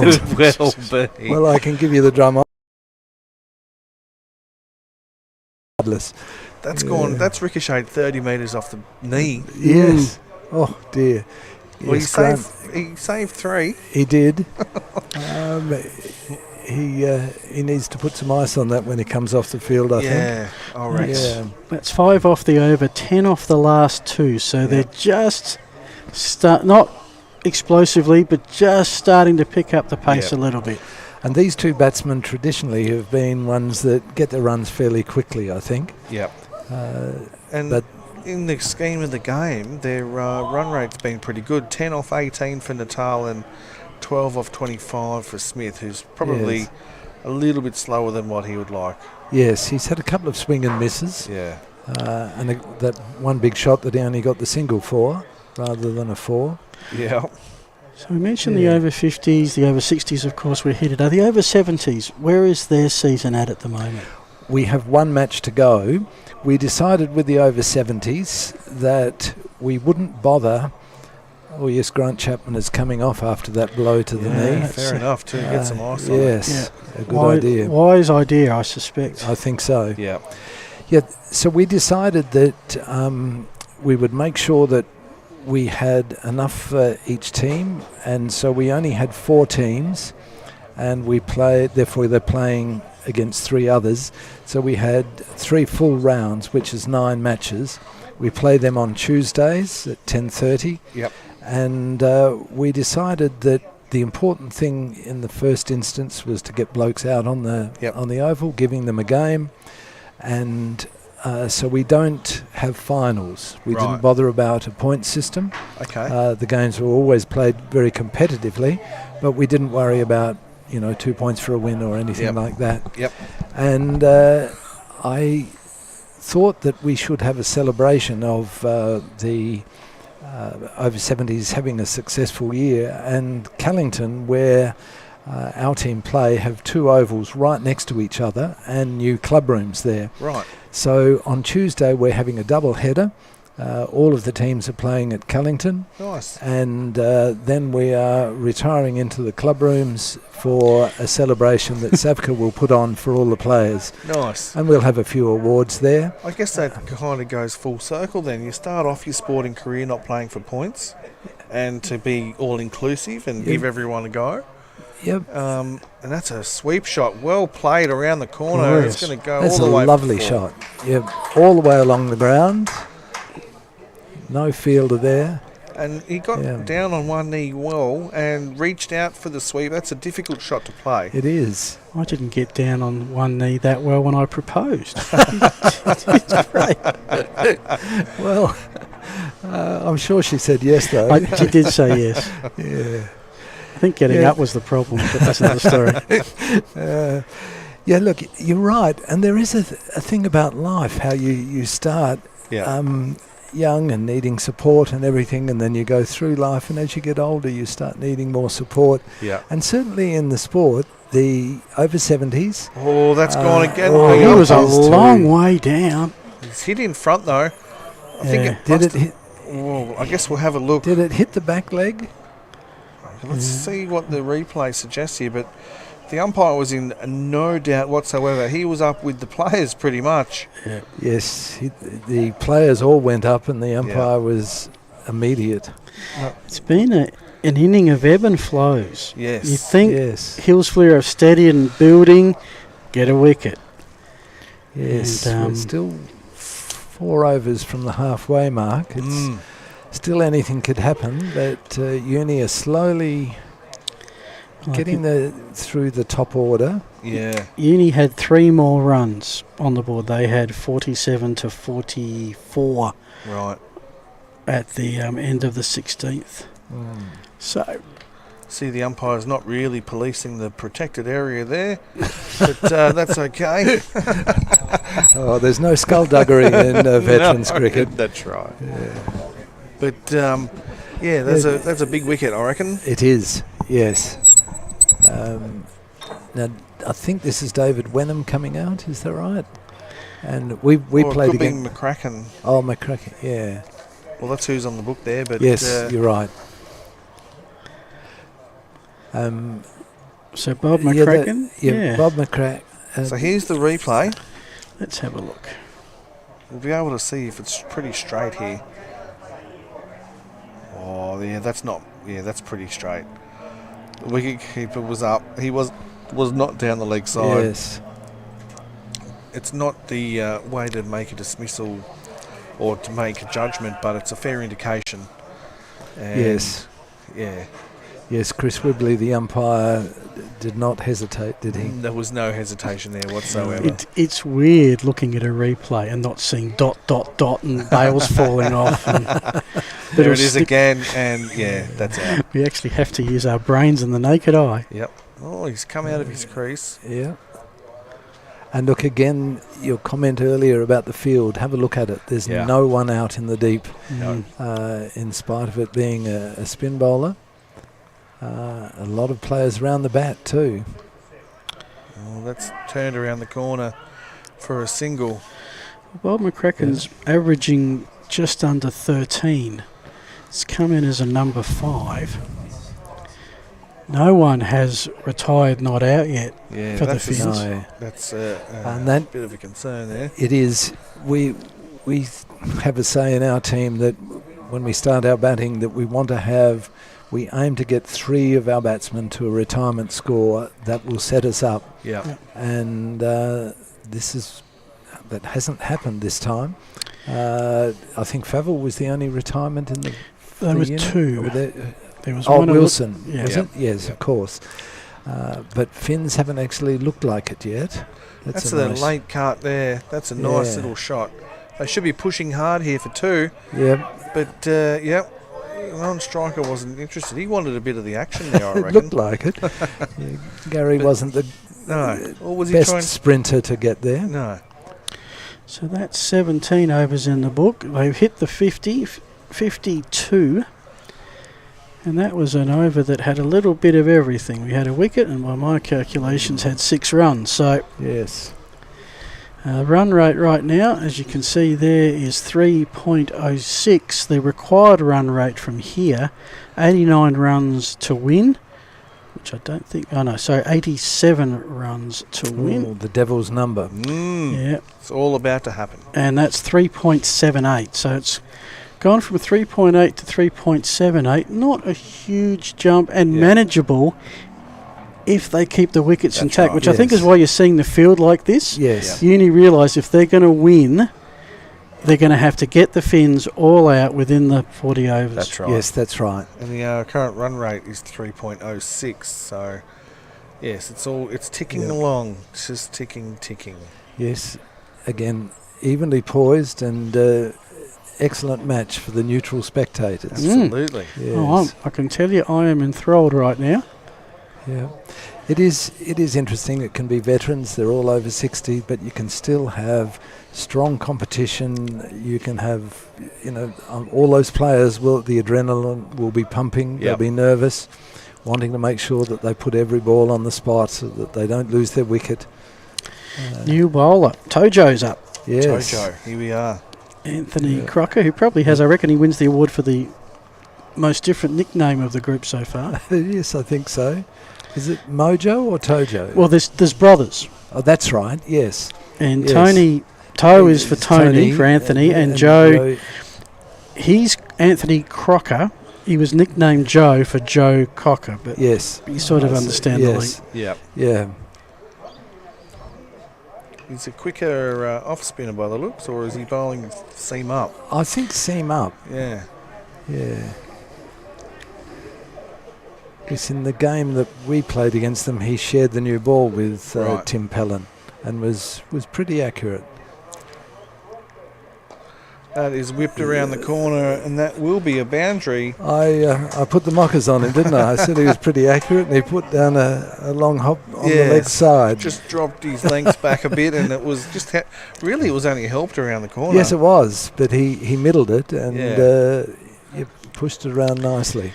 And that's all they have to do. If they can punish the loose ball each over, that's their over rate. That's all they need to do, and just try to turn the strike over. Yeah. If they need under 4, a boundary an over will do it without anything else. The other 5 deliveries. That's right. And that's worked to that backward, gully point fielder. Yes. It's been refreshing to see the late cut come back into the picture. You don't see that very often. Yeah, no. It's an art the modern game has lost, I reckon. And there are a lot of veterans that play it. Yeah. Very disappointed. I haven't seen a ramp shot or a reverse sweep or anything out of the Big Bash catalogue thus far. Thank the Lord. Yes, a reverse sweep would probably they'd fall over and twist their knee if they attempted it, most of them. Or if I tried to play a ramp shot, it'd be ramped right into my scon, I reckon. Yes. Yeah.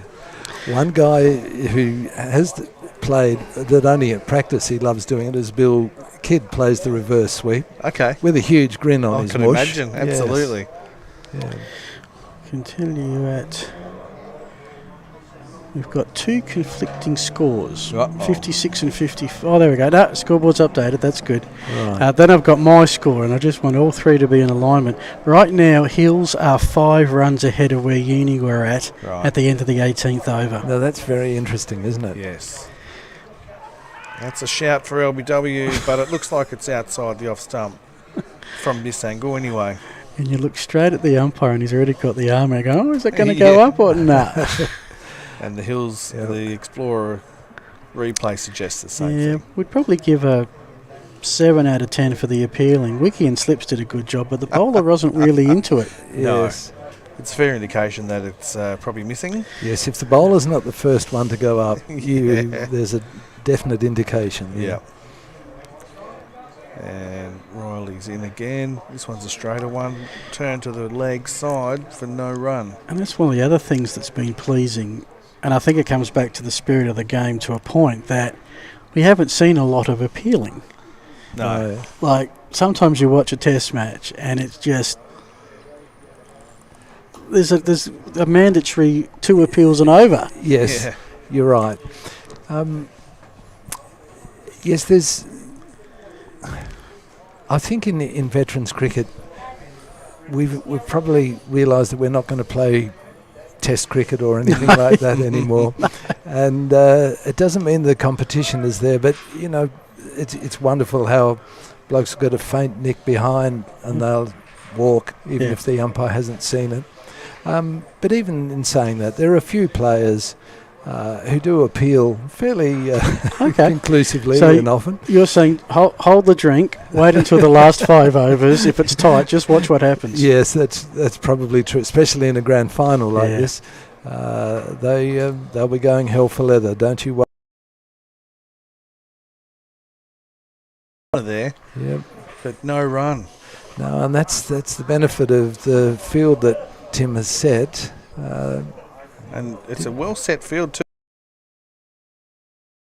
Yes, he did put 2 out in the deep, 1 on each side of the wicket, but still has the strategic people there to stop the single and any stray catching. That was a maiden. 3 for 56 off 19. 2 runs the difference now. Yeah, very tight. Which is what you want for a grand final. You don't really like blowouts, so that keeps the spectators and all the people online interested in what's going to happen. So Yes. there's a lot more questions being asked. Fleurieu, the Finns, are they going to be good enough to get the job done?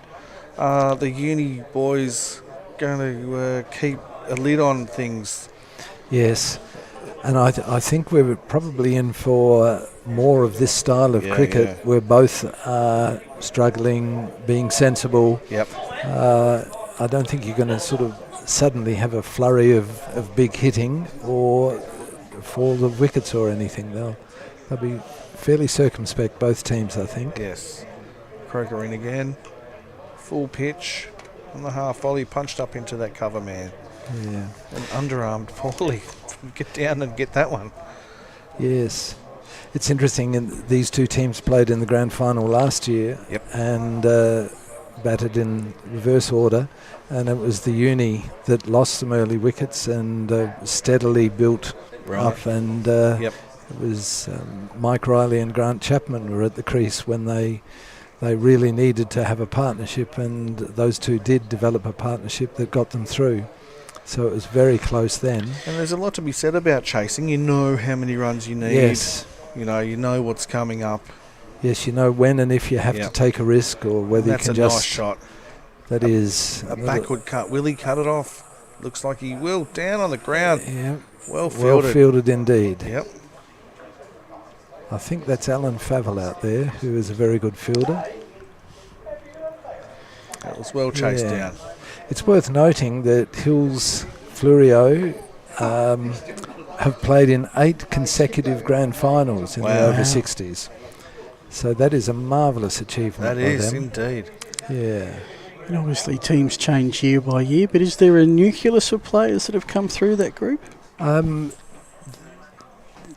Rob Colwell, their skipper, certainly has been an ever-present in that flow through, and as is Graham Filkey and Gary Bilney. Yep. And the rest, I think now, they would probably be the only few that were from 8 years ago. So there obviously is a flow through. Certainly there are enthusiastic 59-year-olds who then become the youngest of the over 60s, and they can bowl faster than blokes like me and run quicker and that sort of thing. It's a tricky thing in a lot of sports too, and we've hit the end of 20 overs. It's a drinks break at the halfway point, 3 for 58. And so Chris Dixie-Dorr, thanks very much for being a part of the coverage. My pleasure. It's been an absolute pleasure chatting with you over the last 10 overs. Thank you. It's been a pleasure to be here, and I thank you for putting this show on. It's wonderful. Our pleasure. Thank you so much. Players are taking a drinks break, so will we. Hills Fleurieu need 81 runs from the last 20 overs. Don't go anywhere. We'll be back soon. Explorer caravans are on sale. See firsthand the newly released 2022 Viscount and Design RV range. Get in first, don't miss out. Only at 345 Prospect Road, that is. Explorer Caravans. See you soon.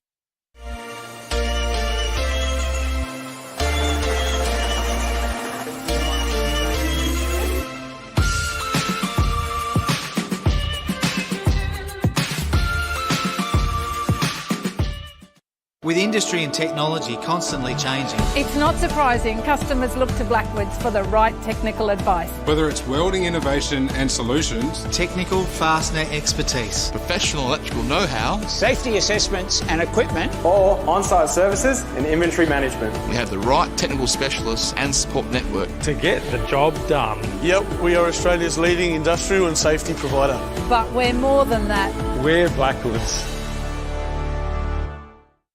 To make caravanning come alive, always think 345. That's 345 Prospect Road, the home of Explorer Caravans. Adelaide's newest caravan centre is offering huge savings all year round on leading brands like Australia-made Viscount caravans, setting the standard since the 1950s. And the innovative new Design RV range. And you won't get a better deal on quality-approved used caravans. Explorer Caravans won't be beaten on price, service or quality. Remember 345 for the best in caravanning. Explorer Caravans, 345 Prospect Road. Fodder produced on the farm is the most cost-effective feed option for all livestock producers. An ideal forage crop will be flexible with an early planting window and late season production. S&W Overland Forage Oats deliver quick establishment, repeat grazings, and the opportunity for a high-quality hay cut at the end of the season. Plant with confidence with S&W's establishment guarantee. My name's Millie and I'm your partner in the paddock. Make caravanning come alive at 345. Explorer caravans are on sale. See firsthand the newly released 2022 Viscount and Design RV range. There's a great selection on display right now in our friendly outdoor showroom. Explorer caravans, we have lots of stock ready for an immediate delivery. What are you waiting for? Get in first, don't miss out. Come and see us and grab your dream van today. Only at 345 Prospect Road, that is. Explorer caravans, see you soon. Take advantage of S&W's 7 forage wheat. It's an ornless winter wheat with plenty of flexibility and can be planted early without running the risk of running the head if the autumn runs dry. 7 wheat can fit into your existing cropping program without the need to modify or adjust your herbicide program, providing a quality forage option which allows you to take advantage of high stock prices and high feed grain prices. My name is Peter Gibbs and I'm your partner in the paddock. Explorer caravans are on sale. See firsthand the newly released 2022 Viscount and Design RV range. Get in first, don't miss out. Only at 345 Prospect Road, that is. Explorer caravans, see you soon.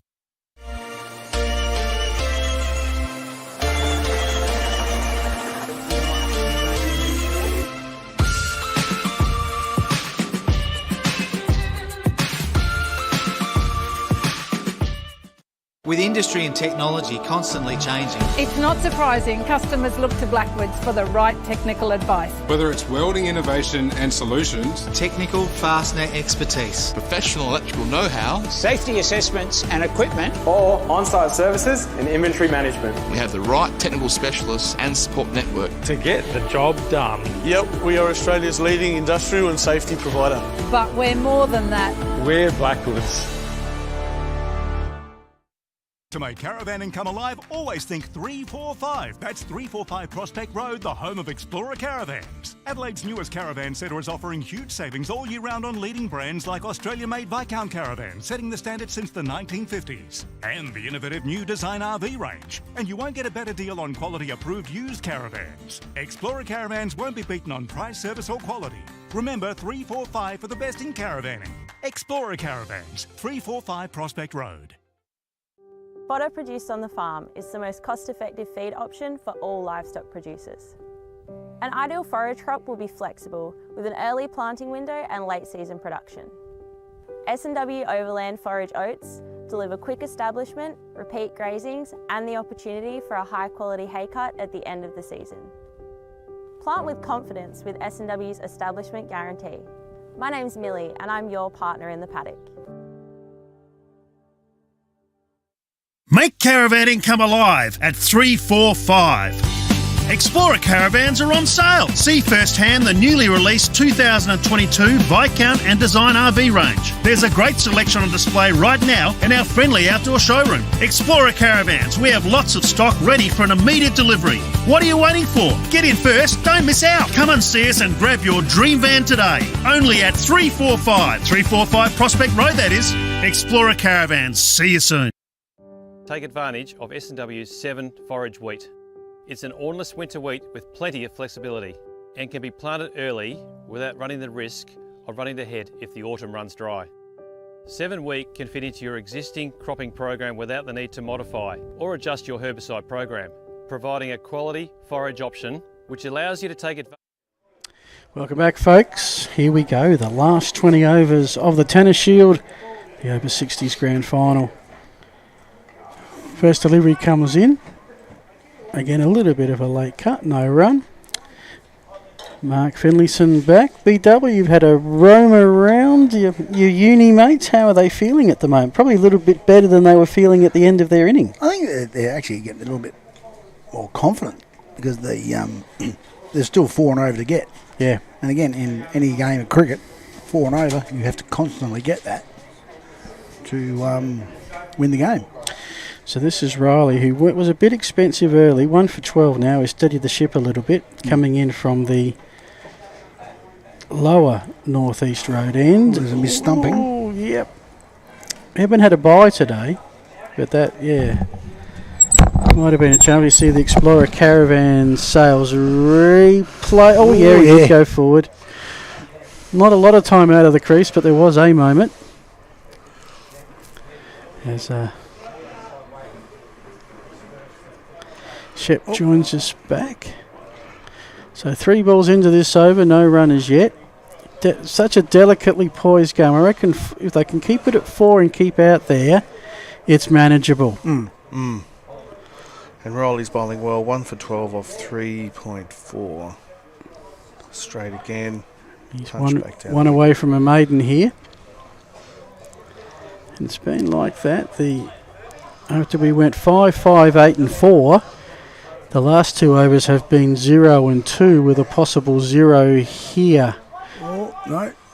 Maiden it is. Just well 2 runs in the last 3 overs. And the pendulum swings a little bit back towards the Blacks. And on the Explorer replay, we can see a good bit of fielding there to stop the runs. So he's probably safe 2 there at least. Oh, yeah. As soon as he gets past them, and there's no one backing him up, there's 2 runs there straight away. Yeah. So 58 is our score here. And after 21 overs, Adelaide Uni was 68. They had a good start to the second half with a 9-run 21st over. So if we had a worm, which we don't, they'd show 2 very parallel lines with Uni just a couple of runs ahead of the Finns. A little in-dipper there. Just pushed up to mid-off for no run. I'll tell you what, that over 70s gig sounds good on Tuesday. Yeah, absolutely. 2 games of cricket, then retire and celebrate the season. Of course, over 70s you can play at 10:30 in the morning. Yeah. Well, you wouldn't like to be working at 70. No. Quicker delivery, yes, not capitalised on.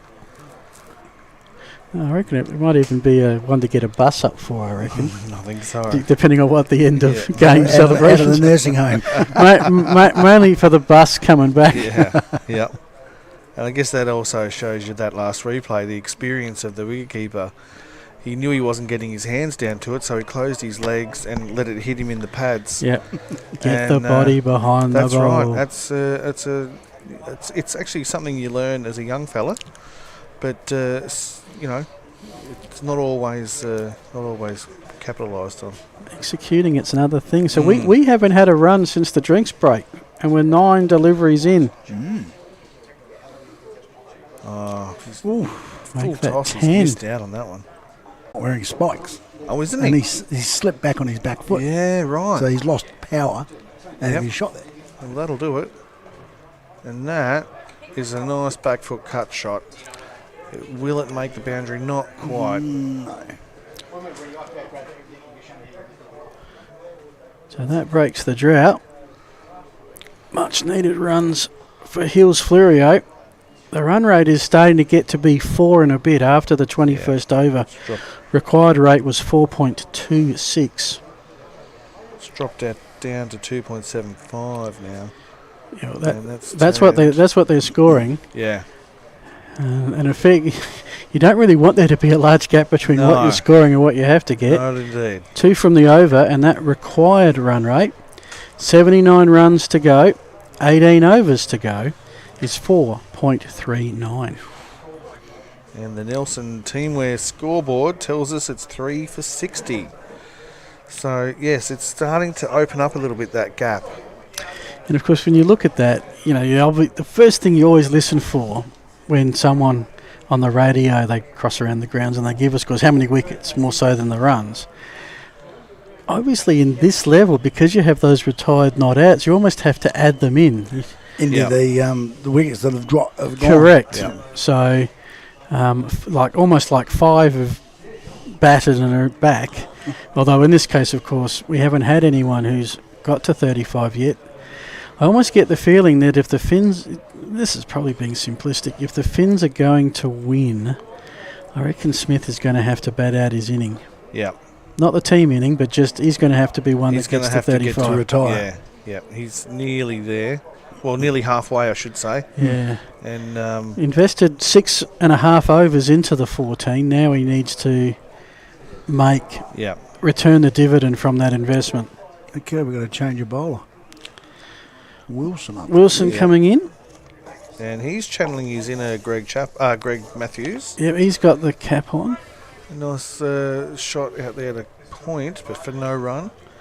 Ray Wilson allows 3.3 runs an over, 70 overs bowled, 14 wickets.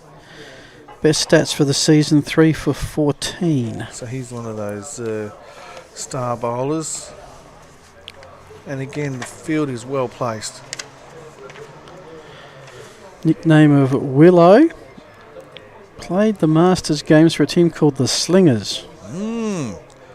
I reckon... you know that team? I do know that played. I played in that Masters games for the Paravista Old Goats. Yes, the nicknames that come out for these Masters games are pretty...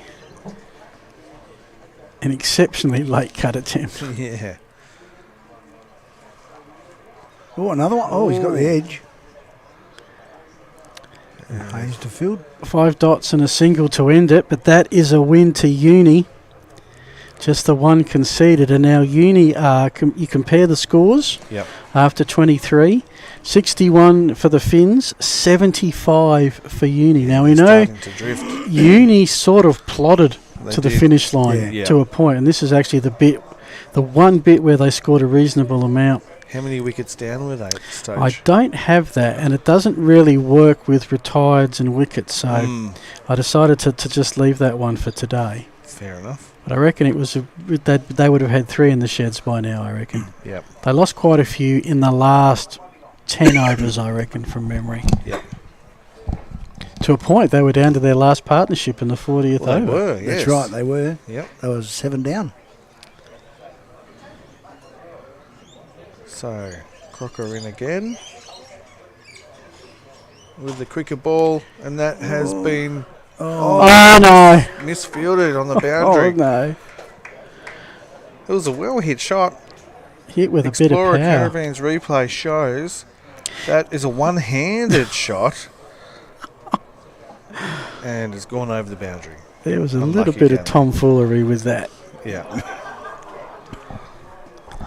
But yeah, to say the Finns needed that boundary, a bit of an understatement. Yeah. Their run rate up to, I think, 4.5 and over, and maybe a bit more now. And that's just pushed out into that cover region for a single.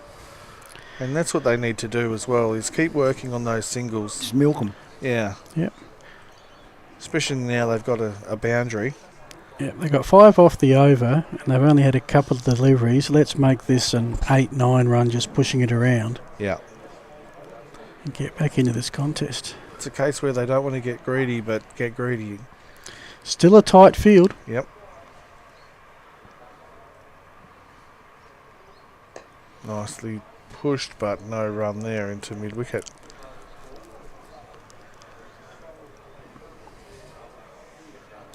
So, Mark, you can tell us how many of the new style bats are the players using in the over-60s comp these days? Nearly. It's going to go to the boundary. Because looking at that type of shot, if that was one of the new style bats, that's a 6. I reckon that's just one of the old power spots, I think. Yeah. The current bats these days, you're looking between $700 to $1,500 a bat. Yes. What? Yeah. Oh, yeah. There was a Grey Nichols limited edition. The Legend? I think it was cut a couple of years. There was only 1,400 of them made or something. Right. And they were $1,425 a bat. Whoa. Yeah. I kindly asked my wife if I buy one. Yes. She said, keep walking. I reckon you're doing well just to get the leave pass. Yeah. To play. Now, I should ask the question. I mean, teams that play competitive level, they play, but they also train. At this level, is there training through the week, or is it sort of you guys know what you're doing, just see you Sunday? I think if some of the guys are actually playing in the grade like the A, the B, C's and D's of Adelaide Uni, yep, they'll train during the week. But sometimes I'll have a pre-season on a Wednesday afternoon, so the guys will email, who wants to come out for a hit? Yeah. So that was a much needed over for the Finns. They got 9 from it, 2 boundaries and a single. They're now trailing Uni by 9 runs in an over-by-over comparison, and the run rate that went up to 4.6 is back to 4.3. Nice little late dab down to that deep gully fielder, short third man for a single. Yeah, you can pay up to $120 a pair of batting gloves. Yeah. And pads, you're looking at probably a minimum $100. Yep. So most of the equipment that we're seeing is equipment that they've brought back to life from their playing days. Oh, they're still in their playing days. That's it. Well, they're earlier playing days. Yeah. But I have been loving seeing, the old scoops, power spots. Look. I've even seen an old original SS Jumbo. I had one of those. Yeah, me too. They were probably one of the best bats you could use, but the Grey Nichols scoop, that was my favourite. Yep, I had the David Hooks edition. Well, you can actually buy them on eBay still, the GCs, the Greg Chappells. Yep. He was my idol. Yep. So you always think, if he's making runs with that bat. Absolutely. Hey, I'll buy that bat and I'll see if I can make runs. Yep. And full toss, he's danced down the wicket, but just hit it straight back to the bowler. But yeah, it's really expensive to buy equipment these days. Yep. So Wilson is clogging an end here. Just consider the 1 run. This one's that kept slower low. one. That actually kept low.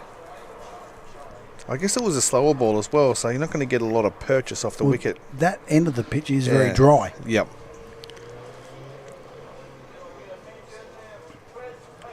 Yeah, it's not really kicking through. No. And the ball would have got a bit softer. Yep. So it's not going to kick like it was early on. And it's a day 2 wicket, effectively. So it was played on yesterday. And it wouldn't have had any water. Apparently a lot of runs were made on it too. Yeah, there were. 380 odd chased, 320 chased 380 odd, I think. Something like that. Well, there's 15 overs to go. There's 69 runs for the Finns to win. After 9 runs in the previous over, that was a maiden. This is a real game of momentum changes. Just below 5 and over. 4.6 at the moment, which is technically the highest run rate so far. They got Fav coming on now. So he was one, Dixie said it when we were talking about possible bowlers that they would bring on. Fav got nominated. Alan Favell concedes 3.39 and over, 25 overs over 13 games, 6 maidens, 5 wickets. They certainly need 5 wickets now. I think, if the Uni guys can grab another 2 quick, maybe 3 wickets. Yep. That's going to put the pressure right back on the hills. Absolutely. Because they're just starting to rest that back a little bit now. They're sneaking the easy runs. Yep. But Fav bowls left arm around the wicket, angling into the right-handed batsman. So the stumps are in danger with this type of delivery. One keeps low, and it shoots through. Yep. There's a very good chance of LB or bowl. This is wide outside the off stump. He's allowed to free the arms. And bit of an edge there. 4. Yep. There's your boundary for the over. Yep. Interesting, for the first time, I think in a while, we're seeing a slightly more defensive setup from Adelaide Uni field-wise, where we've got a sweeper. You almost got 2 wingmen in footy. They're exactly square of the wicket on either side. Yeah, well, I guess you could say there's 2 sweepers, one on each side. Square leg or deep square leg and deep cover. Yeah. But he wouldn't have planned for a bottom edge. And to have got past the short third man as well. Ooh. That one snuck through. A good comeback delivery there by Favell. But, do you really think they need that guy right on the boundary? I wouldn't think so. No. I'd bring him in more and just move that cover around to his right. The 26th over was the highest scoring for Uni. They put on 11. Right. And we thought, here we go, they're on their way. Didn't happen. Keep it to 1. Oh, No, they're going back 2. for the 2. This is a dangerous run. He's made it. Smith was saying, come on, you got to go for 2 on this occasion. Not sure McCracken was really that keen, but... And well home. Yeah, he did that well. Yeah. Important 2. And this is where uni boys weren't milking the 2s. That's right. They were just getting the 1s. Yep. They can find a way just to squeeze a run here or a run there. In a low-scoring game, which I consider this to be, makes all the difference. Yes, and and I'll tell you what, it really does ram home the lower scoring games are the most exciting. So this is going to go down to the wire. It is. We're going to get 75, 80 overs. This is a full toss. Oh. And he has capitalised on that one. Yeah, I was just going to say one side's going to crack. Yeah. Yep. 8 off the over. Oh, hang on, no. 10 off the over. So that's a good over there for the Hills Fleurieu Finns. So now the current run rate's 3.12. And the required run rate that got up to 4.6 down to 4.14. So that had a big impact on proceedings. Yeah. So at the end of the over, so on the Nelson on Teamwear scoreboard, it's 3-4-81. With industry and technology constantly changing, It's not surprising customers look to Blackwoods for the right technical advice. Whether it's welding innovation and solutions, technical fastener expertise, professional electrical know-how, safety assessments and equipment, or on-site services and inventory management we have the right technical specialists and support network. to get the job done. Yep, we are Australia's leading industrial and safety provider. But we're more than that. We're Blackwoods. Wow. Well. We just saw a late cut down to a third man, and the second run, let's say one was running, the other one wasn't, and they almost had a conference at the wicketkeeper. Thankfully, that was the throwing end, and Smith managed to scamper back to the bowler's end before the throw got there. What a way to get a 2. It's all happening, that's for sure. Grand final tensions. It's all happening. And Wilson none for 4 off 2.2 now. Bowling with the hat on. He's getting through him quickly too. Helps when you do your own fielding. Yeah. He's got the field's better set. Yeah. So they've got the long on now. Yeah. And, come down the wicket to get to it, but then effectively got beaten in flight and had to just pat it back. It was just a little bit of a quicker ball. Yeah. 56 to win. Cut straight to the point fielder. They've got that point man well protected, of that area in the field. That shorter ball outside the off stump. He's going to have to really cut that hard in front of the point man. Down the wicket. No run. 5 dots. Oh, that is a maiden. Back-to-back maidens. Do we have a cricket term for back-to-back maidens? Yeah, back-to-back maidens. Back-to-back. Thank you. Twins. He'll go for a hat-trick of maidens very shortly. There you go. A quinella of maidens. There you go. Actually, I might have lied. I think after all that, I think he got 2 There off the was 2 first runs off the delivery. first ball we missed. Just didn't update my computer properly. So what? 56 So off 13 overs. Yep, Fable's going to come on for another over. He went for 10 off his first over. Yep. He will want to redeem himself from that. But they're going to, as I said, they've got 4, possibly 5 bowlers that'll go the 7. It's where those other 5. Finn spread it around quite nicely. I don't think they planned McCracken to have 7, but his bowling was very good. And that's been cut away. Yeah. Don't know if he's got all of it. No, it sounded very edgy. Yeah. But 2 runs to the good.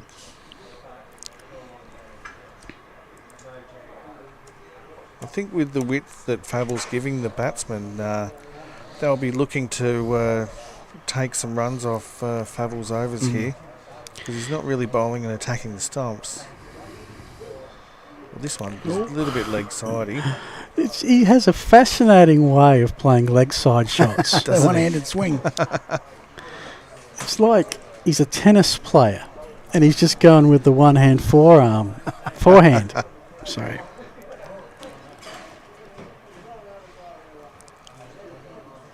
There it goes. That's what happens when you connect. Yeah. 4 runs, well pulled down through the fine leg area. He moves to 37. And you notice he kept 2 hands on that one.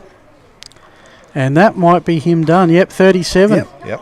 I said he had to bat out his runs for the Finns to have a chance, and he's done his end of the bargain. And he's, 37 off 57 for Smith. And he's the first player for the Finns to retire. Yes. So with the retirees not coming back, it might as well be a wicket. Well, that's right. Which, to me, in the over 50s, you make your 40, you can come back in again. Yeah. I can't see why it can't be done in the over 60s. Yeah. That's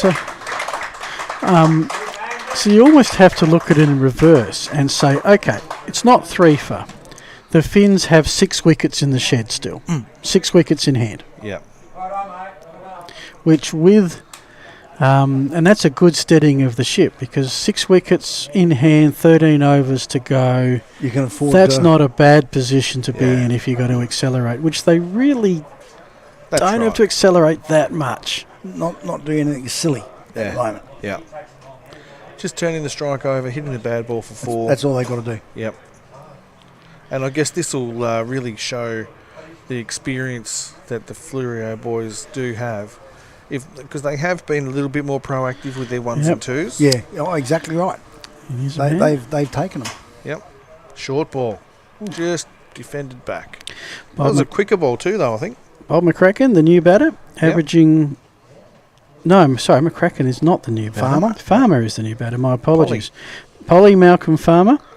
That's wrapped on the pads. appeal. He's not giving him. Possibly down the leg side. We'll get an Explorer Caravan replay up any second. Here we go. Oh, we've got the That's the replay. That's the appeal. Well appealed by the wicketkeeper. Here we go. Ooh. Oh, no, that's the next delivery. That's the next delivery. I'm thinking that's not going down the leg side. Polly Farmer. 9 innings, 5 retired not outs, averaging 41. 163 runs. So there was 6 runs off of that, and now comparing end of 28th over, the Finns are 8 runs behind Uni. Their run rate required, 50 runs required off 12 overs. That's 4.17. So they're bringing that back. Yeah, so Adelaide Uni got to start to rethink it again and re-tighten it up. Yep. Yeah. And they have a chance here with a new batter, if they get him on strike, to tie up an end. He's on strike and he's actually starting to walk out of his crease, so only has to miss time one. Yep. And he's a big chance for stumping. Yes. But at the same time, he's being proactive in getting to the pitch of the ball. That's right. And this one's shorter. Oh, it just come back in on him, I think. Had to rethink it himself. They've got a fine leg, so you won't want to pitch it on leg. No, there's a cameraman there. Could be mistaken. He's wearing black. Oh, that's a nice shot. Out to the man, though, for a single. Juddy. Just the one. And the Explorer Caravan's replay show a nice little late cut there. Now McCracken's on strike. 16 from 38 is his work for the day so far. Yep, now it's Polly. Now it's Polly. Yep. In the nice green cap. What's that, a light green cap, would you call it? Yep. Oh, he went for and then changed his shot. And there's the late cut again. Yep. I think the difference now is that as we were stressing about Uni's score not being enough, the singles late really weren't. Yeah, so what? Yeah. But at this point, they're all handy. For Yes, I was Fleurieu. going to say they weren't getting them at this stage though. No, that's right. But there are a couple of gaps, that leg cut gap, and there's a gap, a fair one between square leg and mid wicket. Oh, there. You didn't get all of it there. Will it run all the way? I think it's going to pull up anyway. Yeah, it's pulled up. Only for two. 2 runs. We have seen a lot of that. Yeah, down that area of the ground, it seems to be a little bit more lush. 4 off the over. The required run rate went from 4.17 to 4.18. There you go.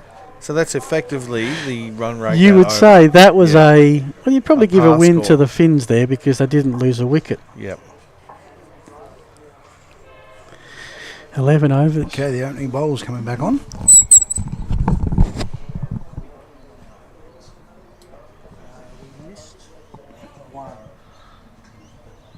So this is a big moment in the game where we've got the opening bowler back on.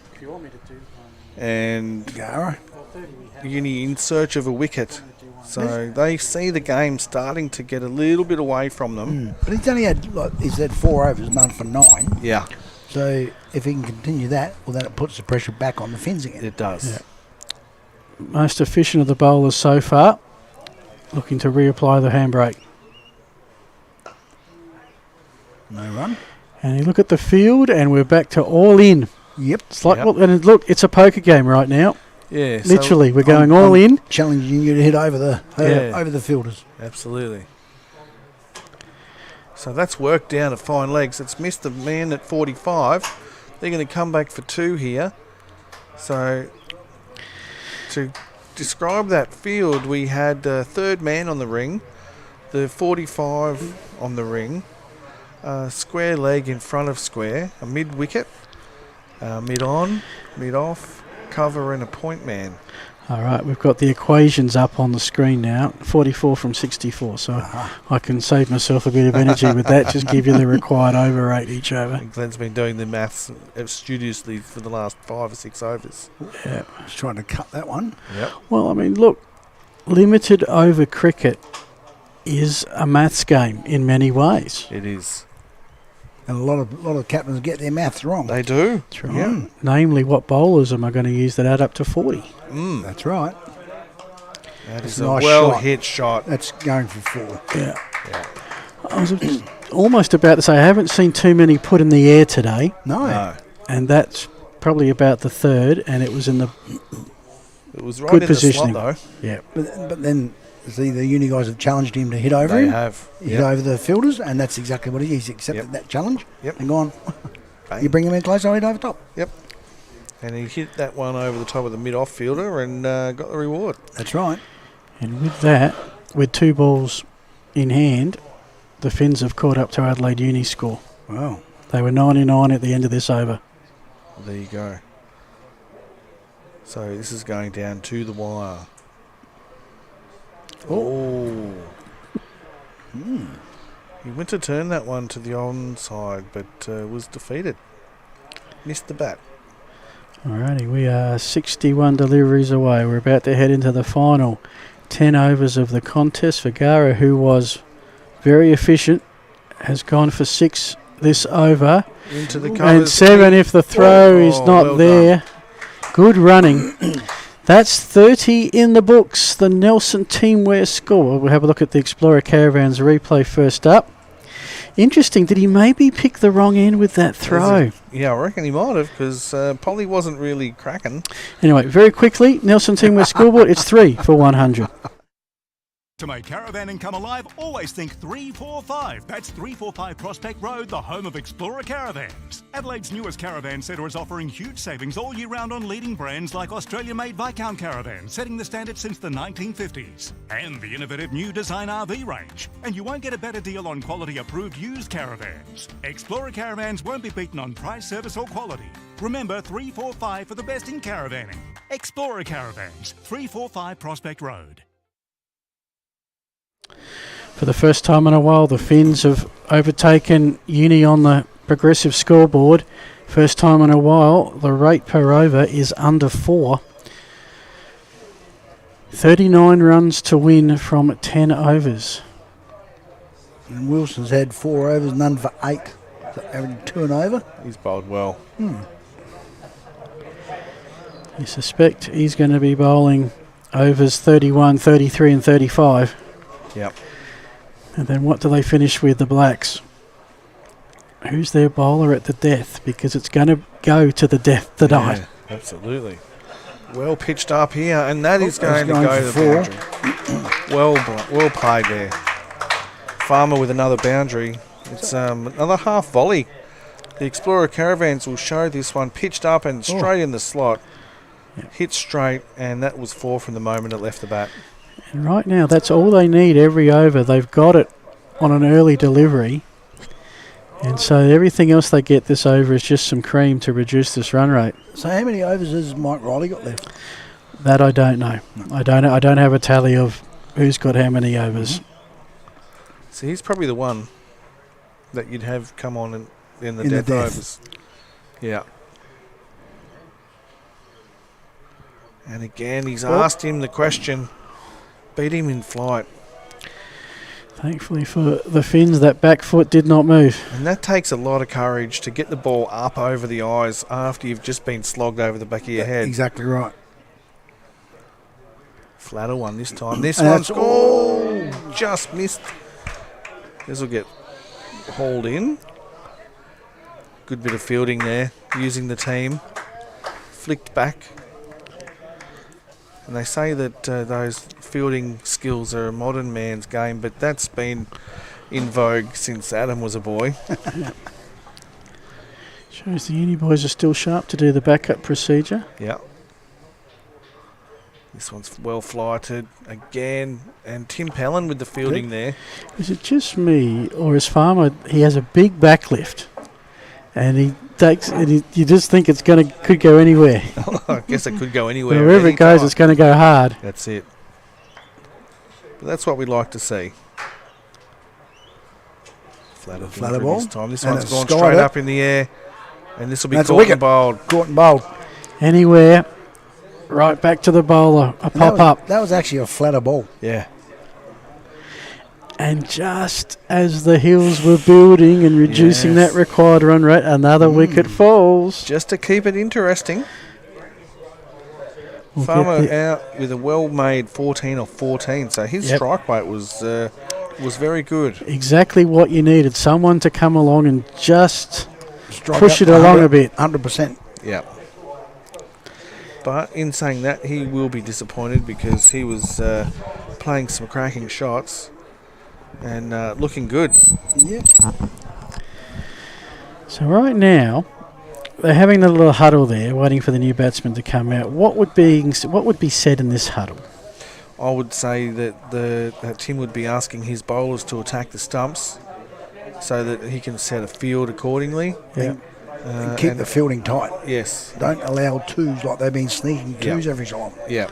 And those twos, when they should have been only ones, that score, you can give them 10 twos. Yep. There's 10 runs. That gets closer to their score. Absolutely. He's got to cut it down to zeros or singles. Yep. 33 runs required. The new batsman, David Wenham, can bat. Averages 34. Only had the 4 innings, not retired twice.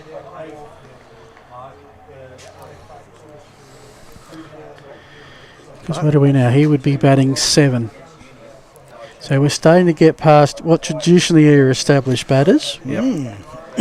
This is, I guess, the traditional wicketkeeper's position. Even though it says 4 for, in reality it's 5 for. That's right. Yeah. It's a bit like daylight savings time, isn't it? Yeah, on adjusting to Queensland when we're on it and they're not. Yeah. Oh, tried to flick that down the leg side. I think he outsmarted himself there a little bit. He played it too early. Yeah. Well, that was a mixed bag. I think that was a win to Uni. They conceded 6 runs, but they got a wicket, and that's actually what they needed.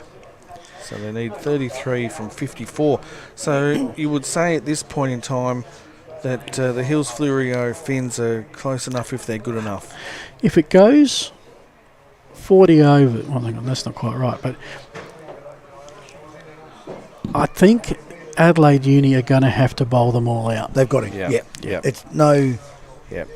Not now. It's not defending the runs. It's you've got to get them out. Yeah. Hence the field that we're seeing. This is a. It's in a very attacking field. He's challenged the batsman. Okay, you want runs? You got to hit over my team. Gara's back in the lineup, 16 from his first 5. That's placed nicely into the gap by McCracken. They could get 2 or no. Just the one, which will expose Wenham to the new bowler. Fair bit on McCracken right now, I reckon. Yeah, well, he's been out there for 41 balls. He's faced 41 balls on 19, so he's got his eye in. Yep. 32 to get. If he gets to 35, that's 16. So they're just about home and hosed, so there's plenty of pressure on McCracken. And Wenham just needs to get him back on strike, so that's his job, just to turn the singles over. And that's a nice shot. That's a glorious shot. All the way, I Beautiful. reckon. Oh no, Tim Pellin's going to chase this one He's not down. gonna let that go for 4. Well done. That slowed up dramatically. That's a good shot there by only Wenham. 2 off that Bang. ball. It's 3 off the over.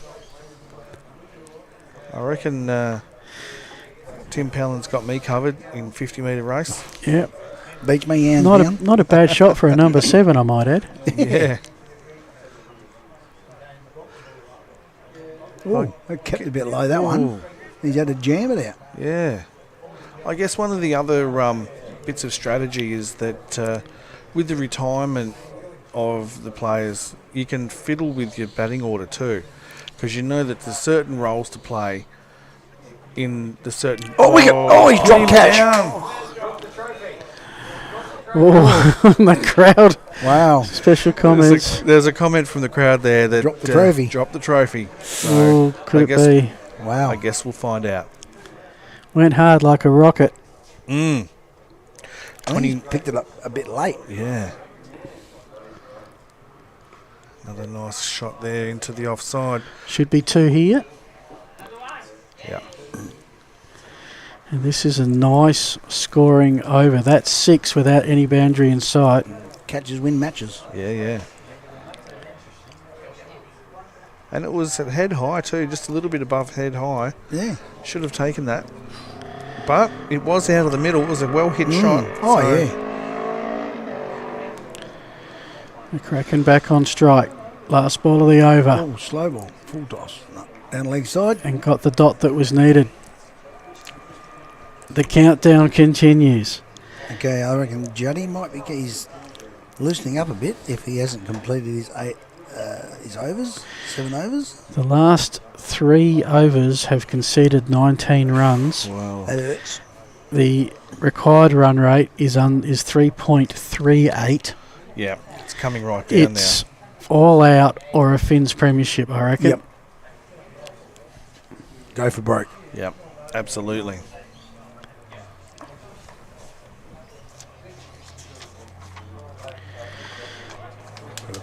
Just the 27. And, once they turn that 100 and they can see that, we've got 30, 40 left. McCracken's called for a drink. Don't blame him. Fair enough too. He's faced 43. This will slow the game down. Of course, chance for us to gather our breath between the 3 of us, have a quick sip and... Full toss. Right. And that's 4. Absolutely. Wow. Good shot. I'll tell you what, this is a number 7 out there at the moment. Yeah. And this is what I was saying about the order. You can have some genuinely top order batsmen batting down the order because you know you're going to need them. That's right. Well, in the under 50s, Dave Wenham, he was a very good batter. Yeah. Yep. And a bowler. Yep. 7 off 5. Well, he played a couple with us and played really well. He batted above me, I reckon. 23 needed. I think I had a sword fight this year, though. We're under 3 and over. Yes, definitely close enough if they're good enough.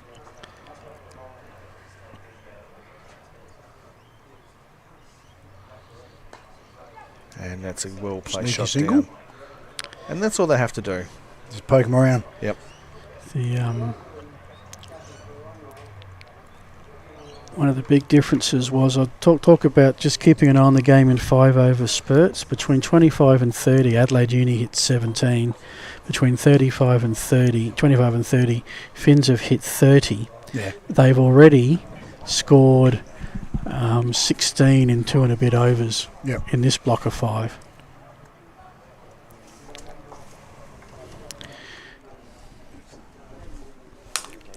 As we say goodbye momentarily to Shep, who's off to prepare for presentations. You're with Phil Hurd and Mark Finlayson in the dying stages of this one.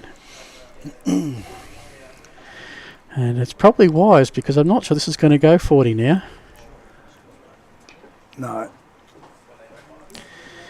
Nice hit into the gap by McCracken. He goes to 22. And that is the runs required. You can see now it's a run every 2 deliveries. Yep. That is eminently doable.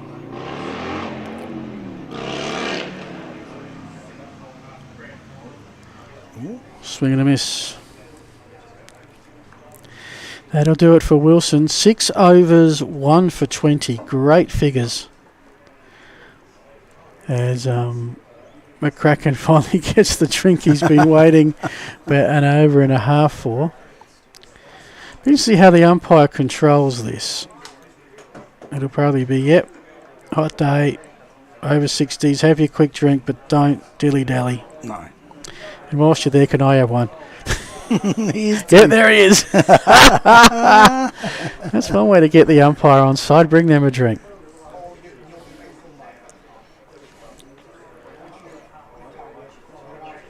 Again, against the common sense too. Of course. You've got to think of the player's safety. Yes. Game's been going over 5 hours and about 20 minutes, and it's pleasant now. But it wasn't pleasant earlier. Oh, no. And the wind's actually dropped off, I reckon. Yeah. So it'll be back to Judd. Judd was a little bit of feast and famine. He was very accurate early, but did have one expensive over. Yeah, he's averaging 4 and over. 7 overs left, 21 needed. Most can do the maths from there. The rate they're going, this will be over in about 4 overs. Yep. Unless the Blacks can snare some wickets. Maybe a hat-trick should be around a bit. You're going for the hat-trick option? Well, that's about all they can. That's the only way they're going to win. Well, that'll take it from, because they're 4 for, plus 1 retired, that's 5 for. Hat-trick will take it to 8. Then it would flip. Judd comes in from the O-Barn end. To McCracken. Straight to backward square. It looks like he actually wants to get the game over and done with real quick, McCracken. Well, the way that shot was. I think whilst you've got some wickets in the shed, why not? Exactly. They've conquered the run rate. We've got so few runs needed. If you get a couple of boundaries, you're almost there. Yep.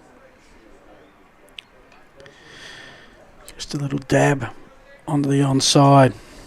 No runs this over as yet.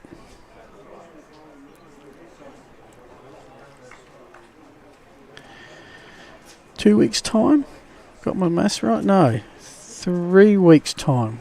The over 50s grand final? March the 6th. March the 6th. Karen Rolton Oval. Okay, then I'm totally befuddled as to how long that is away. 15 at 6, 21, 3 weeks. Okay. Yep. Well, there's a hoik. Where's that going to land? That's going to be a 4. McCracken moves to 26. And the remaining runs come down to 17. Uni needed to score more runs in the last 10 overs of their innings. Yeah, which they didn't. After 30, they were 99. They got to 100. They scored 39 in the last 10. That's 3.9 and over. When they should have been going like gangbusters. 6, 7 and over. Yeah, I mean, easy for us to say.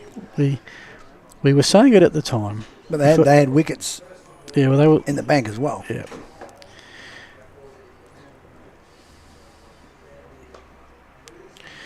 And look, it's a veteran class they're facing, Adelaide Uni. They got the better of the Finns last year narrowly. But this is almost beyond redemption, I think. Oh, that's right. Exactly. Your miraculous hat trick. Judd in with his 5th delivery. Played past the backward square leg umpire for a single. And having got the boundary earlier, they can just potter around, pick up a 1 here and a 1 there. 5 off the over so far with 1 delivery left. Wenham on 8 and McCracken off on 26.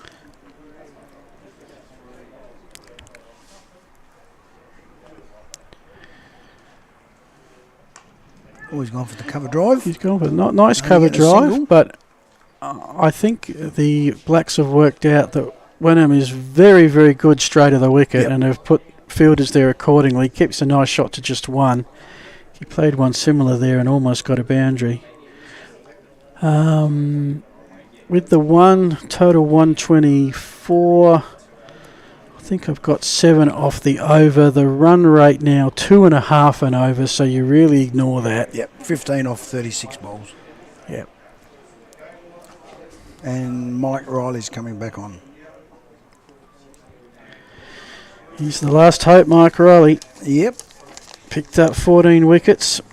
Second only to Tim Pellin, who I reckon is bowled out. I'm pretty sure yes, he has, bowled out early, which needed to do. It's been a good batting effort. How would they have gone chasing 160? We'll never know. But the game's actually ebbed and flowed. They've just accelerated nicely at the right time. Didn't let the run rate blow out too far. 4.6 as high as it got.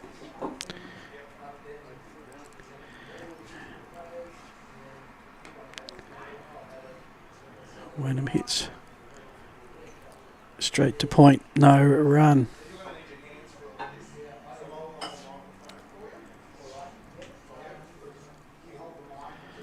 Riley in again.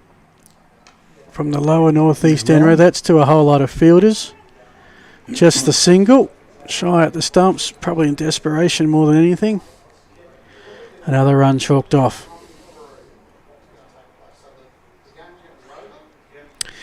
Stick around, folks. Once the game is over, we will have presentations on the field. We've lost Shep for the moment. He's warming up for his MC duties. We'll have all the presentations and maybe a couple of interviews if we can swing it as well. Oh, another drop catch. Yeah, and I'm just... That was a bit hard, that one. That one was a bit out of range. Yep. It's probably unfair to say that drop catch earlier on was the difference in the game, but... They either stick or you don't see them. Sure one. Nicely played. Chance of a quick throw misfield, and therefore it's a safe single. 14 from 32. 1 delivery left of the over. We've had 2 from it so far, so he's come in and shut the gate, but I reckon that horse might have, but that's up in the air if there was a fielder in the vicinity. Going to go for 4. That's going to be a boundary, and now the margin is in single digits, and that's 6 from the over. The last 5, between 25 and 30, they scored 30 runs, 6 and over. Between 30 and 35, they've scored 30 runs, 6 and over. Beautiful acceleration. And that will win your games. Yep. So the best that Adelaide Uni were able to do was between the 20th and 25th, they scored 23. After that, it was 17, 20 and 19 in the run home in those 5 over periods.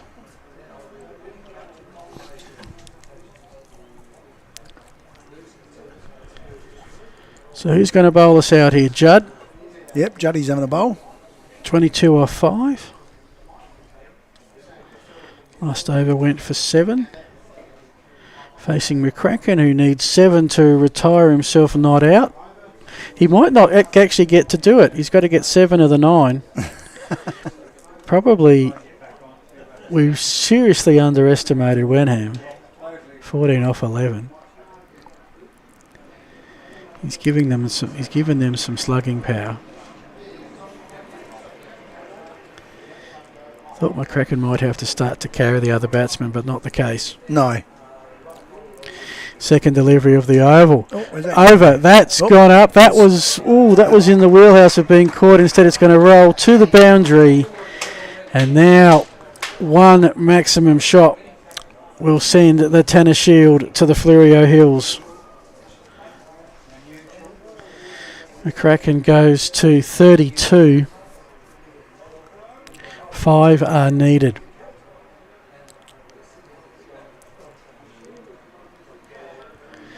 The field still all in the circle. I guess they need wickets, and that's going to get them really on the ropes.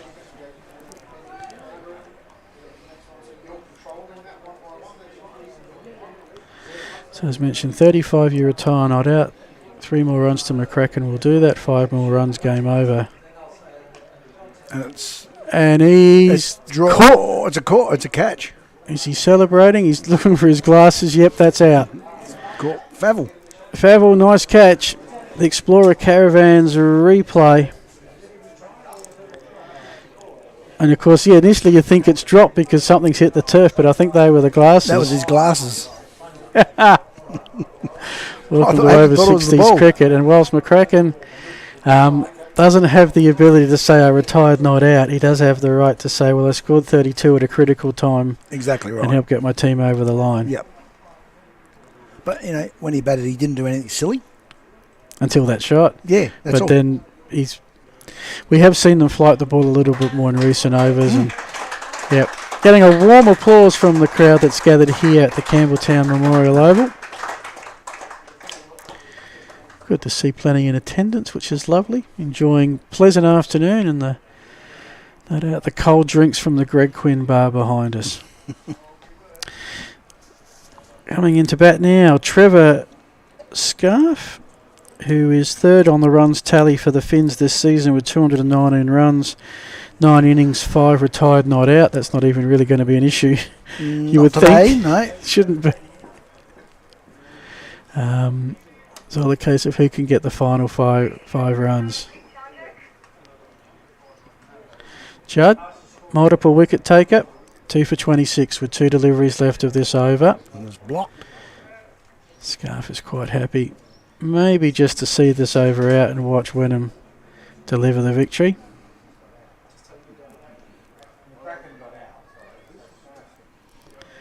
Pfeiffer with 1 retired hurt, so batter number 8 facing at the moment. In the end, that is the end of over 36. There were 4 runs from it. Still 5 off 24 balls. Yeah.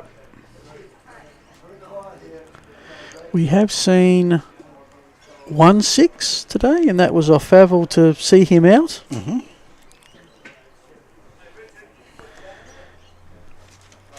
Might ready to come on, I think, probably for the last over. The production crew getting ready for post-game presentations that could begin any delivery now. What's it? 1 delivery warning. Well, I suspect it's going to be 2 scoring shots that'll decide it. Riley comes in to deliver his start of his 6th over. He's 1 for 18. That was almost. Oh, that is going to be our first bye. Taking a there you single. go. And now we're a boundary away.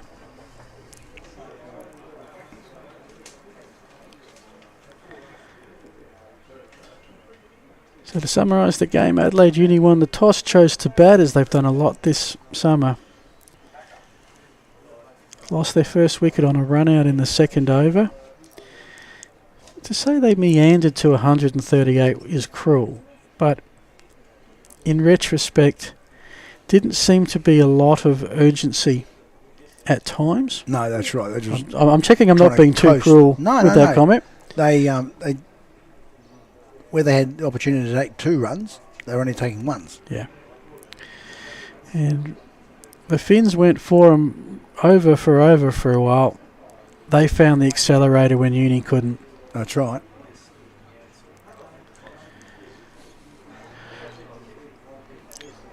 But it's been a good effort for both sides to get here this year. Oh, they have been two of the cream. I'm sure Goodwood, Eastern Rangers would like to say they're in the mix too, in the top two until the last round. There's one of the runs. They're going to come back for two.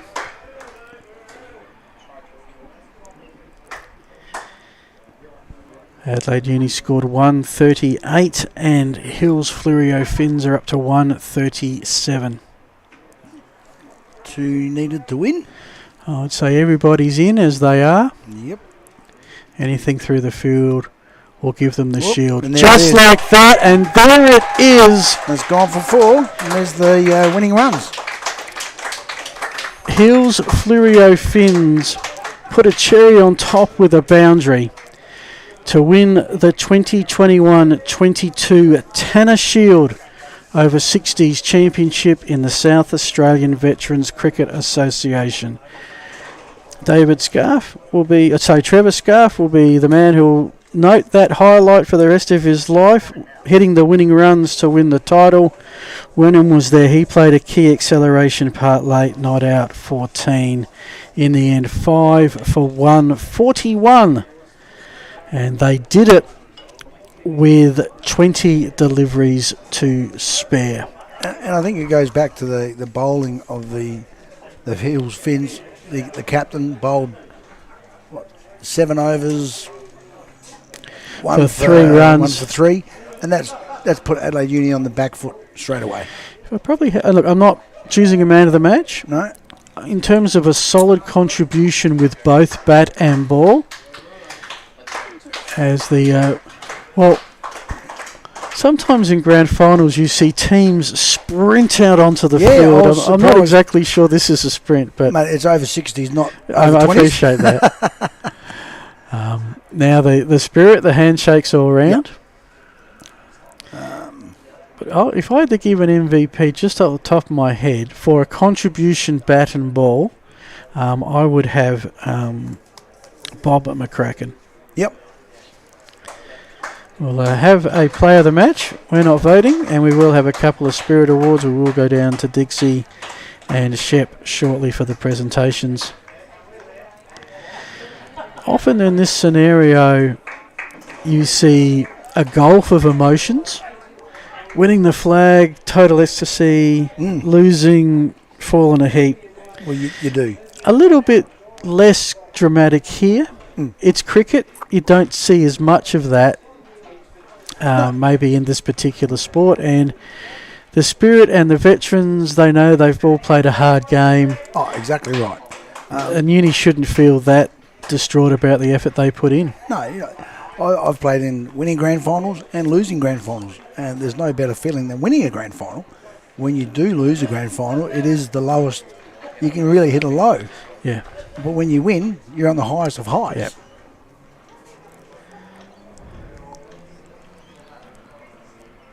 So right now, that would be the coach of the side having a word to the winning team.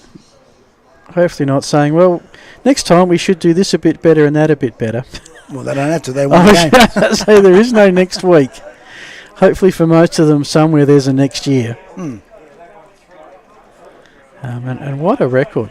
What they say, 8-9 grand finals in a row. I'm sure that means a stack of premierships. Oh, yeah. It looked like the torch might have passed last year. But here was Fleurieu at least had one more flag in them. That's right, exactly right. Here's how the game panned out. Adelaide Uni 7 for 138. Favell 40, Wilson 35, all retired, not out. Judd 17 and Jarman 13. Some of those bowlers there. David Smith 1 for 16 off 7. Colwell 1 for 3 off 7. Just extraordinary. Horton 1 for 20. The one stat I wanted to see was McCracken's bowling, because that was pretty good as well. In reply, Hills Fleurieu 5 for 141. Smith retired along with, McCracken almost got there, and Natali and Farmer 14 apiece. Timothy Pellin bowled his heart out 1 for 15, and then Ray Wilson 1 for 20, and Peter Judd got the multiple wickets 2 for 26. They got there with 3 overs and 2 deliveries remaining. That, of course, is probably for the last time today the Nelson Teamwear scoreboard.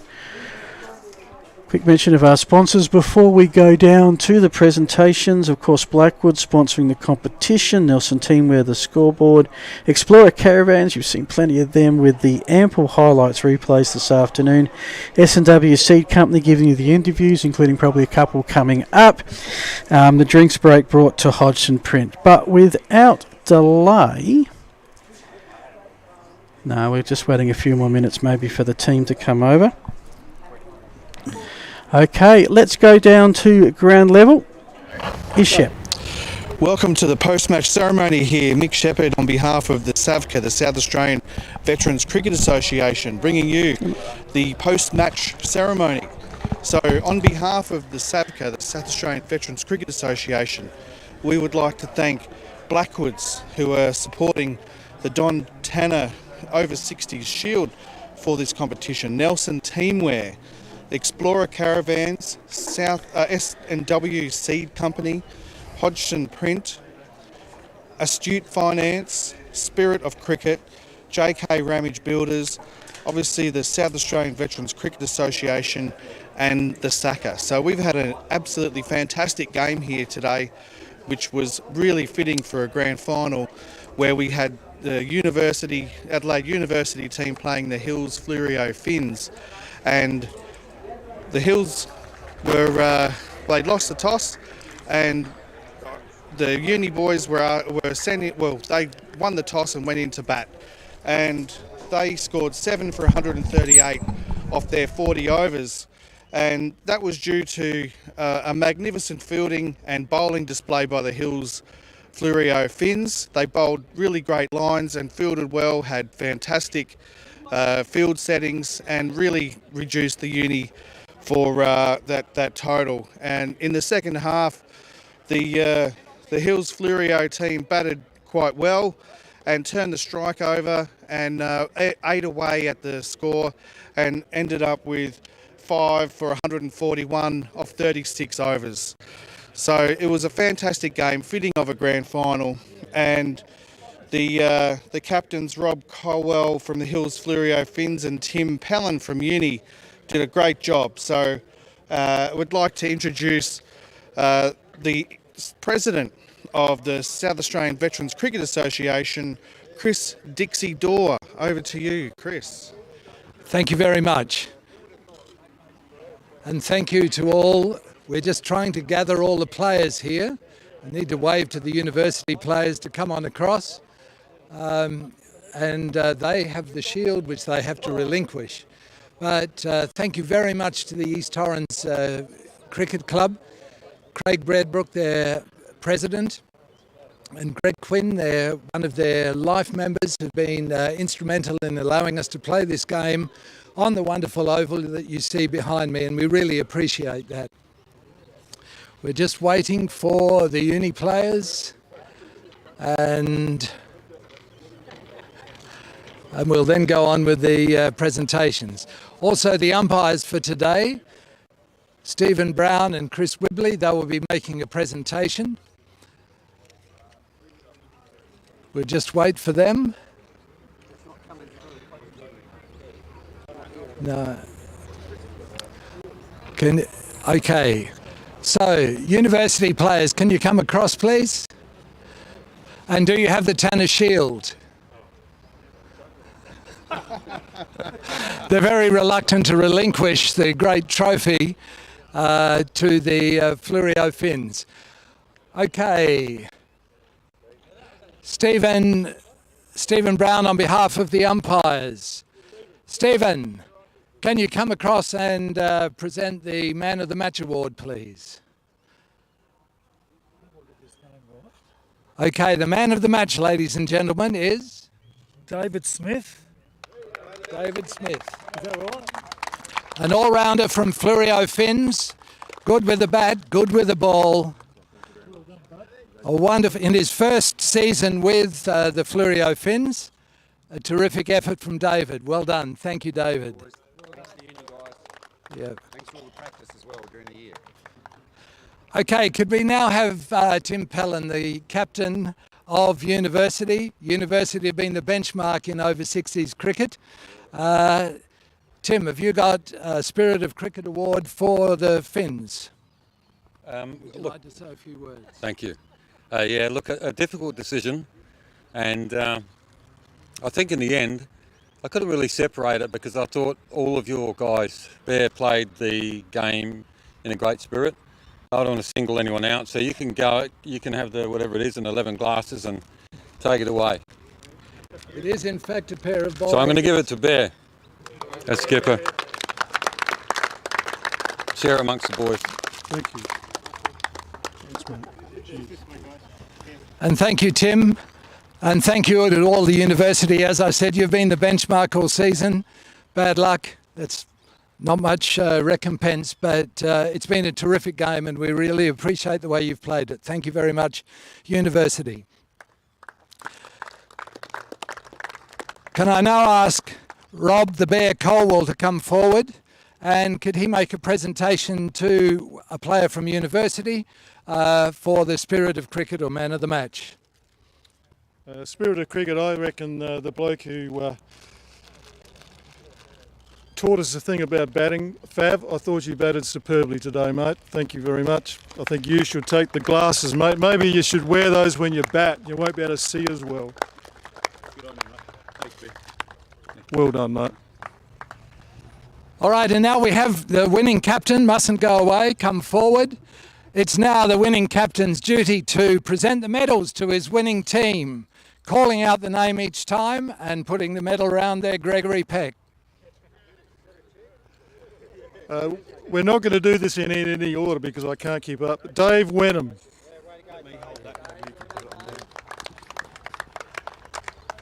Thanks, mate. Gary Bilney.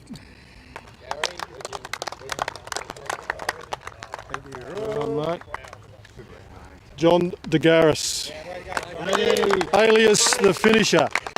Didn't even get to finish. Didn't have to finish. Tony Natali. The sweeper. Thank you. No, thank you very much. Malcolm Farmer.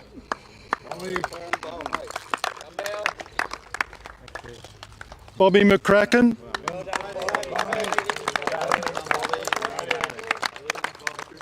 Graham Filkey.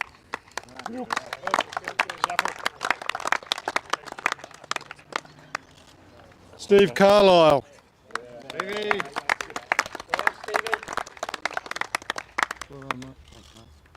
Trevor Scarf. The imp. Thank you. The Grizz Horton.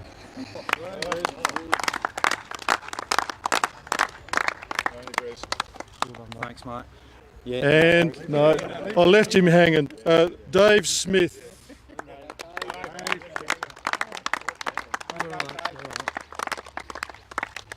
Kevin Shepley.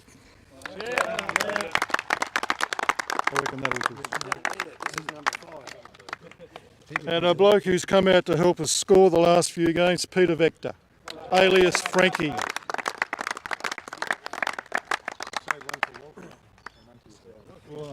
And for the winning captain, Rob the Bear Colwell. This is the 8th grand final that Fleurieu Finns have played in a row. So that's an amazing achievement. So it's my great pleasure to present them again with the Don Tanner Shield.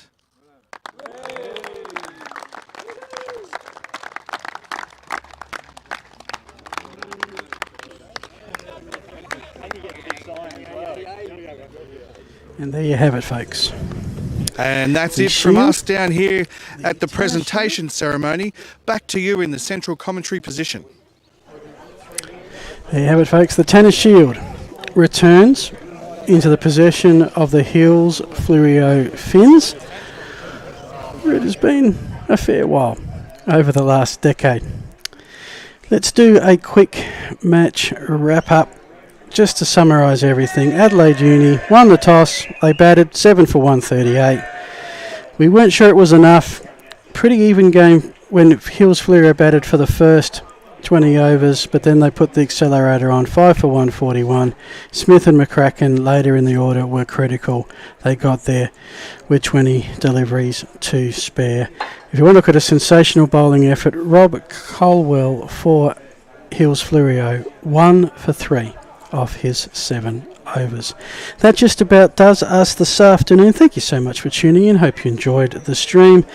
Again, want to quickly thank some of our main sponsors: Blackwoods, Nelson Teamwear, Explorer Caravan, Soren Seed Company and Hodgson's Print, Spirit of Cricket, JK Rampage Builder, Astute Finance, and the SA Veterans Cricket Association, the SA Cricket Association. I want to thank our production team today, James and Oscar, Alejandro, Jonathan, my co-callers in Shep and Mark Finlayson. This is Phil Herden on behalf of the crew saying hope you enjoyed this afternoon. We'll be back doing a stream in a couple of weeks for the over 50s. See you then.